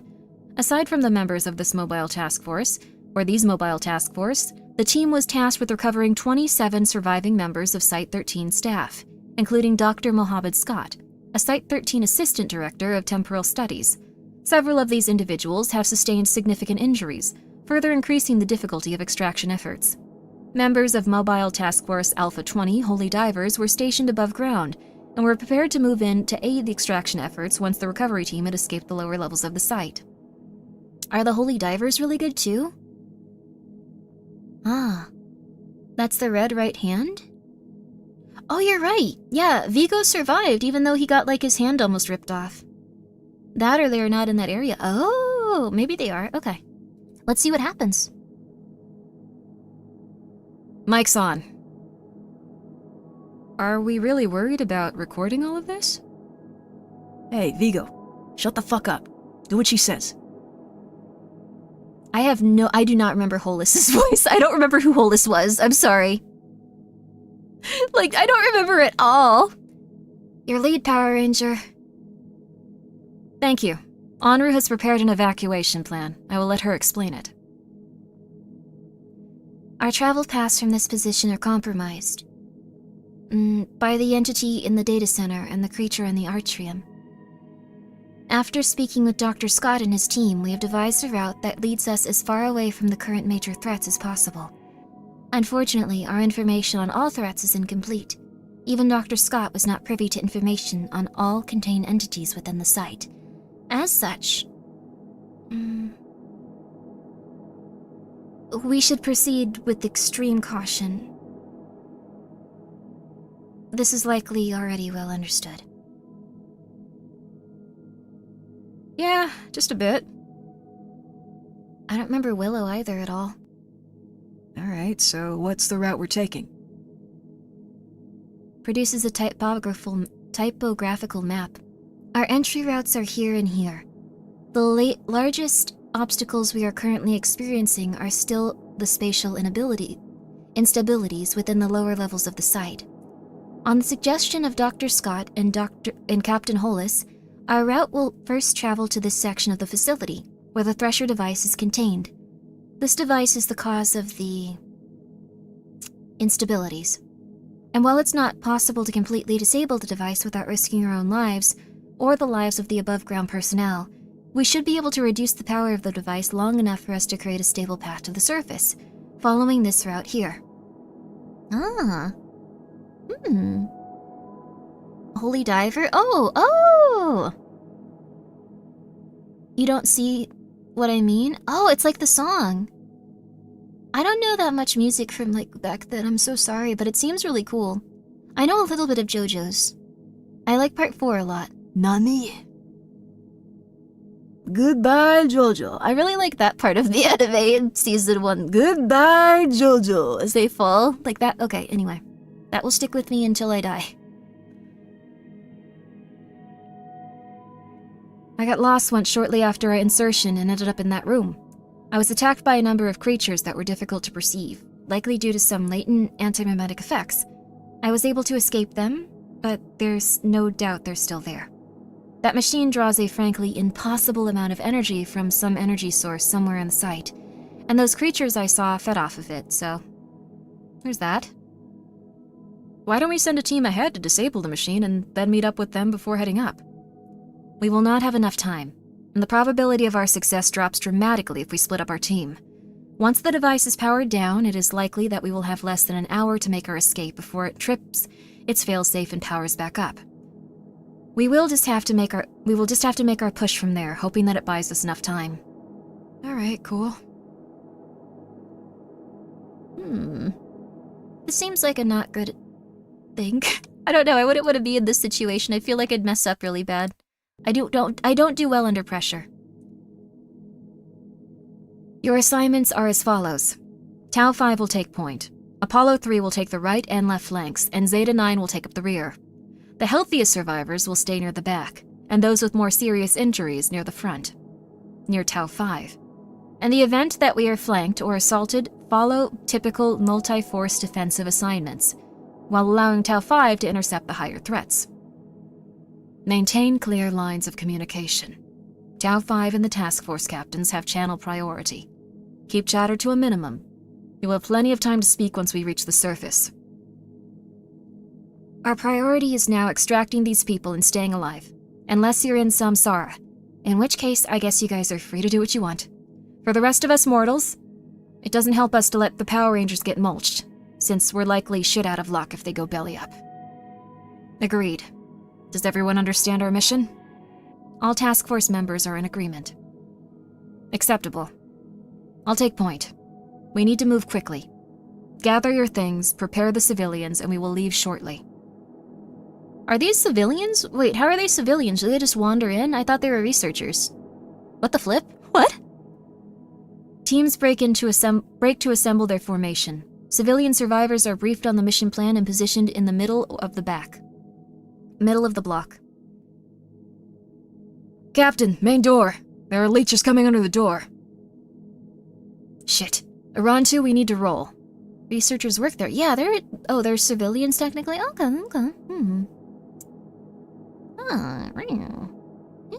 Tau 5, everybody is a civilian. To Tau 5, everyone is an infant. They're a little baby that has no control over how they are going to live or die. Agreed. Let's move. Manru, Naku, collapse the main door. We will exit expediently on the out this side. Okay. Gladly. The block moves to... This is like a lot of characters, too. Like a lot of characters to think about at once. This must have been weird to write. Like for an SCP especially. The block moves out of a side door towards the side hallway. T5 Naku and Manru hang back to set explosive charges around the doorframe. Leeches are beginning to work their way under the doorframe and cracks in the walls. As they step away from the door, Naku opens her flamethrower on the leeches. I cannot say you are making any difference, Naku. There are likely many more leeches elsewhere. This is satisfying to me. Continues to burn leeches coming through the walls. It is delicious. Oh, she's crazy. Manru and Naku move quickly to join the rest of the group, which has begun moving down the side hallway. As they pass through the first doors, there is an explosion, and the building around them shakes. From beneath the ground, a loud, uncanny screaming sound is heard. Oh, is that like the crazy guy?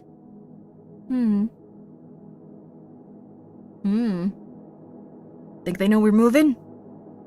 Undoubtedly. The group continues down a series of hallways towards a stairwell, stopping occasionally to check for hostile entities. After a short time, T5 Monru calls a halt.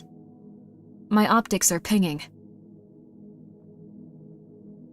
Strange. Move everyone back, I will scout ahead. T5 Monru comes around the corner of the hallway, weapons drawn. Her scramble optical implants highlights a dangerous meme on the wall, the far end of the hallway. A vaguely humanoid entity, and the same entity seen during the previous remote drone exploration of SCP-1730. It is seen drawing on a wall with a long curved finger. Monru projects an image of the entity to Naku, who rounds the corner behind Monru. Hold. I don't think they should... Okay. Get him, Yama? Wait, what happened? You guys fighting? You guys punching each other? Uh-oh. Guys punching? Suddenly, the entity turns towards Monru and Naku and opens a single white eye, which is immediately processed and blocked by the scramble units. The entity begins to move very quickly down the hallway, changing dramatically as it moves. The entity becomes considerably larger, and its long robe flares out to either side, exposing additional hazards that are blocked by the scramble units. Monru and Naku raise their weapons and fire. The creature reels backwards as if struck by bullets, with large holes opening across its flesh. Monru reloads, loading an incendiary rounds and fires again, setting the creature on fire. As it staggers backwards, the entity begins to scratch madly against the wall to the right, attempting to dig through the wall and away from the gunfire. Naku takes one more shot, striking the entity in its eyes and causing it to collapse to the ground. They're just destroying these things. Like, these were like the worst imaginable things to humanity, and they're just like, we killed it. We don't care. Is everything all right? It appears so. Suddenly, the hallway shakes violently. The floor beneath the collapsed humanoid entity crumbles and falls away, revealing a large hole beneath the floor. Within the hole is a long, slick, black creature covered in blood-red eyes, with a mouth full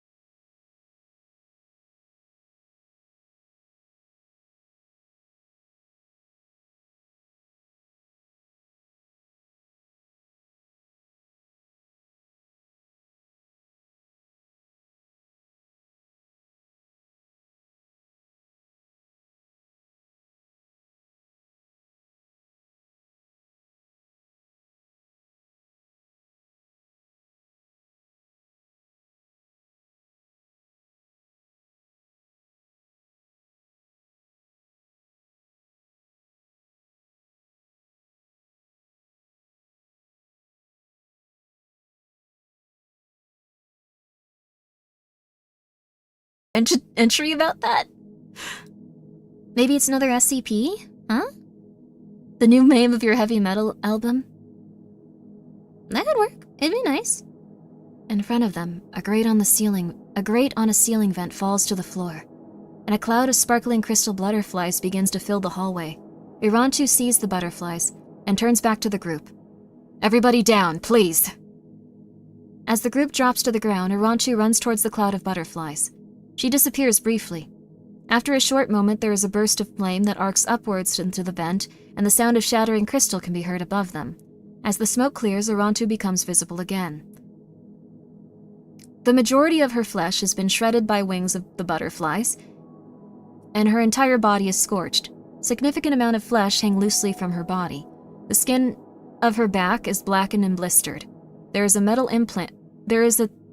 thick metal implant is now visible through the scorched flesh. Anu stands and approaches her. Are you able to continue? Of course.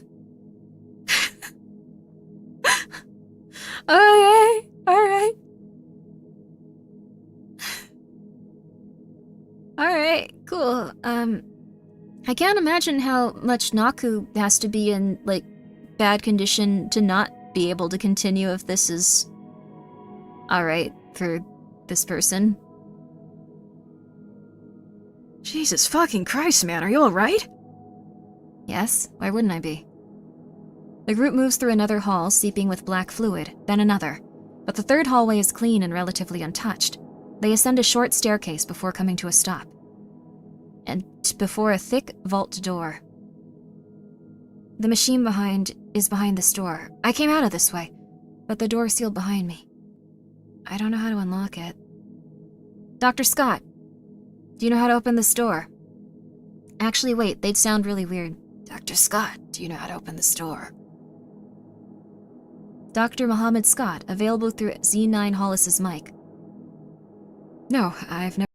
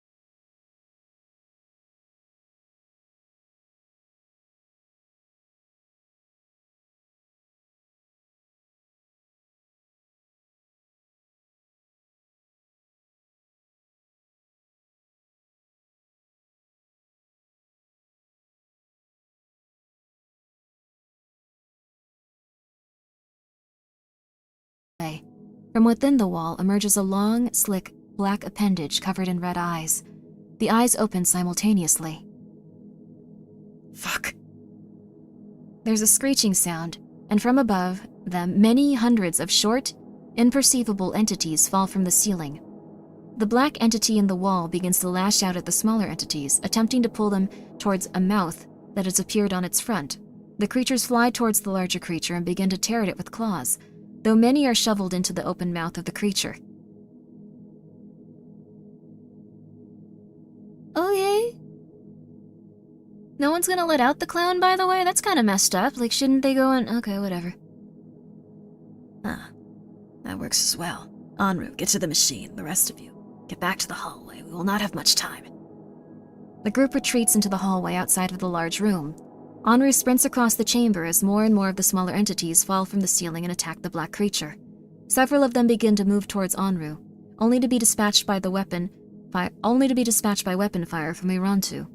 As she reaches the manual control panel of the machine, Enru inputs the information provided her by members of Dr. Scott's team. Lights around the room illuminate, exposing an enormous, vastly complicated machine that encompasses the entire back wall of the room. More and more of the hostile entities peel off towards Enru, who pauses to open fire on those who come too close.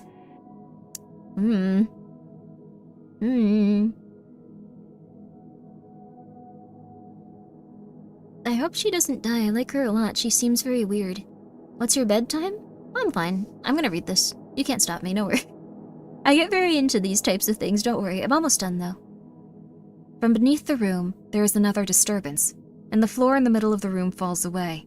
Another long black entity emerges from the hole in the floor, and long tendrils snake out towards Enru. From behind, Irantu comes gunfire, and the entire AP3 team has emerged from the door and begun firing at the entity. The creature recoils, black fluid spilling from gunshot wounds. The tendrils whip around towards them, grabbing AP3 Vigo and tossing him into the air. He strikes the wall and his body falls to the ground, where the first black entity grabs it with the tendril and pulls it into its mouth. No! Poor fellow. No!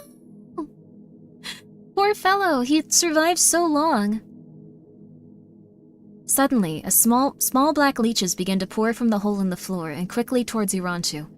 Houston and Ohalo open fire on the leeches, and Ross moves to pull Irantu away from the hole. As he does, she tosses an incendiary grenade into the hole and pulls Irantu into the ground. There is an explosion and flames erupt around the black entity, which rears back and flails before collapsing into the hole. From deep below them, the group can hear a very loud screaming sound, and suddenly the entire room is shaking. The other black entity retracts into its hole, collapsing the wall behind it as it does. The remaining creatures from the ceiling are dispatched by AP3 and Z9 teams. As they do, the room begins to shake more violently. Several lights affixed to the machine in the back begin to flash, then dim, and the sound of something winding down is heard over the gunfire. Fuck. God damn it. Vigo, fuck! T5 Enru approaches from across the room. The loss of Vigo is disappointing. I am sorry. We do not have a substantial amount of time to grieve. We must keep moving. Okay. Alright. That's one way of putting it. Is it based on a true story? Yes. Yes. Trying to think of something that would be funny but not offensive. This was a big part of the women's rights movement. This was a big part of it. Yep. There you go. Okay. There you go. Alright, cool. Big part of it. Big part of it. Check your history books. No one reads those textbooks anymore. No one reads them. Enru, Ross, Houston, Ohalo, and Irantu leave from the chamber. More rumbling is felt beneath them, and occasionally loud screeching sounds punctuate the machine noise from the section of the facility. They reach a stairwell, and Houston throws the door open. Oh, fuck, what? What's the matter? There's nothing here. The door just opens up into nothing. It's just dark as far down as I can see. It is likely that disabling the Thresher device has altered our previous escape route. We need to devise another plan to the surface. Yes, one moment. Monroe, where are you? Difficult to say, unfortunately. Have you powered down the machine? We just did. Fine timing, then. We were being pursued by a creature, and then suddenly there was a wall where the creature had been. The local topography appears to have reset as well. Stay in one place, we will come find you. Our escape begins now. Fantastic. These people are like aliens compared to everyone else in this story. It's very sad. The main group leaves the empty stairwell and turns back down the hallways they came through. Passing by the Thresher Axis hallway again, they turn and begin to climb another staircase. As they reach the top, Arantu pauses. The hallway in front of them is covered in ankle-high water. As they begin to move slowly down the water, one of the researchers behind them screams. What is it? Bodies, look. Just below the surface of the water, pale human corpses are visible, appearing to be floating roughly half a meter down. Do not attempt to look at them. You do not recognize them. Move quickly. Come on. Oh no. Oh no! There's the one! I didn't expect this guy to be here, though. Well, this one's not really a fella. This has no corporal form or, like, It's like a concept. Well, you guys know it. You guys know it. The team hurries from the hallway towards another set of doors at the end, where written on the walls are the words, "What happened to Site 13?" with the words, "What?"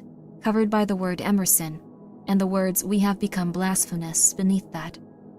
The group proceeds without incident for a short while longer, slowly ascending as safe routes become available. After roughly 8 minutes of travel, the group enters a large mechanical garage, where several pieces of large machinery sit in various states of repair. They pause to secure one of the injured survivors, while Anru attempts to devise a new route. Suddenly, a loud banging sound is heard, and a piece of machinery flies across the room, narrowly missing AP3 Ross, who shouts, Whoa, fuck! Where'd that come from? they got through that, like, cognito hazard really quickly, if it was what we were all thinking. That was, like, just like, okay, you don't recognize them, we don't have time for this, you're gonna get eaten by, like, a rat or something, come on. In the corner of the room, a stack of mechanical parts is seen moving, rising up and self-assembling into a quasi-humanoid entity. Attached to the top of the large mechanical construct is a small, crudely constructed toy robot. The entity begins to move towards them, and a voice is heard from an unknown source within the entity. Ha ha ha ha. I am reborn to breathe devastation upon this fetid earth.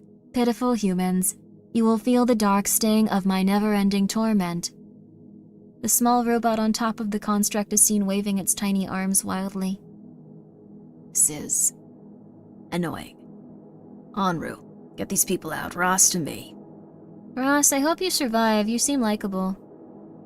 I am the herald of your destruction. Embrace death.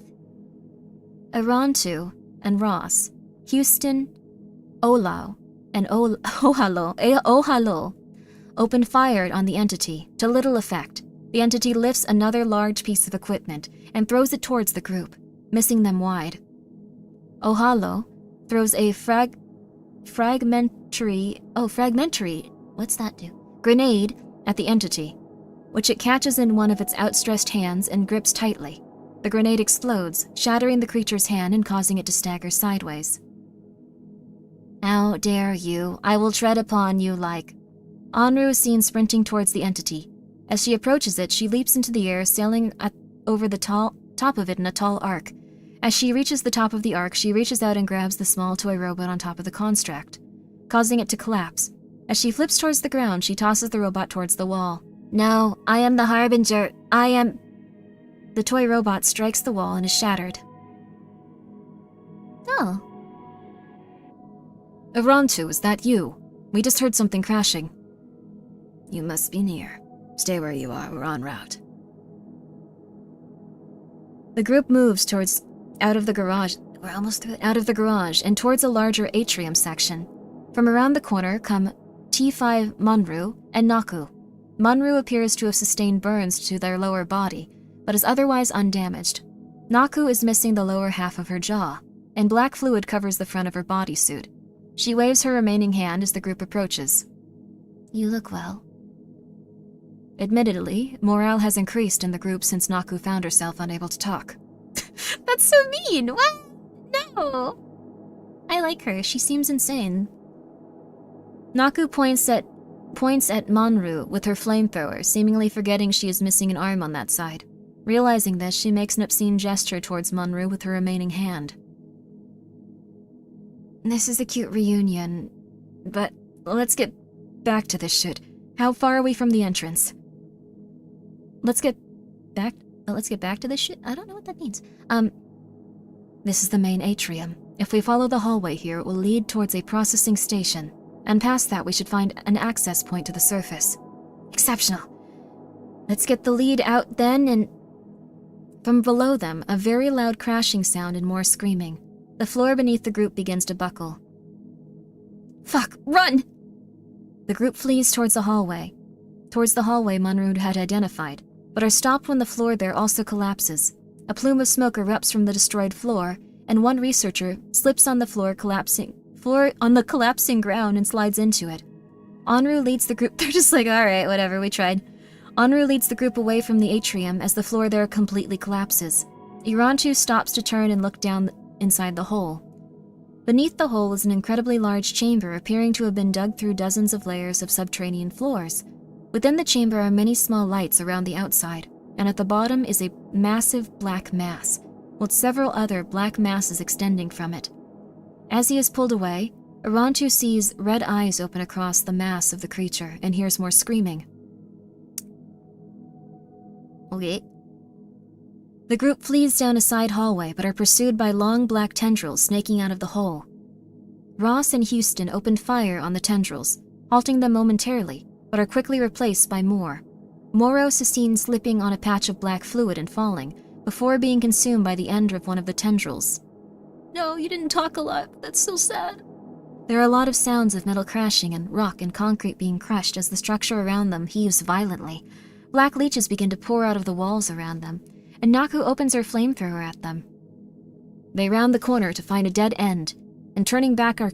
This is a lot of exposition. This is so different. And turning back are confronted with another black tendril that has burst through the hole in the wall. Holy fuck, we're trapped. This is it. This is it, holy fuck. Onru, we need a way out. I am having difficulty. Wait. I have an idea. I think I know where we are. I have an idea. Come on, you fuckers. We're not dying here. The group follows Hollis towards a descending staircase and move quickly down it. Hollis tosses an incendiary grenade towards an encroaching tendril and slams the door shut behind her as it explodes. The screams from below them intensify as they descend, and the stairwell begins to shake. Holes in the stairwell open and more leeches begin to pour out of them. All task force members open fire as long tendrils snake through the holes as well. Upon reaching a landing, Hollis motions the group in the door. Here, in here, go, go, go! The group enters a hallway and sprints towards the other end. As they do, they pass a sign on the wall that reads, Stairs to Cryonics. Monru notices this as they pass. Captain Hollis, what are you doing? You're going to have to trust me, Blue Ranger. I've been doing this a long time. Okay. I think this will work. The group, what? Huh? This is just a... Huh? At least they're trying. They're gonna get through it, I think. At least 4 of them. Maybe 1. At least the main 4 ladies. It'd suck if they were like, we did not rescue any of them. Sorry. The group exits the hallway into a large observation section, passing many large windows with blast protectors down across them. The team stops in front of one window, overlooking a massive chamber lined with huge steel doors. Overhead are the words, Olympia-class testing observation. Hollis, what do you have in mind? Call it a hunch. We need to get downstairs, come on. The group runs towards the stairwell at the end of the room and quickly descends to the main level of the wing. As they exit onto the floor of the Olympia-class containment chamber, the wall behind them begins to buckle. The leeches begin to pour out of it. Pink Ranger, that panel over there. You need to get that door open. What? I said get the goddamn door open, hurry! What the fuck are you waiting for? Go! She's just a random, really weird woman. Onru runs towards the control panel near the tall steel doors. The wall behind them continues to buckle. Monru, that one. Get that one open too. Yes, absolutely. Monru attempts to access the door controls. Hollis turns towards the group. Everyone else, just listen to me. You civilians need to get to the far end of this room, as far as it goes. Just keep running. There's an access point to the power station above this part of the facility. You need to just keep climbing until you get there. Once you're there, you need to blow a wall. That'll get you out, but you need to hurry. This shit is about to pop off in a pretty major way down here. Ross, you and your boys just fire at anything that comes out of that wall. I'll tell you when we can go. Irantu, you stay with me. This is going to get pretty messy. Oh, Hollis is the mole rats captain. Oh! Understood. Alright. Fucking go, come on! The group flees down the main hall pathway, through the chamber away from the buckling wall. Behind them, the wall finally gives way, and a gargantuan black, slick entity pours into the chamber, at least 200 meters in height, covered in black tendrils and dark red eyes. When it sees the group, it opens a massive mouth full of rows of long yellow teeth. In the center of the mouth, a naked human woman is visibly conjoined in some way to a sort of prehensile tongue with the creature. As it opens its mouth, it lets out a piercing scream and begins to move towards the group. This is a woman? Damn. Women. Every available task force member opens fire on the creature, emptying their remaining magazines and throwing every possible incendiary weapon towards it. The creature is deterred slightly, but for every place it is pierced by weapon fire, black fluid and more black leeches begin to pour from its body. Several long tendrils begin to snake towards the group of task force members. I have it. Captain Hollis. Come on then, girl, throw that fucking thing!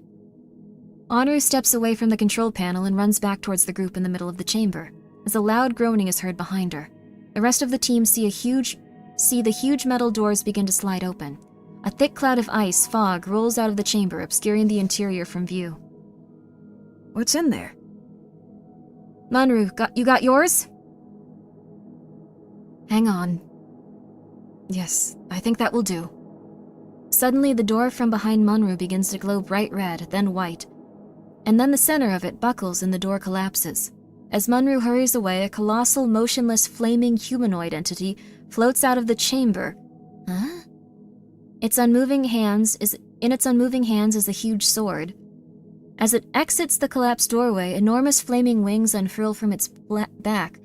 The black creature screams and its tendrils begin to lash out at this creature. Is that some sort of, normal one from the SCP world that isn't, connected to the occult one? Let them fight? Probably a good idea to distract them with each other. I'm surprised it didn't just immediately, just murder everyone there too, though. Is it, a nice thing? Oh, it's an angel. Oh. Damn, I captured an angel? That's kind of messed up, but I guess that's what they do. Yeah, that's what they do. As the tendrils come closer, long streaks of fire erupt from the sword towards them, rupturing and sending black fluid and scorched leeches flying across the room. Oh, proposal in small... Oh. Why is the angel here? The gate guardian, if I'm wrong. Oh, so they started some sort of gate thing. I don't know this one well enough, I'm sorry. Towards them, rupturing and sending black fluid and scorched leeches flying across the room. The massive black creature screams and dozens of other tendrils fly towards the flaming humanoid. As the two engage, there is another sound, like a long whining, and then suddenly the room is silent. From within the cold, foggy room, a towering, vaguely cervine creature steps out into the main chamber. It is composed of a body covered in light green and cream-colored hair, a long, thin neck, ending in a hairless, somewhat humanoid face, and a vast, intertwined white and black antlers that pulse with streaks of blue light. This feels so interesting. It's like an anime OC fight in some ways. Floating above its head are 9 concentric rings of glowing, rotating crystal and metallic spheres.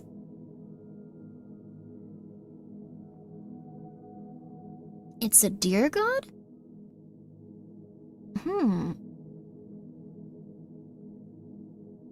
It's the guardian that protects the gate to Eden. Why is he there, though? You think he fell unconscious there for a minute? There's a lot of terrifying entities to see here. Wouldn't seeing these guys also make your eyes explode? That's cool.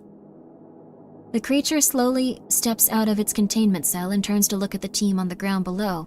It opens its mouth and a long, droning sound is heard through the room. Around its body, several large metallic cylindrical structures appear, followed by a distinct cracking sound. It begins to step towards the team of task members, but is struck from behind by 3 black tendrils that wrap around its neck. The creature lets out another drone, and suddenly the sound returns to the chamber. As a long streak of fire arcs across space, the cylindrical construct turns lengthwise and speeds across the room towards the black creature, striking its central mass. From all around the Servine entity, and more metallic spheres appear and fly towards both the black creature and the flaming humanoid, which in turn begin to attack each other.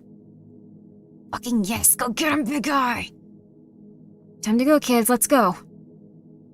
The team begins to sprint after the group of civilians towards the far wall as jets of fire strike the ground after them. Naku catches the end of a dismembered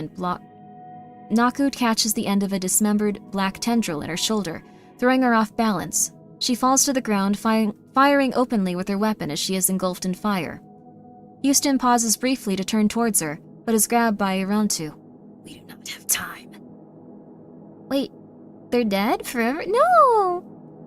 As they near the group of survivors, all of whom are huddled near an exit door at the end of the chamber, there is a crashing sound, and they turn to see the Servine entity standing up from where it has been thrown across the room. The black creature whips as more metallic spheres appear and arch back towards it. This is really hard to tell what's going on some level. I think I get it, but they're just...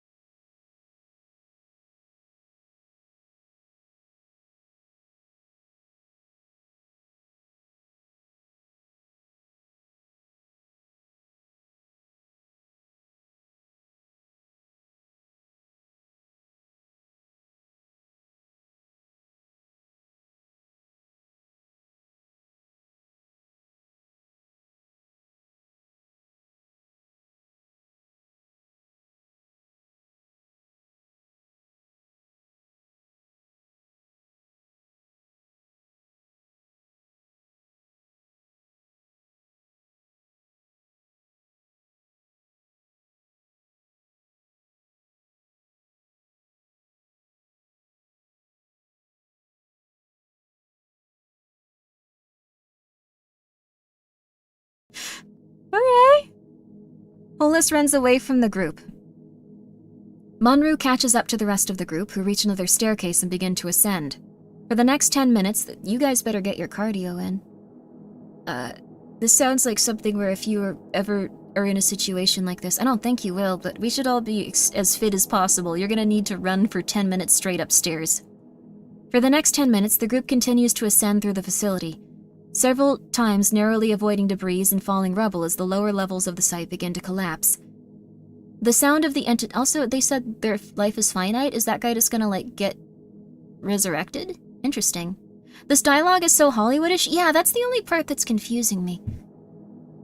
It's neat, though, but it is just very different. It's like everyone had something happen to them. There's an SCP that makes everyone's dialogue slightly more Hollywoodish in the vicinity. I don't know, they drank some water on the way there. There you go. Adrenaline is a hell of a drug. It makes you talk like you're in the movies. The sounds of the entities below continue to be heard, and several times the creatures become visible through large gaps in the wall or floors. At one point, Ross catches sight of the unmoving flaming humanoid, nearly completely covered in metal, as long streaks of fire burst through open seams of its encasement. Shortly afterwards, there is a 2-minute break in all video footage, followed by a shot of the head of the, I forgot this is footage, Servine creature smashing through a wall in front of the group. As they turn to run away from it, the head turns towards them, 2 researchers are instantly transmuted into hexagonal columns of unknown yellow-green material. How many researchers are left anyway, I wonder? After a short time longer, Ross picks up a signal from Site Command. Team Lead, this is Site Command. Do you read us? Holy fuck, yes. Yes, I do. Do you hear me? We do. You have appeared on our geolocating systems. Ross, you are not far from the exit. Where is Captain Hollis and Irantu? Irantu is dead. Hollis, she ran off a while back. We haven't seen her since then. Understood. What about the rest? We've suffered some casualties. Fuck. We lost a few of the civilians and Vigo and a few others. It's really bad in here right now, Command. We're going to need all the help we can get. Munru. Where's Onru? Oh. She was behind us. Where is she? Don't worry about that now. We're making an extraction point on your visor. The extraction team is waiting for you there. We're going to get you all out. The group hurries towards the extraction point as the site continues to collapse around them. Above ground, aerial surveillance captures footage of large sections of site sliding into the ground, and smoke beginning to billow out of the power station and nearby mechanical facilities. Jets of flame become visible as the earth beneath SCP-731 begins to give way. Mobile Task Force Alpha 20, Holy Divers, enters the site near the crumbling power station. Damn, they're still going on, good for them. The group of survivors comes into view and are immediately moved towards the access point, and then away from the site, by members of MTF-A-20. As the rest of the task force members are pulled away from the site, a separate transmission reaches Site Command originating from T5 Onru. T5 Onru and Hollis are standing in front of the Thresher device, which roars with activity behind them. They are firing their weapons at the encroaching black mass in front of them, which is punctured by streaks of fire. In the background, the Servine entity can be seen tearing through black tendrils with its antlers, as long rods of flaming metal streaks across the room towards the black entity. Hollis turns towards the camera and is visibly laughing, firing her weapon openly. Okay. She has removed her helmet. The hum of the machine behind them grows noticeably louder, eventually overtaking all other sounds in the room. Streaks of electricity arc across the ceiling above them. She smiles and turns towards Onru, who looks down to find her torso has been destroyed by a jet of flame.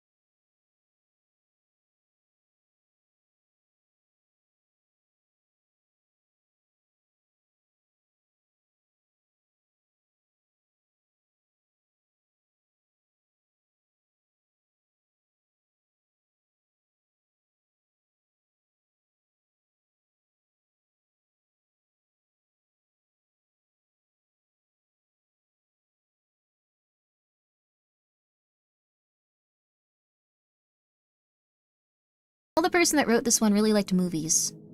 Not in a negative way, just you could tell. You could tell it was one of their things. Okay. Now they're gonna interview all of the survivors and just be like, what happened? They'll be like, I don't know, I'm scared. Oh god, you saw the video, I'm scared. Mission debrief interview. Date? Interviewee, Captain Ephraim Ross, Mobile Task Force Apollo 3 Game Wardens, Team Lead. Interviewer, Dr. Peter Vincent. Mission debrief, SCP-1730 extraction. Subject, SCP-1730. You would have, like, super PTSD.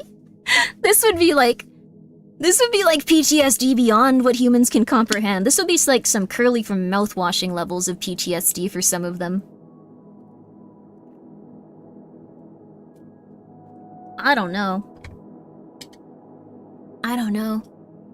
The following is an audio transcript, excerpt from an interview conducted by Provisional Site 23 personnel regarding SCP-1730.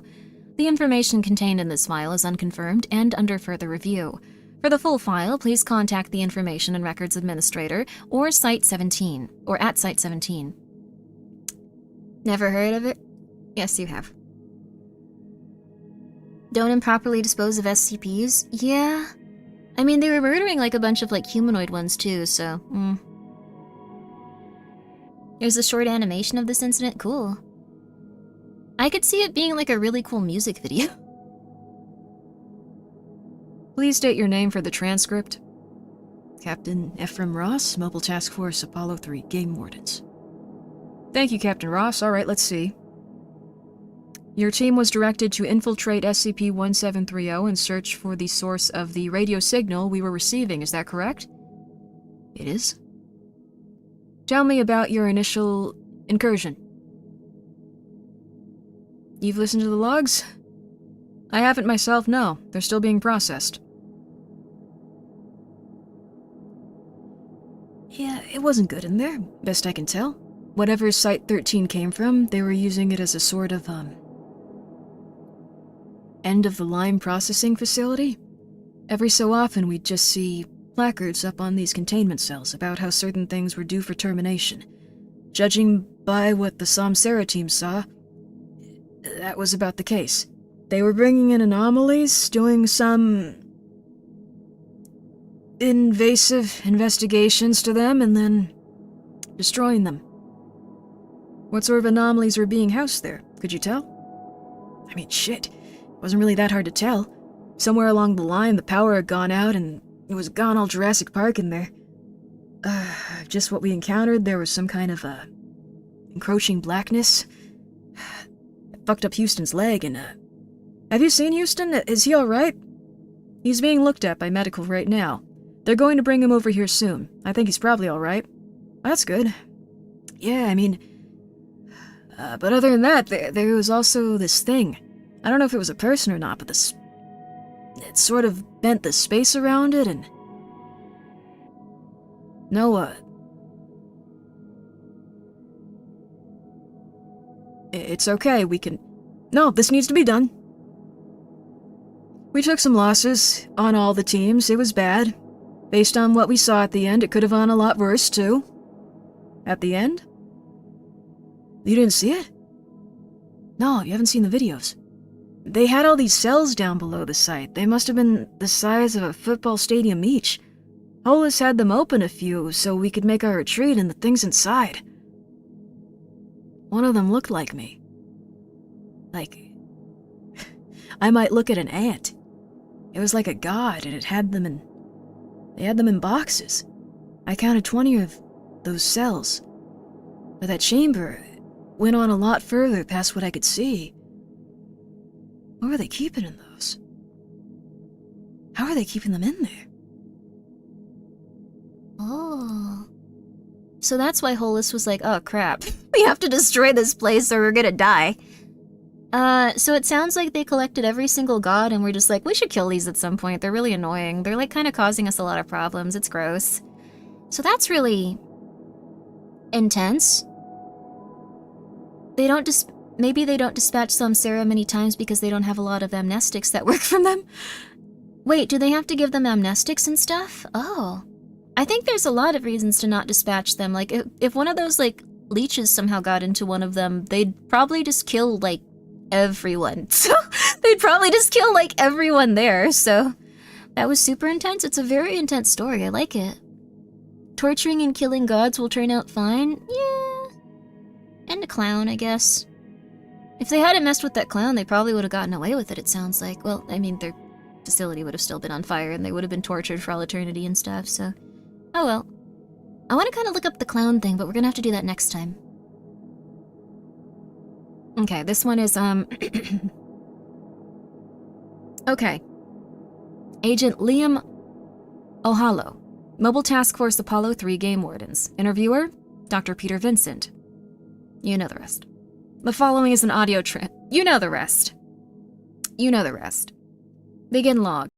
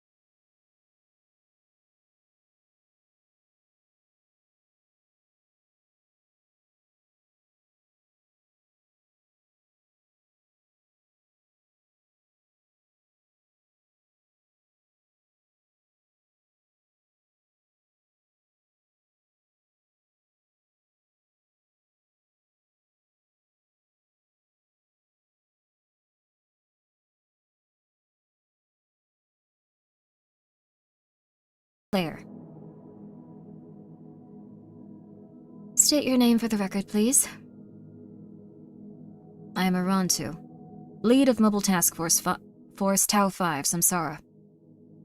In your own words, please describe the events that took place while you were within SCP-1730. Of course. The Tau 5 team inserted into SCP-1730 and began to move towards the source of the broadcast.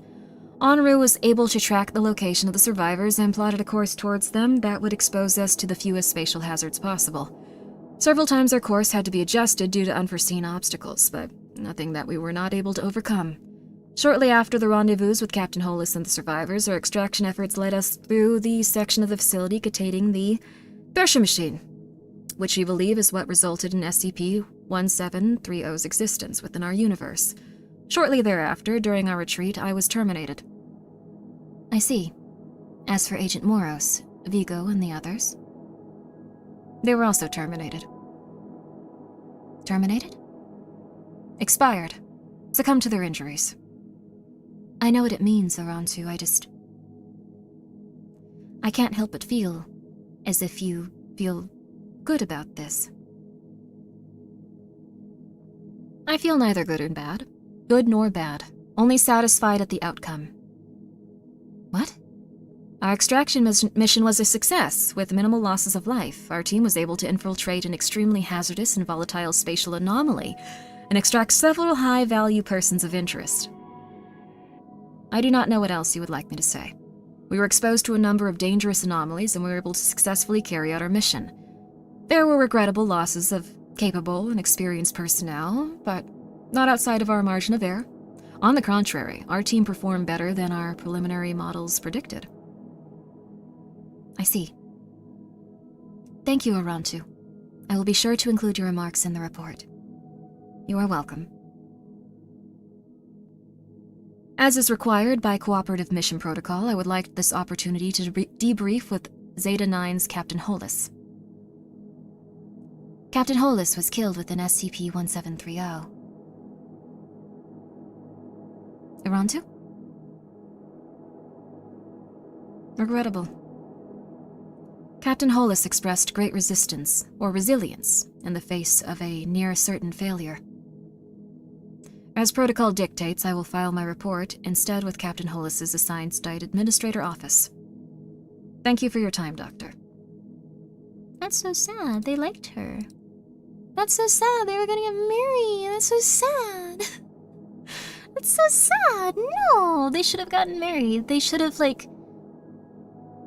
I don't know. I don't think they should be married, actually. They seem like the two most unstable people maybe in the entirety of the SCP universe, so that might not be good.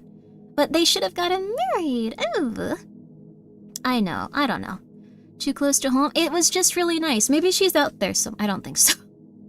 I don't think she is. I think she's definitely dead, but that's too bad.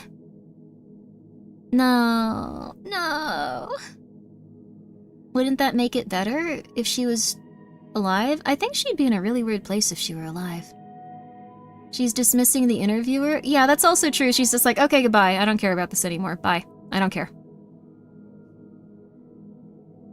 Maybe in a parallel universe? Maybe. Immortality makes dealing with loss awkward at best. That's true. They were probably like, that's unfortunate. Okay, bye. Yeah. Yeah. She went out exactly how she wanted to, I think. Doing something really weird and really cool. Okay. Agent Cotter Houston. Houston, not Houston. Mobile Task Force Apollo 3 Game Wardens.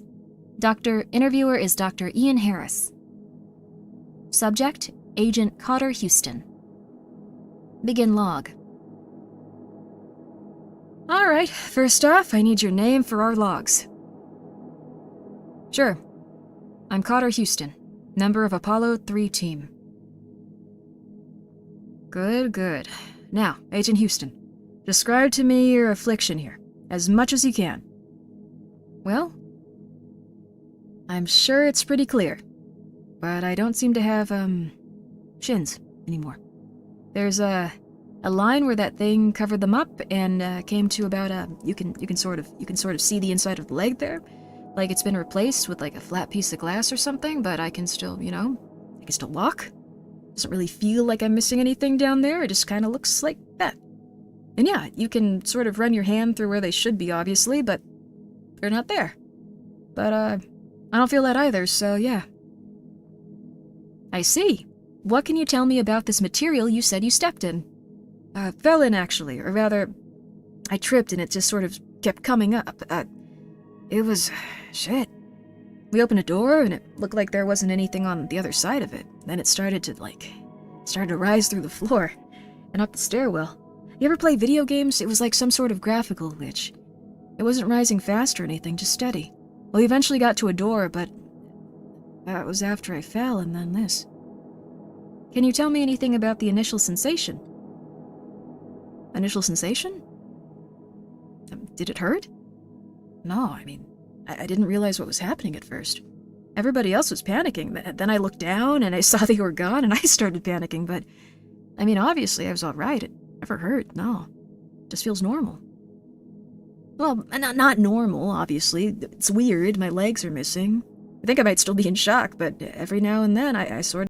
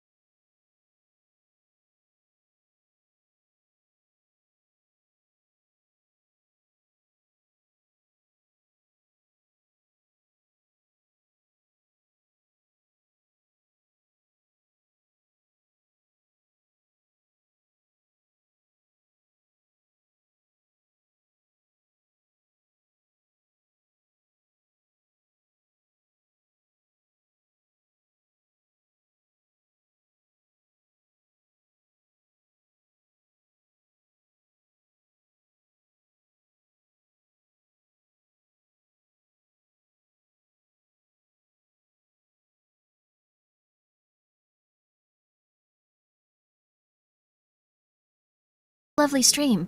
We're just on like the tail end of a very, very long SCP article, but oh, it was good. Oh, it was good. It was really good. I think you would like it if you could comprehend it. These are like the interviews they do at the end of it to like talk to everyone that just survived something cataclysmic that probably changed all of them irreparably forever, and like they are gonna be crazy now. What's gonna happen if they don't hold up? Be they gonna fire? I don't think they can fire some sort of godly being. It's kind of interesting. But thank you so much for coming by. Guys, please go take a moment to go and check this nice person out. I hope you're having a really lovely one. Thank you so much. Begin log. This is also En Ruse, by Dr. Darian Arnold. Darian Arnold is the interviewer. Dr. Arnold, why did you pursue Captain Hollis? I believe I understood Captain Hollis's intentions before she left the group, based on her discussions with the team and their leads before we began our extraction. I feared that she may not have been capable of returning along our previous course without my assistance. Your recording equipment went dark for a long period of time before becoming active again in the Thresher area. What happened during that time? Enru, I'm going to need an answer.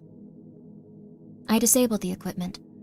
There was a room we passed through that was different than it had been before. It was in the server room, above the Olympia containment cells. I do not know how our path ended there. I had not intended it to. It was a mistake. When we entered it was on the room. It had been, but... What do you mean? I'm sorry, it is difficult to describe. When we entered the door, I could see the servers around me, but superimposed over them was... We were standing on a precipice, overlooking an area of size which I cannot estimate. Below us were humans screaming, their arms ending at their wrists, crying to the silent sky for restitutions. And then the sky burned. It was like a star had fallen, and I had to look away. Hollis could not. When I turned back, I could see scorched corpses on the ground, billions of them, but billions of others, living beings who came rushing towards the fallen star with their arms outstretched. And hanging in that star, like a twisted marionette, was... At Site 13, they called it Maladragium. In this place, they call it another name, a hateful name. Why did you disable your recording equipment? When I first encountered this entity, it created an anomalous mimetic and cognitive hazard powerful enough to burn the scramble units out of my eyes. I did not know what it had done to anyone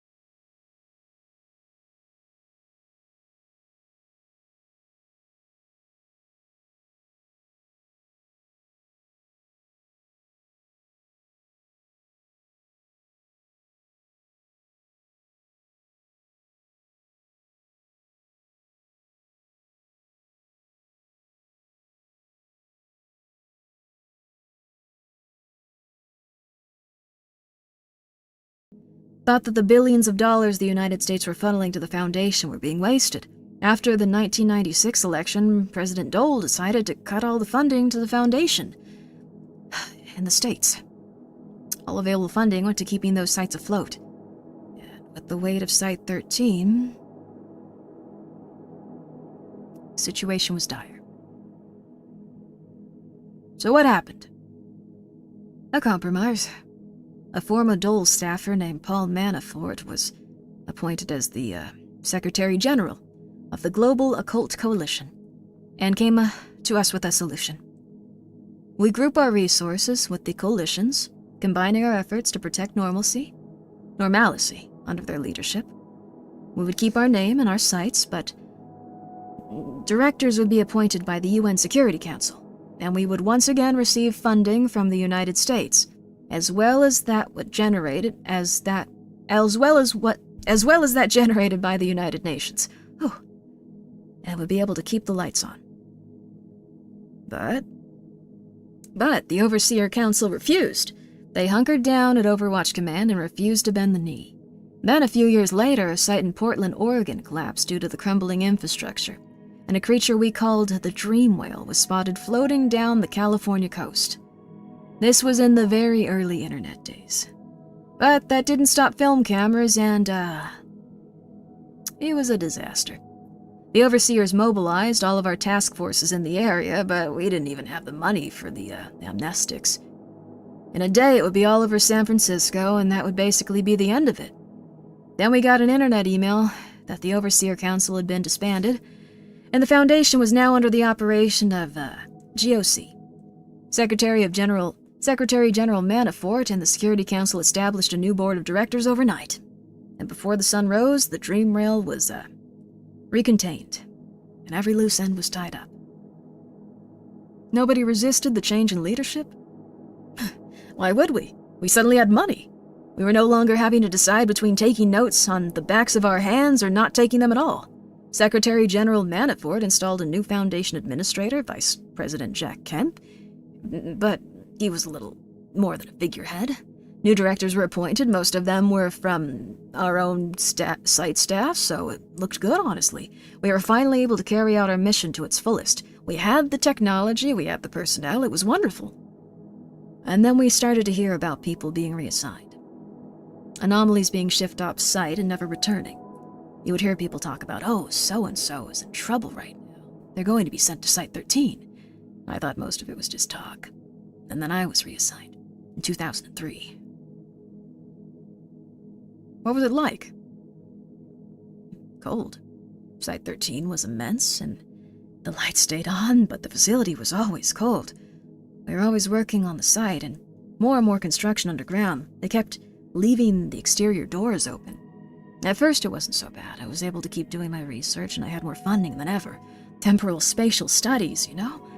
The director then was Jack Bright. Oh. One of the old doctors from back in the day, very charismatic. The staff loved him. He had a medallion he wore, some anomaly from way back when he made himself immortal. Or from way back that made him immortal. So long as he had it on, he wouldn't age. Anyway, things were great for a few years. Then one day, another popular doctor was found dead in her office, Cynthia Light. The story we got is that Bright had fancied her, but when she found another man, he went and killed her in a fit of passion. Bright, summarily locked up, and Elliot Emerson is installed as the director of Site 13. What's that?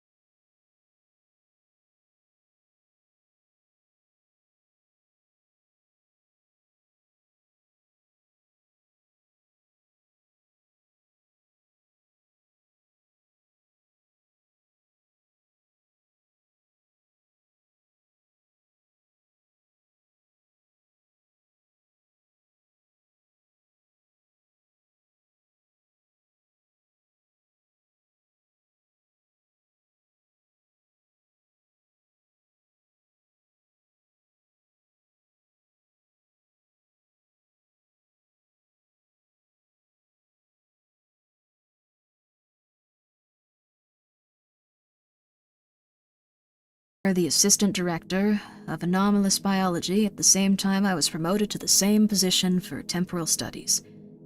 She and Elliot had been together, and she pretty adamantly opposed everything he was making us do. Elliot kept his tail between his legs, but Manafront wouldn't have it. He had her stripped of her position, and after 3 months, was demoted to junior researcher after that. One night, after staging some kind of demonstration, some guards showed up and, well, stripped her naked and inspected her for contraband right in the middle of the main corridor. When they were done and satisfied, they nearly beat her to death and left her there. Myself and a few other doctors took her to the medical center, and she recovered, but she never really recovered. Something inside her had died or been replaced with something else. She did something. Hatched some scheme. She sent me an email about it the night before she did it, but I didn't pay any attention. What had happened and that thing attacked the site, Emerson came and begged me to turn on the Thresher. It was supposed to be an absolute last-ditch effort to protect the world, a wholly untested piece of technology that was just as likely to have burned the world than saved it. Its entire existence was the result of a joke, one that I might have taken too seriously at the time, but either way, I refused. I told him the risk was too great. Even if that had worked, we would just be creating a problem for another world, but he was inconsolable. He told me that staying and facing the Secretary General would be a fate worse than death. Pulled a gun on me, demanded I do it. I fled, went to gather my team, in the hopes that we could escape, but before we could even leave our lab, it happened.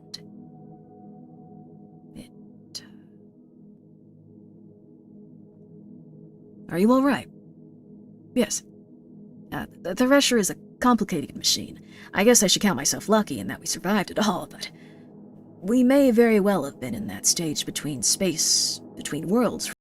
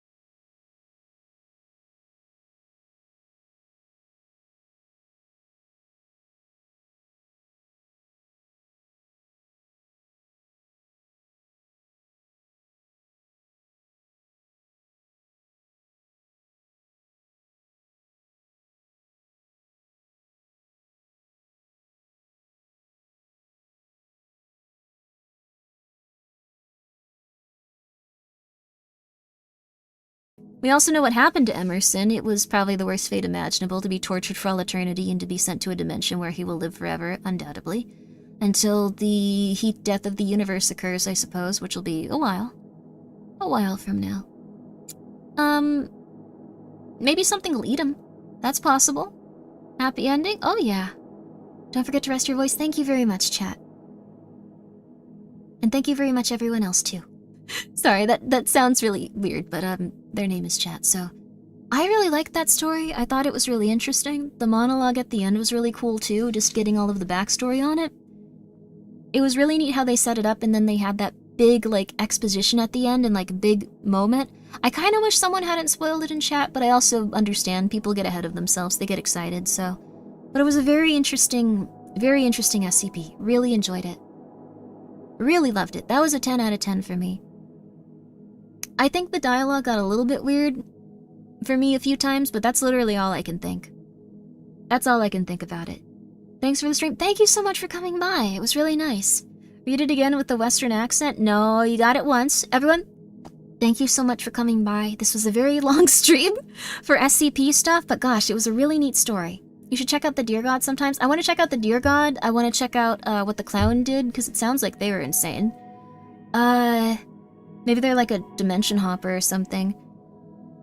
I'm probably gonna go read some of that stuff, like, right now. Yeah, it was like 5 hours. It was like 5 hours! It was a really good one, though, in terms of, like, what it had going for it. It was a little bit action-y for my taste, but I think it worked well with everything going on, so... Really interesting characters. All very one-of-a-kind. Could honestly see, like, this just, you know, Site 13 in the original sense. Like, it could be an entire novel, like, that... Before it, like, gets transported. There's so many interesting things going on in it, so... Really lovely one. I would highly recommend checking just SCPs in general out, but this was a lovely one. Really enjoyed it. So, everyone, thank you so much for coming by. Also, thank you, Foolish One, for becoming a gremlin. If you guys would like to, there's a collectible card. They're very interesting and fun if you guys are into that stuff. I don't fully understand them, but I think they're very cool. There's also a voice pack. If you would like to have someone set your car on fire for Valentine's Day. It's not a very romantic one. And also a letter where I demand that You read it in this tone of voice. My dearest Gremlin, I come to you and write this letter on a very dark and stormy night. like that kind of letter. So they're not really romantic, but they are a voice pack and a letter for Valentine's Day. Also, thank you, Tumin. I appreciate that. I'm glad that I'm glad you like my voice. I stream on Twitch most days. I stream on YouTube 2 days out of the week. I'm gonna try to go for that. So I'll be back on Friday, most realistically.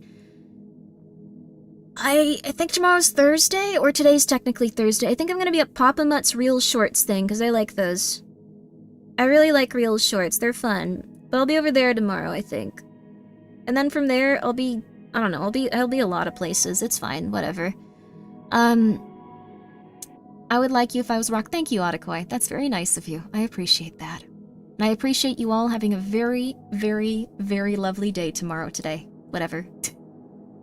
It's hard to tell. Let me see if there's anyone alive right now that I can raid. Let me see if anyone's still conscious. There's probably a few. It's still... Oh, it's 1 AM. There might not be. There might not be, but we're gonna try. Everyone, please keep your cats indoors. If you have one right now, there's a big flu going around. There's a big bird-a-chew going around, so if you guys got one of those going... No one really streaming right now. None of the V4 Mirai girls that I follow are. I should probably follow the rest of them. Are any of the V4 Mirai girls streaming that you guys know of? I really like them. I don't think they are.